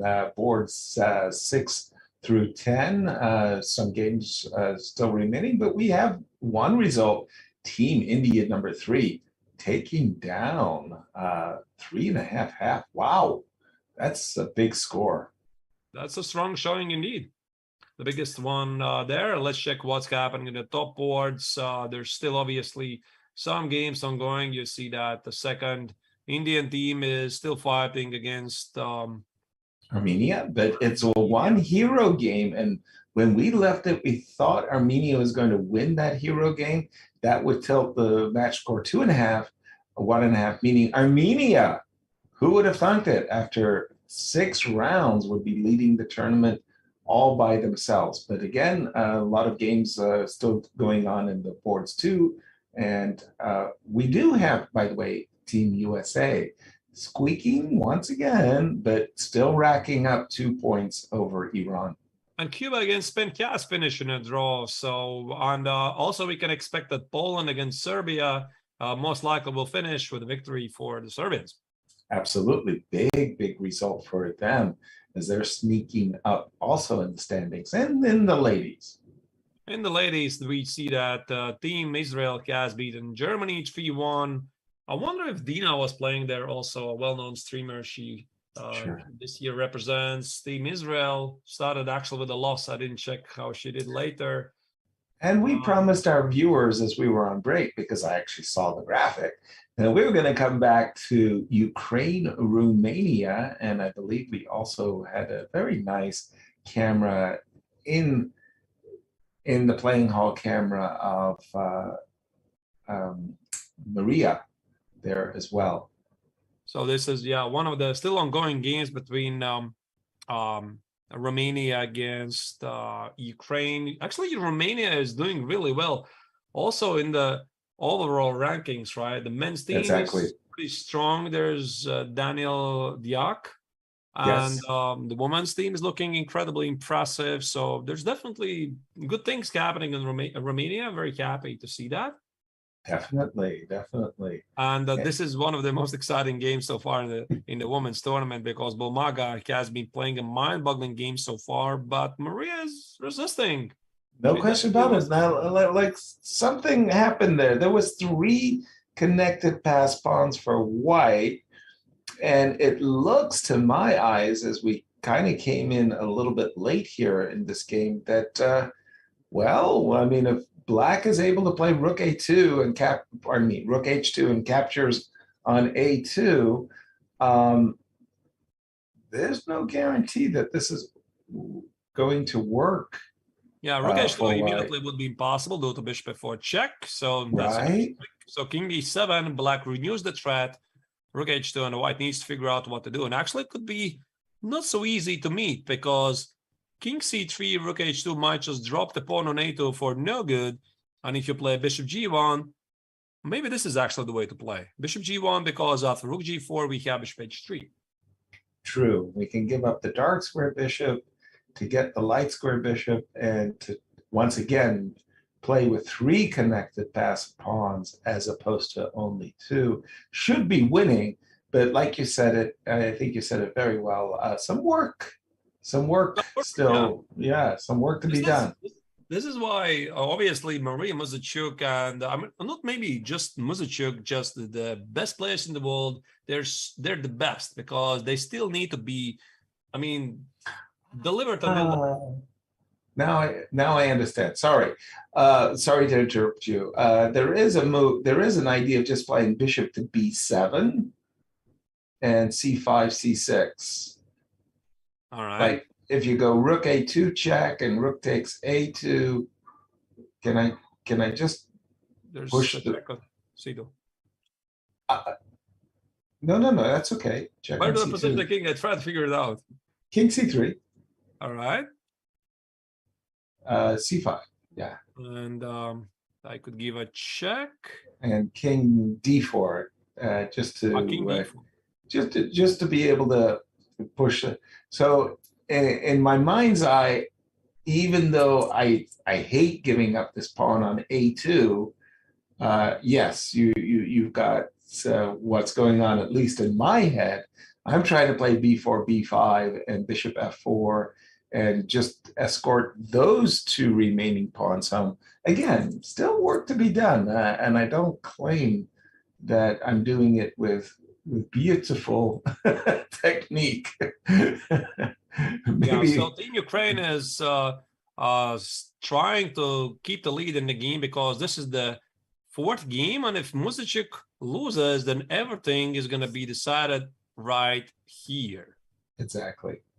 And you mentioned that White might, when we left this game, that White, if she could maneuver her knight to F5, it would be advantage White. Well, she's done it. But it did cost a pawn in the process, right? Exactly. The pawn is gone. But okay, knight takes D4. I want to say it's a draw, but it's very easy to say that, right? I mean, right.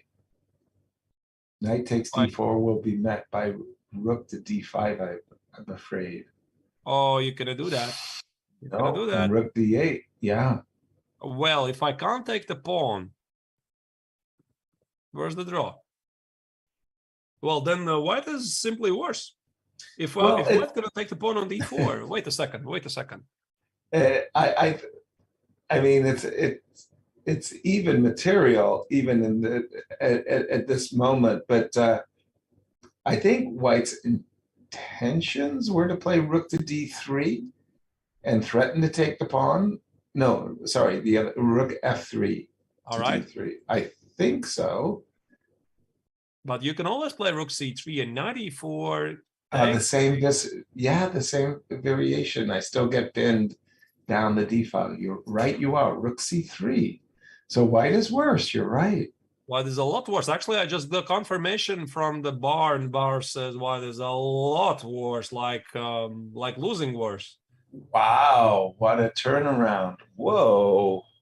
Holy smokes. What does it mean for Team Ukraine? So this means that Team Ukraine actually is in danger of losing the match because despite the fact that they are leading the match with 1.5 against half a point, here Osmak is in some danger, but is it so obvious? Maybe not. I mean, I won't really rate this position as so winning for Black. It just feels maybe slightly better for Black.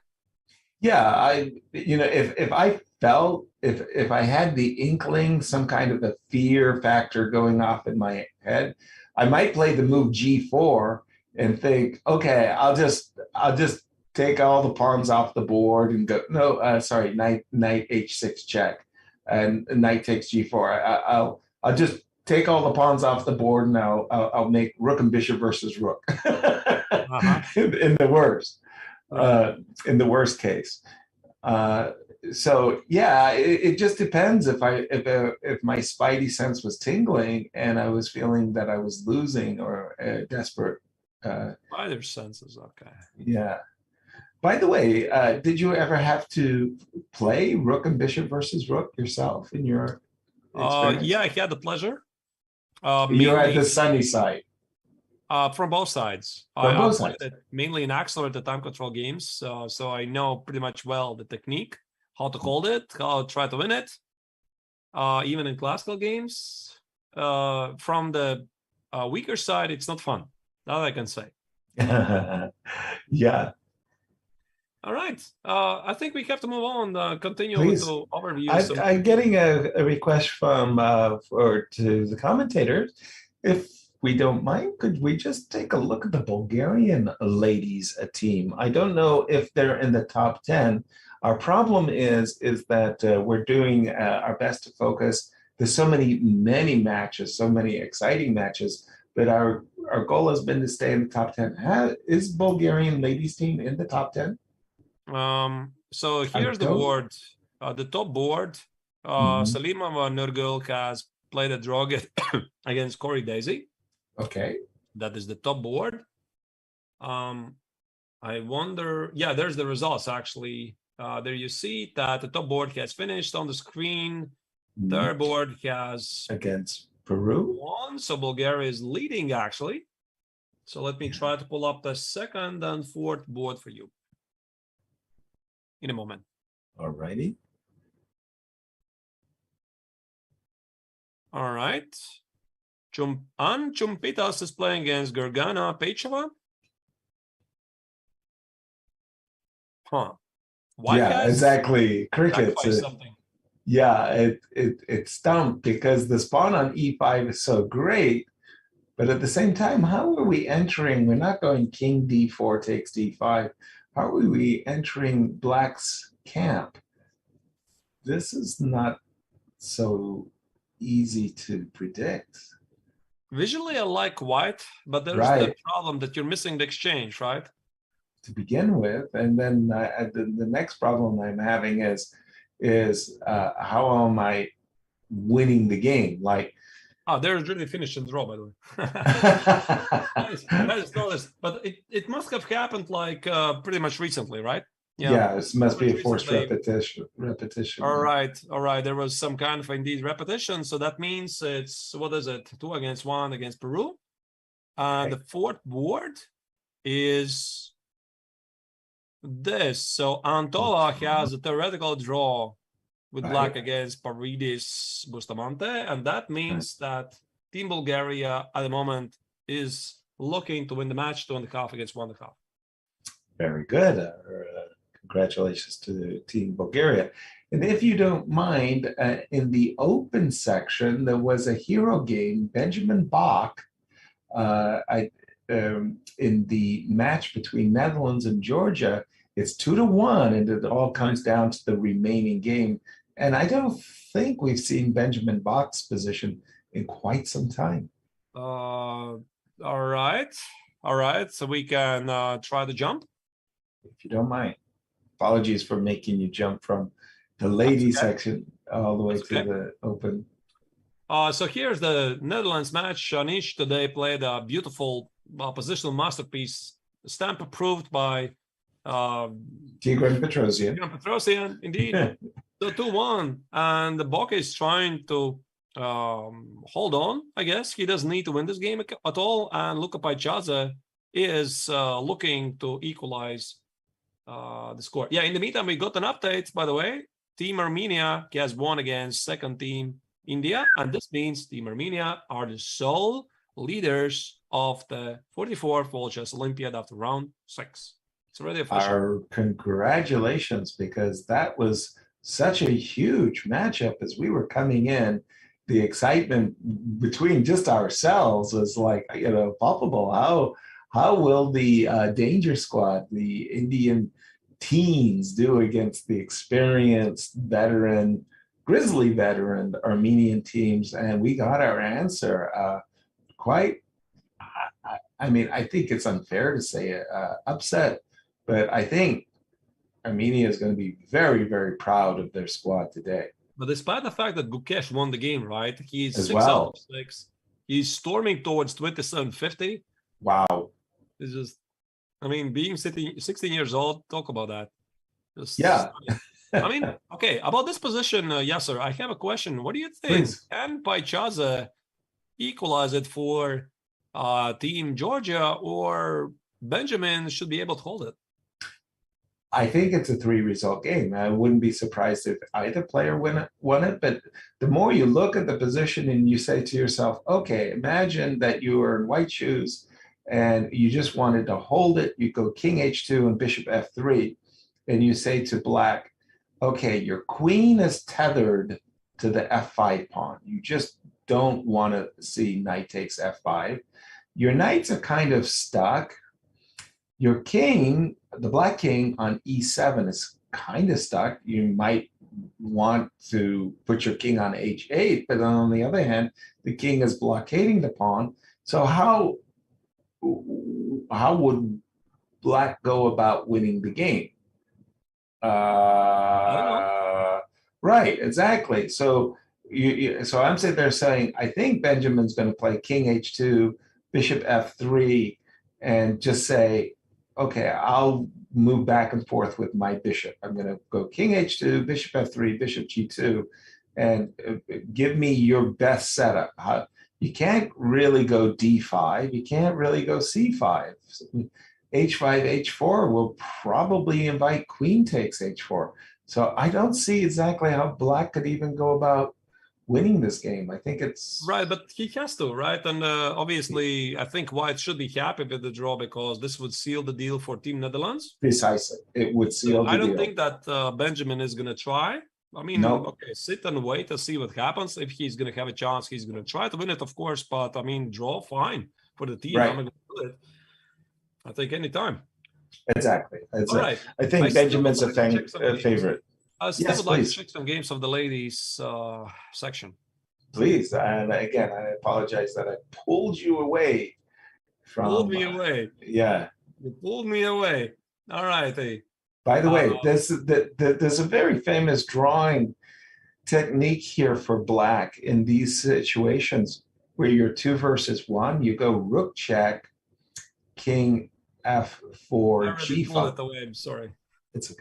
I want to check more games here because the third board is Team Azerbaijan against Kazakhstan.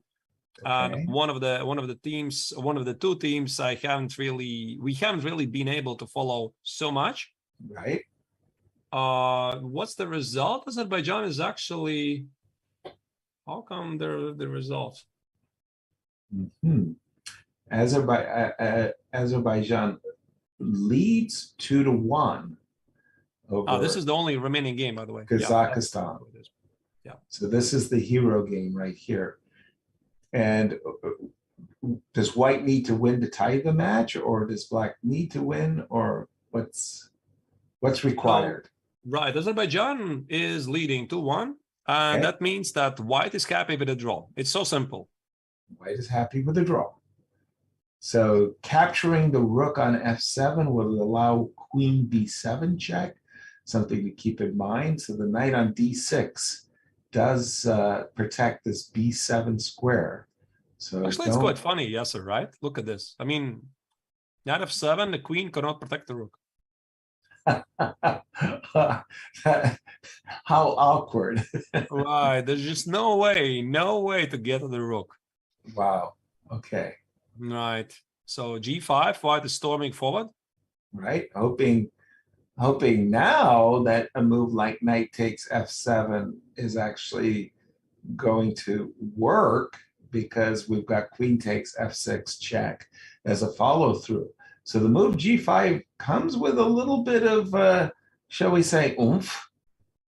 Mm-hmm. But White is down 2 pawns. So that is right.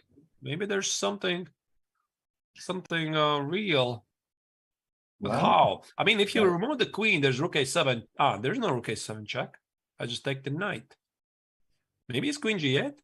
Well, queen g8, I'll take the rook. I just take an f7. No. I'm just hallucinating. Okay. There's still an f7.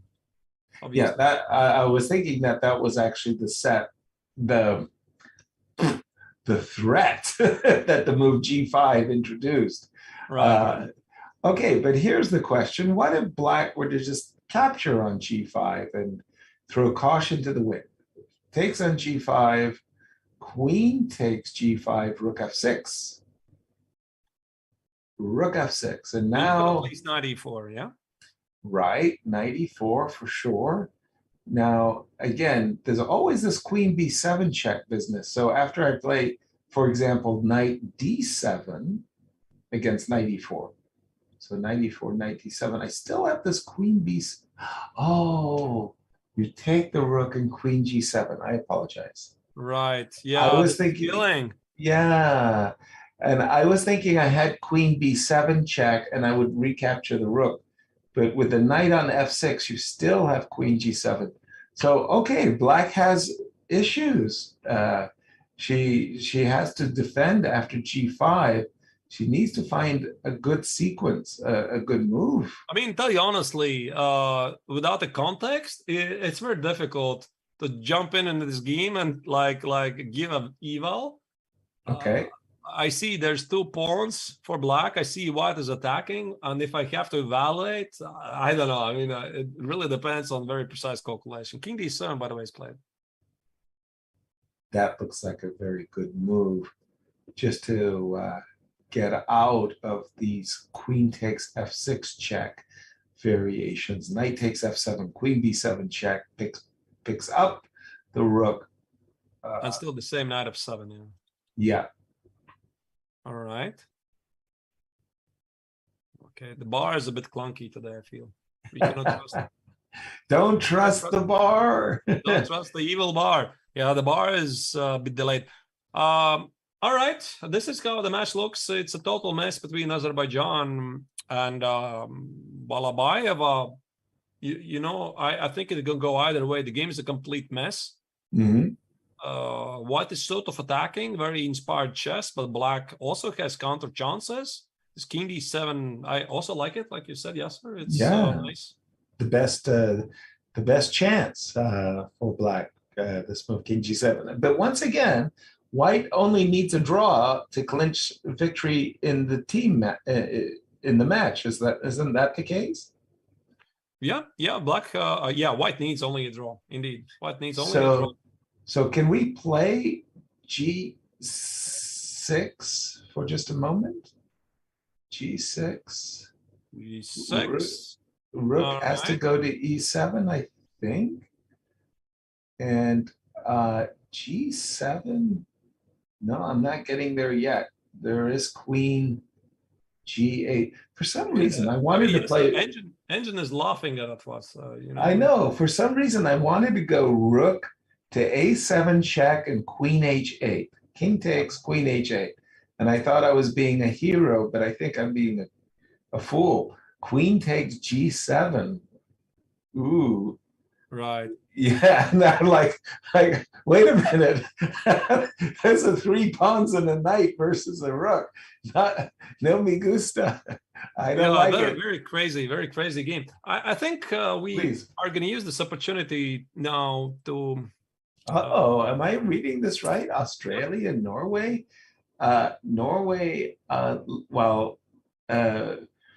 Australia leads 2-1.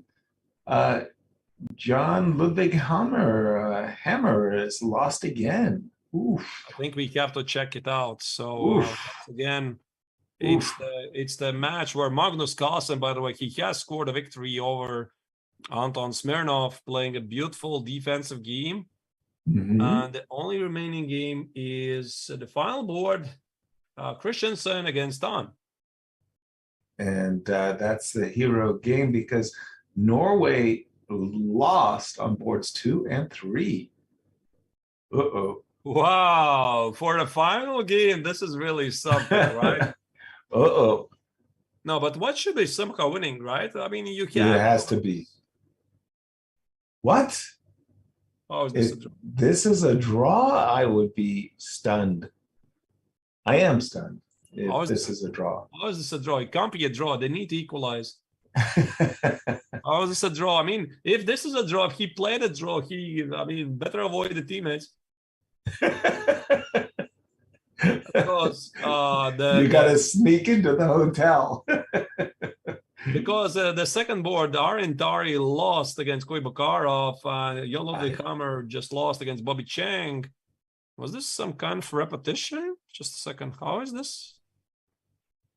Yeah, I do see the bouncing back and forth there, 3-time repetition. My first thought is completely winning. Yeah, my first thought is white is completely winning. How did white blunder a draw? So 96. Rook g4 is a big blunder, apparently. Let me check what is the best move here. Not rook g4, anything but rook g4. So, for example, rook h4. Okay. Now knight g5, you just play rook f4. And now after knight e6, there's some checks. Maybe give a check. I mean, this is not very easy. It's not easy, right? I mean, definitely you can misplay it. And what happened here is that he played rook g4, which is a normal move. It's a normal move. It's something you want to do, right? I mean, keep the rooks close. Knight g5. Now this rook needs to defend the pawn on f2. Rook f4, knight e6. Now this rook is under attack. There's no checks, no nothing. You cannot leave this pawn unprotected. This is how they did it. He blundered trefoil repetition. I mean, he blundered the draw. Wow. Wow. I thought the rooks were going to win this game. I really did. Maybe let's check the Norwegian team cards. Here we go, right? So that is obviously the team spearheaded by the current world champion, Magnus Carlsen. He's got this time very serious help. Arjen Tari, Jon Ludvig Hammer, who lost today actually, both, and Christiansen have become a hero of the Norwegian team, and it was not meant to be. Not meant to be. Wow. Big blow to Norwegian chances to get a medal. Definitely. Wow. Ooh, I said they could sneak their way back into the competition despite having given up a draw and a loss in the match point category. This loss, I think, definitely will knock them off the podium. Their chances of medaling as a team have just no, it doesn't look great at all, right? This is already 2 losses at a draw after 6 rounds. That is not great. No, not great at all. That will not do it. Not at all. Yikes. What else do you have for us? Congratulations to Australian fans, right? Absolutely. Absolutely. Well done indeed. Team Australia is looking good. Right. So maybe we check once again the top boards. Mm-hmm. If there's an update, I see Team India #1. Krishna Sashikaran is still battling, and here you see the current results. It's 1.5 against half a point against Uzbekistan, but Sashikaran has been struggling for a while. And the second board, which is still ongoing here, Sashikaran, I mean, mainly because this pawn on e4, he has some issues with the position. Right. And the second board is this, where... Yeah, this was this interesting night ending. We felt that black was the one for choice, but if the game did end in a draw, we weren't going to be stunned by it, but just that yeah. All right.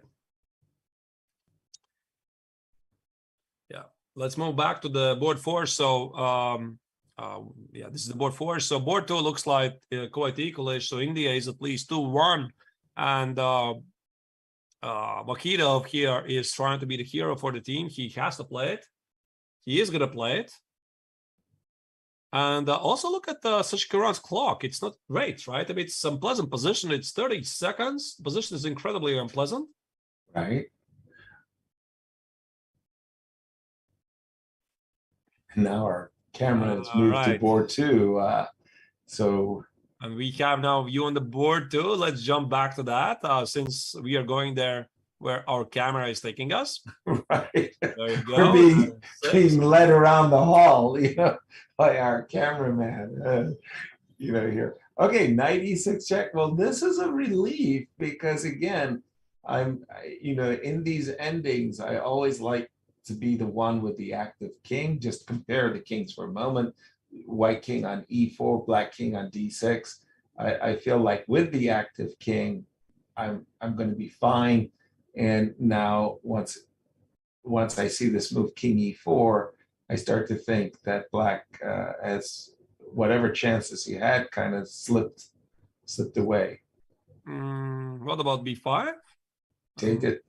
f4 and something like along the way of a4.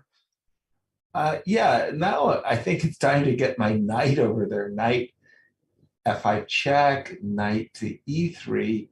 And then, if I can get my knight to the b4 square or... Oh, yes, that'll be great. That would... Exactly. That's exactly what I'm thinking too. That would be great for white if he could do this. So we'll keep our eyes on this. Sorry. The team scores, there they are. Okay. Right. Yeah, so many results have already come through, though. Team USA once again winning against Iran, but that huge score of Armenia. Who would have guessed? Like, I think you could have parlayed in an enormous bet that after 6 rounds, who would lead the open section. And if you had bet on Armenia, I think you would have gotten great odds. Yeah, I mean, that is a bit surprised, to be honest. Right. Some people did expect that second team of India, including myself, is going to do really well. They're Right. still doing well. They are. They are, but they just lost today. And But they're no longer at first. Yes. I think that this Olympiad, by the way, again, it's sort of like an Olympiad with a lot of different stories. And the first and most incredible story for me is that the Olympiad is taking place in India at all. Originally it was going to be in Minsk. Then it moved to Russia. That part is actually quite It's confusing. in Moscow. Yeah. And then there was the Paralympics were going to be in Kanti. And then because of the whole situation with the Ukraine, FIDE had to cancel the event in Russia and Moscow and said, please, can anybody step up? And India, with just only a few months, has organized a magnificent event where they've stunned the world with record-breaking attendance and the introduction of the torch, and the 3 teams. So a lot of stories going on, and now Armenia is leading the event. Crazy. Yeah, and the first reviews that came in from the players, I mean, Twitter was literally exploding with the positive reviews, like, it's so great, the hotel is so great. We had a lot of volunteers greeting us at the airports. I mean, chess fans were taking selfies with the chess players, and there's even a bridge in Chennai colored in the colors of a chessboard. I mean, look at that, right? Right. And all of the teams are accommodated in very high-end hotels. So, I mean, it's just awesome. Yeah. Right. Maybe while we're talking about it, I think it's a good idea, talking about Indian Olympiad, etc. We could check again this amazing, beautiful video compilation from the inauguration ceremony. Let's do it.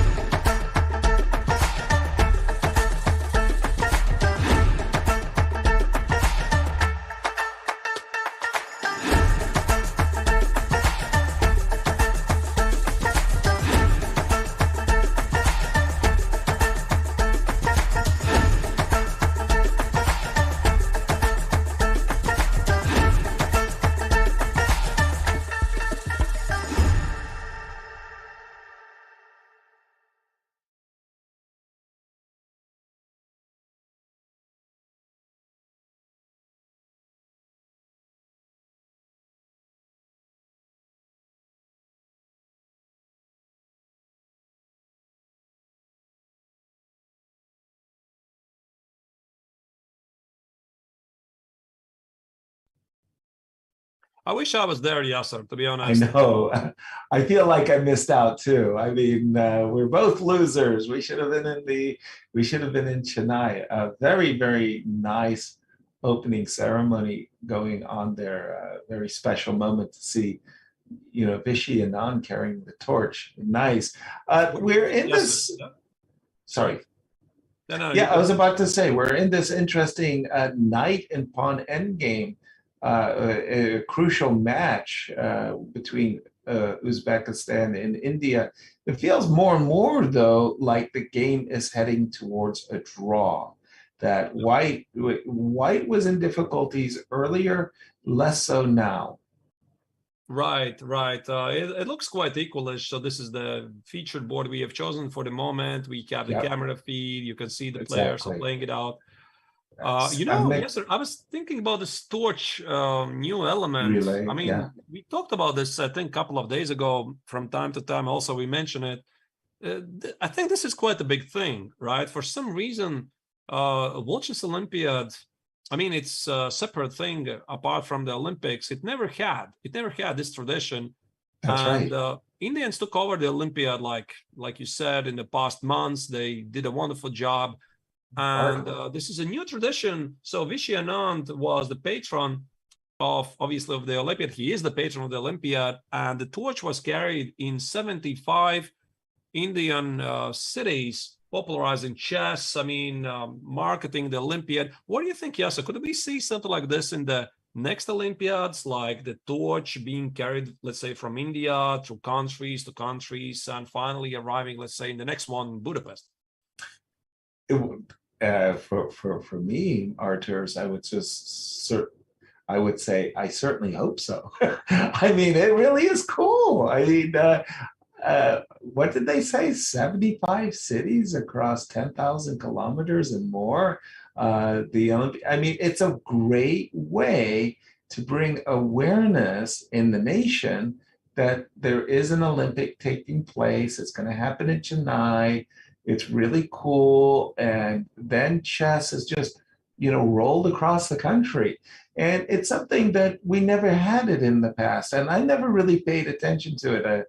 In previous broadcasts, I mentioned that it was only in Barcelona when an ailing, Parkinson-ridden Muhammad Ali handed the torch that I said, wow. Okay, now it hit me, now I get it. It's special. And it was very sweet that chess has introduced it, that it's now introduced into chess. And there was another tradition, by the way, Yasa. Did you see in this opening ceremony that the players were walking and greeting everybody else? I don't really recall this being done before, because this is like an Olympic thing, right? So every single team goes out, waves to everybody. I think that was really, really amazing. And I remember still the thrill. I think it was 2016. Yeah, Chess Olympiad in Baku. And every single country was mentioned like with a flag. So you feel really, really special. But imagine walking out there, right? So and I feel bad for myself, actually. I played in 10 Olympics. What was my last one? Was maybe Bled. I'm not 100% sure what my last one is. Maybe Bled.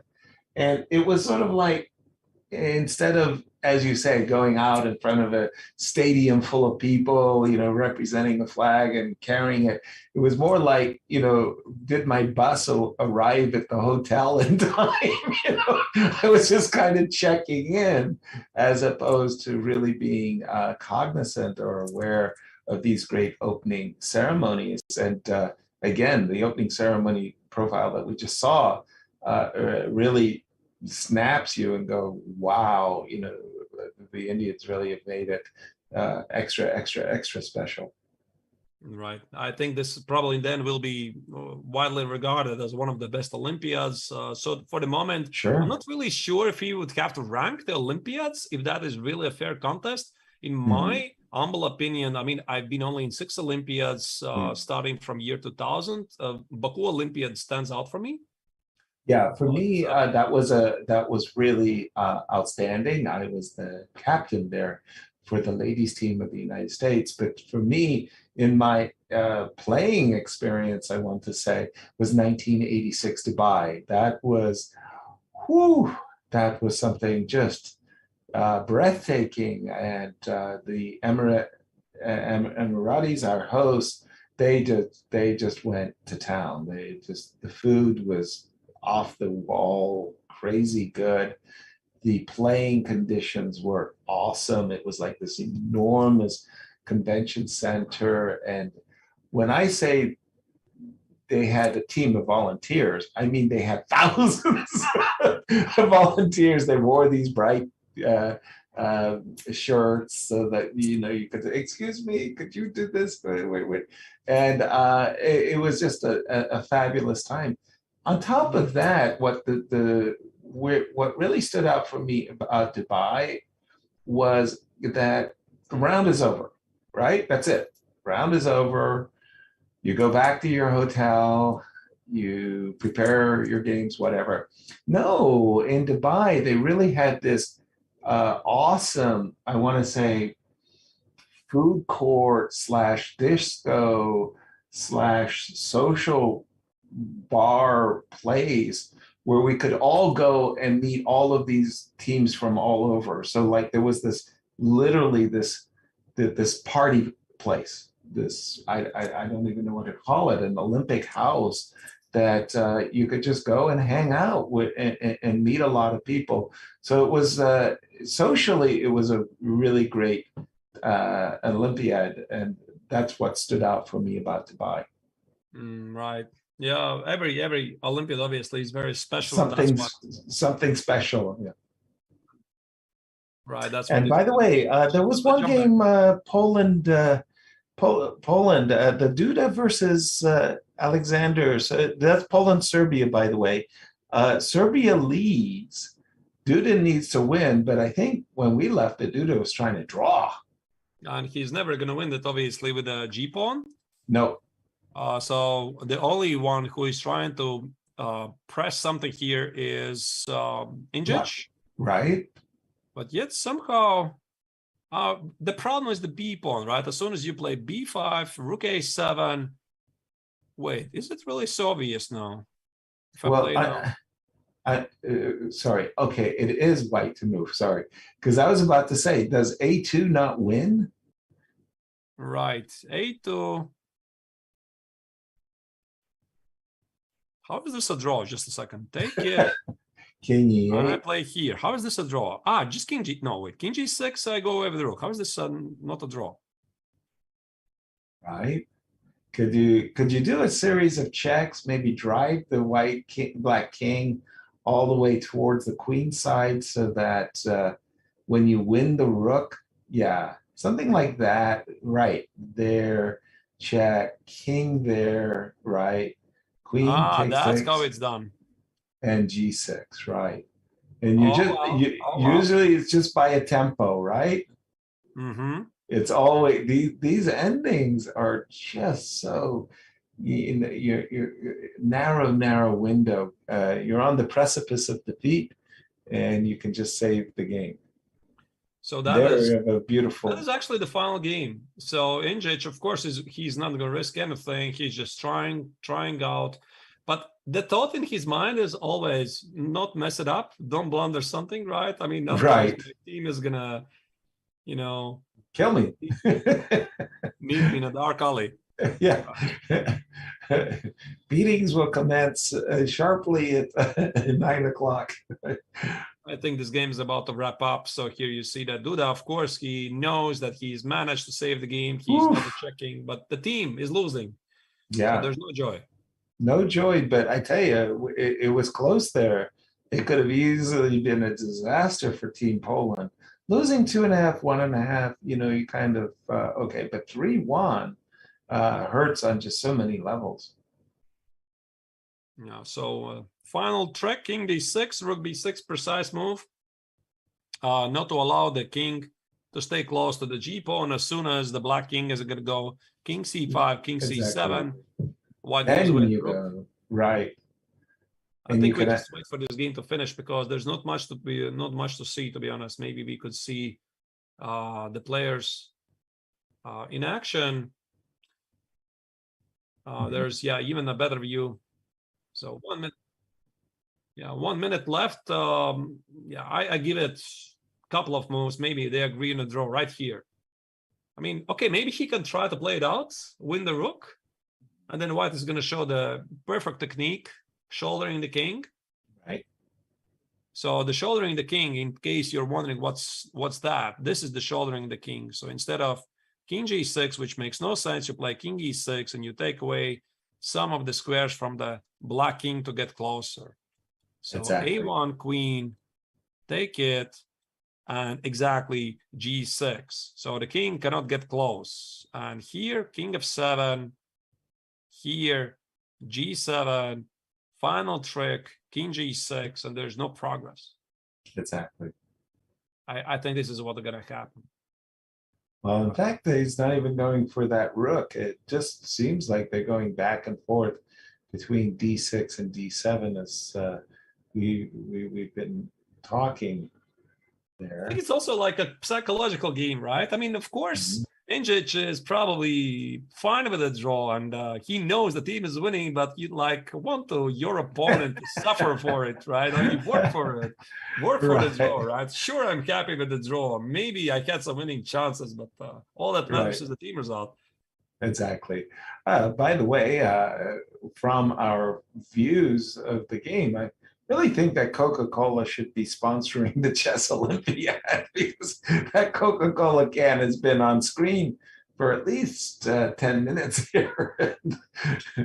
And there we go. We are getting that rook and pawn, rook versus pawn ending that you described. Yeah. It's on the screen. It's being played out very quickly. They already know nothing is going to happen there. No. Right. Well, anyway, well-deserved victory for the Serbian team. Team Serbia, well done. No question about it. That's an impressive success, I must say. Yes, sir. I have a question to you. Please. Obviously, you've been in this situation, so everybody knows that the score sheet in general has 60 moves. Yes. So I have a feeling there's an unwritten rule. Don't mess up the second score sheet if you don't have to. So what do I mean? You feel the game is approaching a finish, and you look at the score sheet, there's 57, 58, 59, and if you can finish the game, you try to finish the game before the first score sheet is finished. Why is this? Because then you take the second score sheet. You have to write first name, last name, country, kilo, date, blah, blah, blah, blah, blah. You write all of these things. You make one move, and then you shake hands. Right. It's a waste of time. Interesting that you should put it like that, because funnily enough, I had the opposite view. So one of the things that I always tried to do in my career is sign my name, like with a flourish, what we would call the John Hancock signature, that is very visible and clear, and if you will, beautiful. I want when somebody says, "Could I have your autograph, Yasser?" I go, "Sure." I don't want to go YS, right? Like a kid's been waiting a half an hour for a signature where I just initial.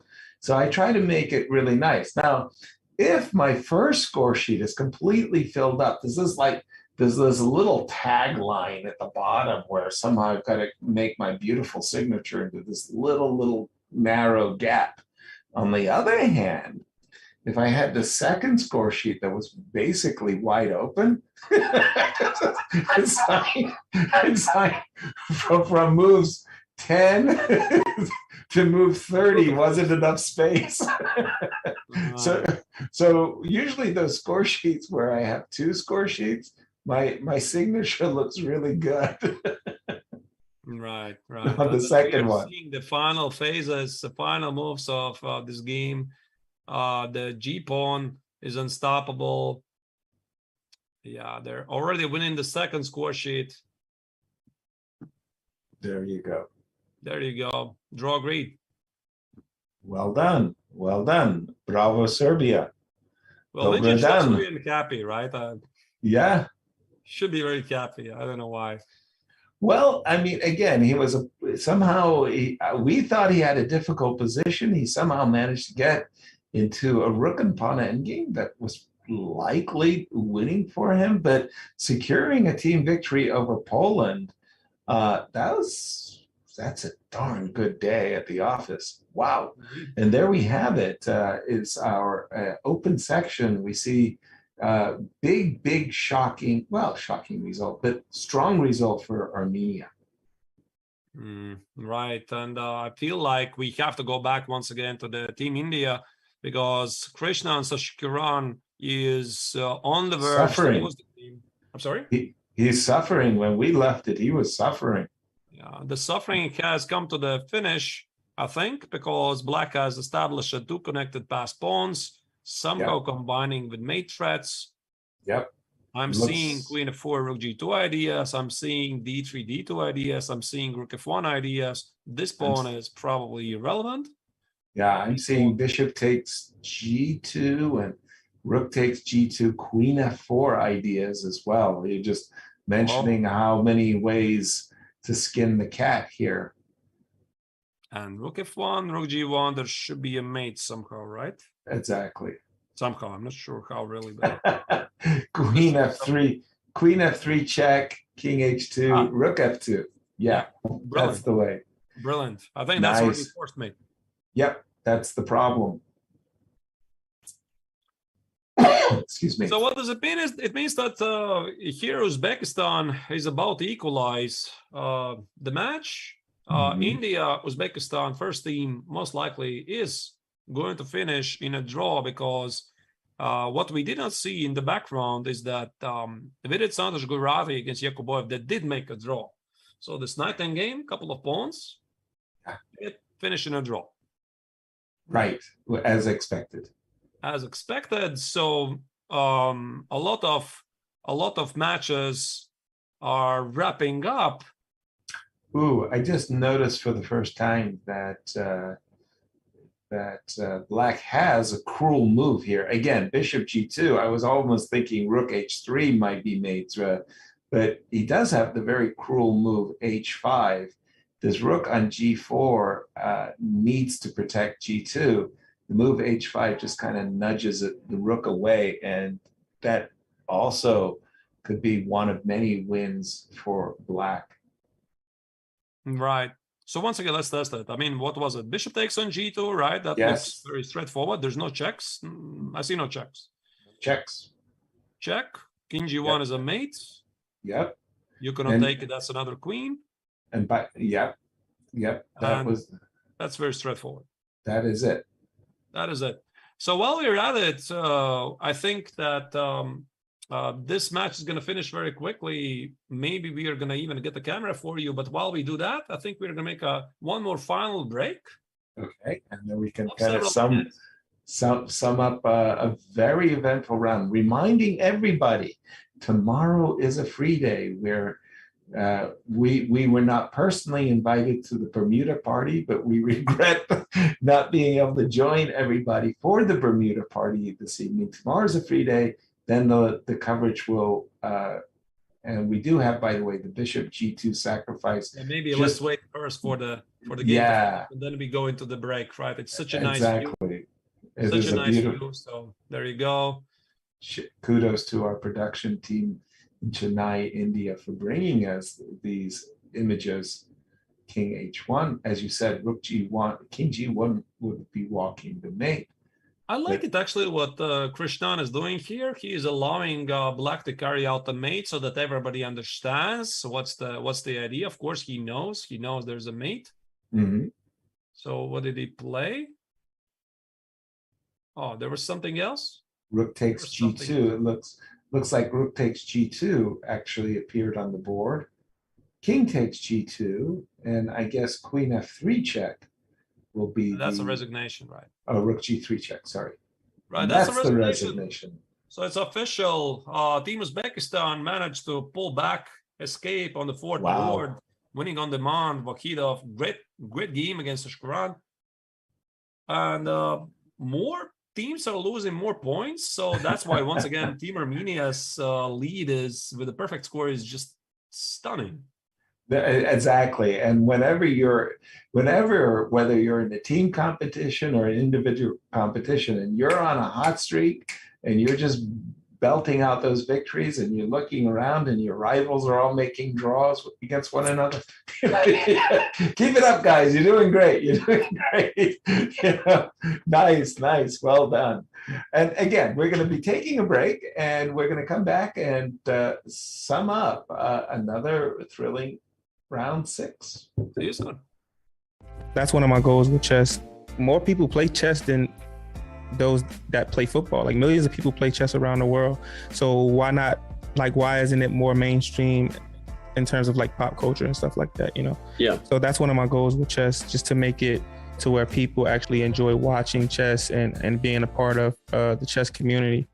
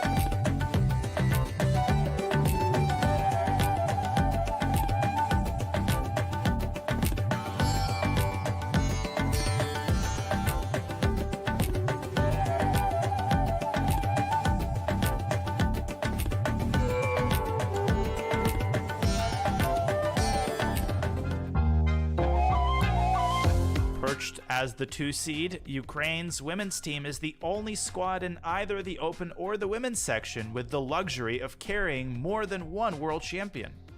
Loaded with talent, this team has also dealt with adversity, rising above the difficulties in their home country and leaning on support from the chess community to get to India. One world champion on this squad is the formidable Maria Muzichuk. Crowned world champion in 2015, Maria will play the top board. Maria isn't the only talented player in her family. Her sister Anna is the highest rated second board amongst the women's teams. Ukraine's hopes in Chennai will rest heavily on the power of the Muzichuk's 1-2 punch. On board 3 is Anna Ushenina, the other world champion in Ukraine's lineup. The team's most experienced player at age 36, Ushenina captured her world title 10 years ago. Now a decade removed from that success, she remains a pesky matchup for any opponent. In contrast to Ushenina, the youngest players on this squad are the international masters Yulia Osmak and Natalia Buksa. Each of these up-and-coming competitors round out this solid top-to-bottom roster, making Ukraine one of the favorites. The only team in the Women's Olympiad with 3 Grandmasters, Ukraine looks poised to bring home a gold medal for the first time since 2006. A national victory for Ukraine would doubtless be sweeter than ever before.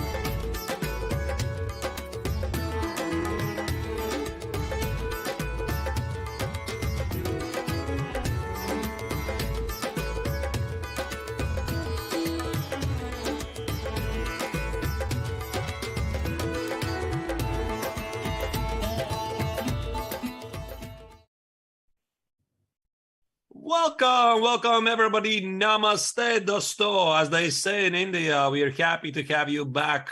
Your hosts today are Yasa Serva and Amartu Nations. You just saw how Maria Mazachuk managed to escape at a draw. Yasser. Stunning. We really had, well, goodbye. It was finished. You're losing, but she fought tenaciously to save that. As we were coming back from a break, we were gonna go through the open section scores. Let's just do that very quickly and then return to the ladies' game for a moment, because we do have results on the top 5 boards. Yeah, we do that. And there you see that Team Armenia in the open section has beaten India. Now they're the sole favorites. And the first team of India is slightly behind, but still within the contention. Team USA is slowly climbing up. So let's check what is happening in the more boards, boards 6 to 10. And we saw some upsets actually. Okay, here Norway is not in the list because Team Norway lost the match. Right. Australia, so every day more surprising results. Netherlands for a victory. Right. And India 3 is climbing to the top. Yeah, 3.5. Now let's jump to the ladies' games for just a moment, because there you see that's the final position with the extra bishop and extra pawn for white. But as we know, it's a complete draw. Once black's king gets in front of the pawn on the a8 square, there's no promoting the pawn, and Maria saves a half point. That was quite incredible, because it felt that, I mean, this position should be somehow technically winning, right? You need to play it with a great care. And I had a feeling she simply forgot. She simply forgot about this possibility that black can sacrifice the exchange for the rook, right? Yes. I mean, I'm not saying that this is a trivial win. I'm not saying that, but it feels that those 2 bishops and the passed pawn somehow should be able to do the job. Maybe not, maybe I'm wrong, but here Mazachuk was able to pull a very miraculous escape. No question about it. That was, chess can be a cruel game. 5-6 hours of absolute, pushing at the board, and one slip, and all your efforts from all of the past 6 hours gone. You just threw it all away. And you have another game of the Romania-Ukraine match up on your screen. I think it already is finished. Yeah, all the games are finished because Romania 2-2. Wow. 2-2. Big result, but you can't help but feel that Romania was so close. Yes, precisely so. So close to win. And other big results. What has happened with India in the ladies? Indian team, they had a confident win, I believe, 3-1 against Georgia. So the followers, big result. Right? They share the points. And Team Azerbaijan beat Kazakhstan. Wow, what a sweep! Sorry, we don't have the graphic up. I'm just seeing the position. So Team Azerbaijan beat Kazakhstan 3-1. Yeah, there it is. Thank you. Right. Yeah, and Poland swept away Serbia 4-0. Very, very impressive. Whoa! You don't see those huge scores this late in the tournament. Serbia had a letdown to lose 4-0. That's huge. Right, and Netherlands gets past France 3-1. That's impressive. If you could check board 6 to 10, this is one of the still highest matches games ongoing. Israel beat Germany 3-1, but there we have it apparently already finished. Okay. Hold on, England is losing. Sorry. England is losing 0-3 to Armenia. That's a shock. Let me try to pull it up. There should be still one more game. Wow. What happened to England today? Sometimes it's almost like a collective letdown. I don't even know how to express it. Like everybody just fell out of bed and clunk. Everybody had a bad play. Right. Just a second. Give me a moment. I'm going to try to Sure. pull up who is still playing because I can't immediately see. Second board also lost. Just a second.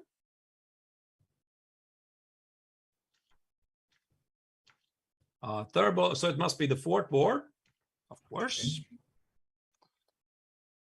Okay. There's the fourth board.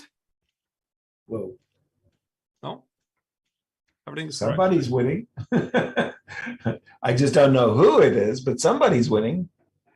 I mean, black has like an extra piece. No, this looks like a victory to black. Just play queen e3 there, and that's an extra piece in a pawn, right? Exactly. All right. So this means most likely, if this game's still ongoing, this means it's going to be 3-1. Still major result. Major result for Armenians. No question about it. That's a very, very big result. Again, this late in the tournament, you start to see more of the favorites colliding. The teams are much, much more evenly matched. You don't get those lopsided victories, but a 4-0 victory that I saw earlier. Wow. It should be. I'll go check out the. There we see the playing hall.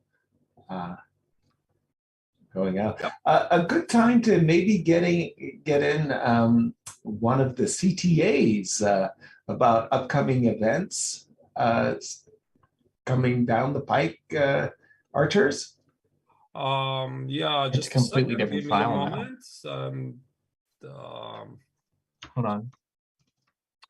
Yeah. Yeah, maybe while we're checking on that, before let's check perhaps the schedule of the tournament, because there's one thing we have to remind you. I'm gonna fade it out. One thing we have to remind you is that tomorrow we are going to have a rest day. Yes, we are. That's our only rest day, in fact, for the whole Olympiad. 6 games to begin the Olympiad and then 5 to finish. And every single day we started as usual at 11:30 Central European Summer Time, which is 2:30 a.m. Pacific. So tomorrow is a rest day, and we are gonna be back every day the same time. And then the final round, 11th round, is gonna be slightly earlier at 6:30 Central European Summer Time, and maybe But you slightly didn't more. tell me it was on screen. Slightly more manageable time for the Americans.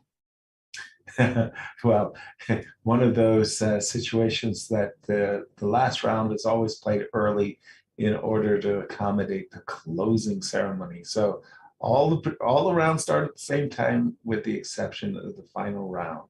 Yeah, talking about that collegiate championship, right? There's one thing I would like to mention is that chess.com has prepared another event for you, and that is the collegiate chess league. So once again, Chess.com is very proud to announce the fall 2022 and spring 2023 Collegiate Chess League seasons in partnership with NACE Star League. Make sure to sign up to represent your school in Premier Chess League for college students and for $50,000 prize fund. Nice. Tell you, the whole university and the whole scholarships, I mean, that is just transformative. Again, when I was applying to the university, I said I was the champion of Washington State for all ages. And they said that and the tuition will get you into school. I got no respect.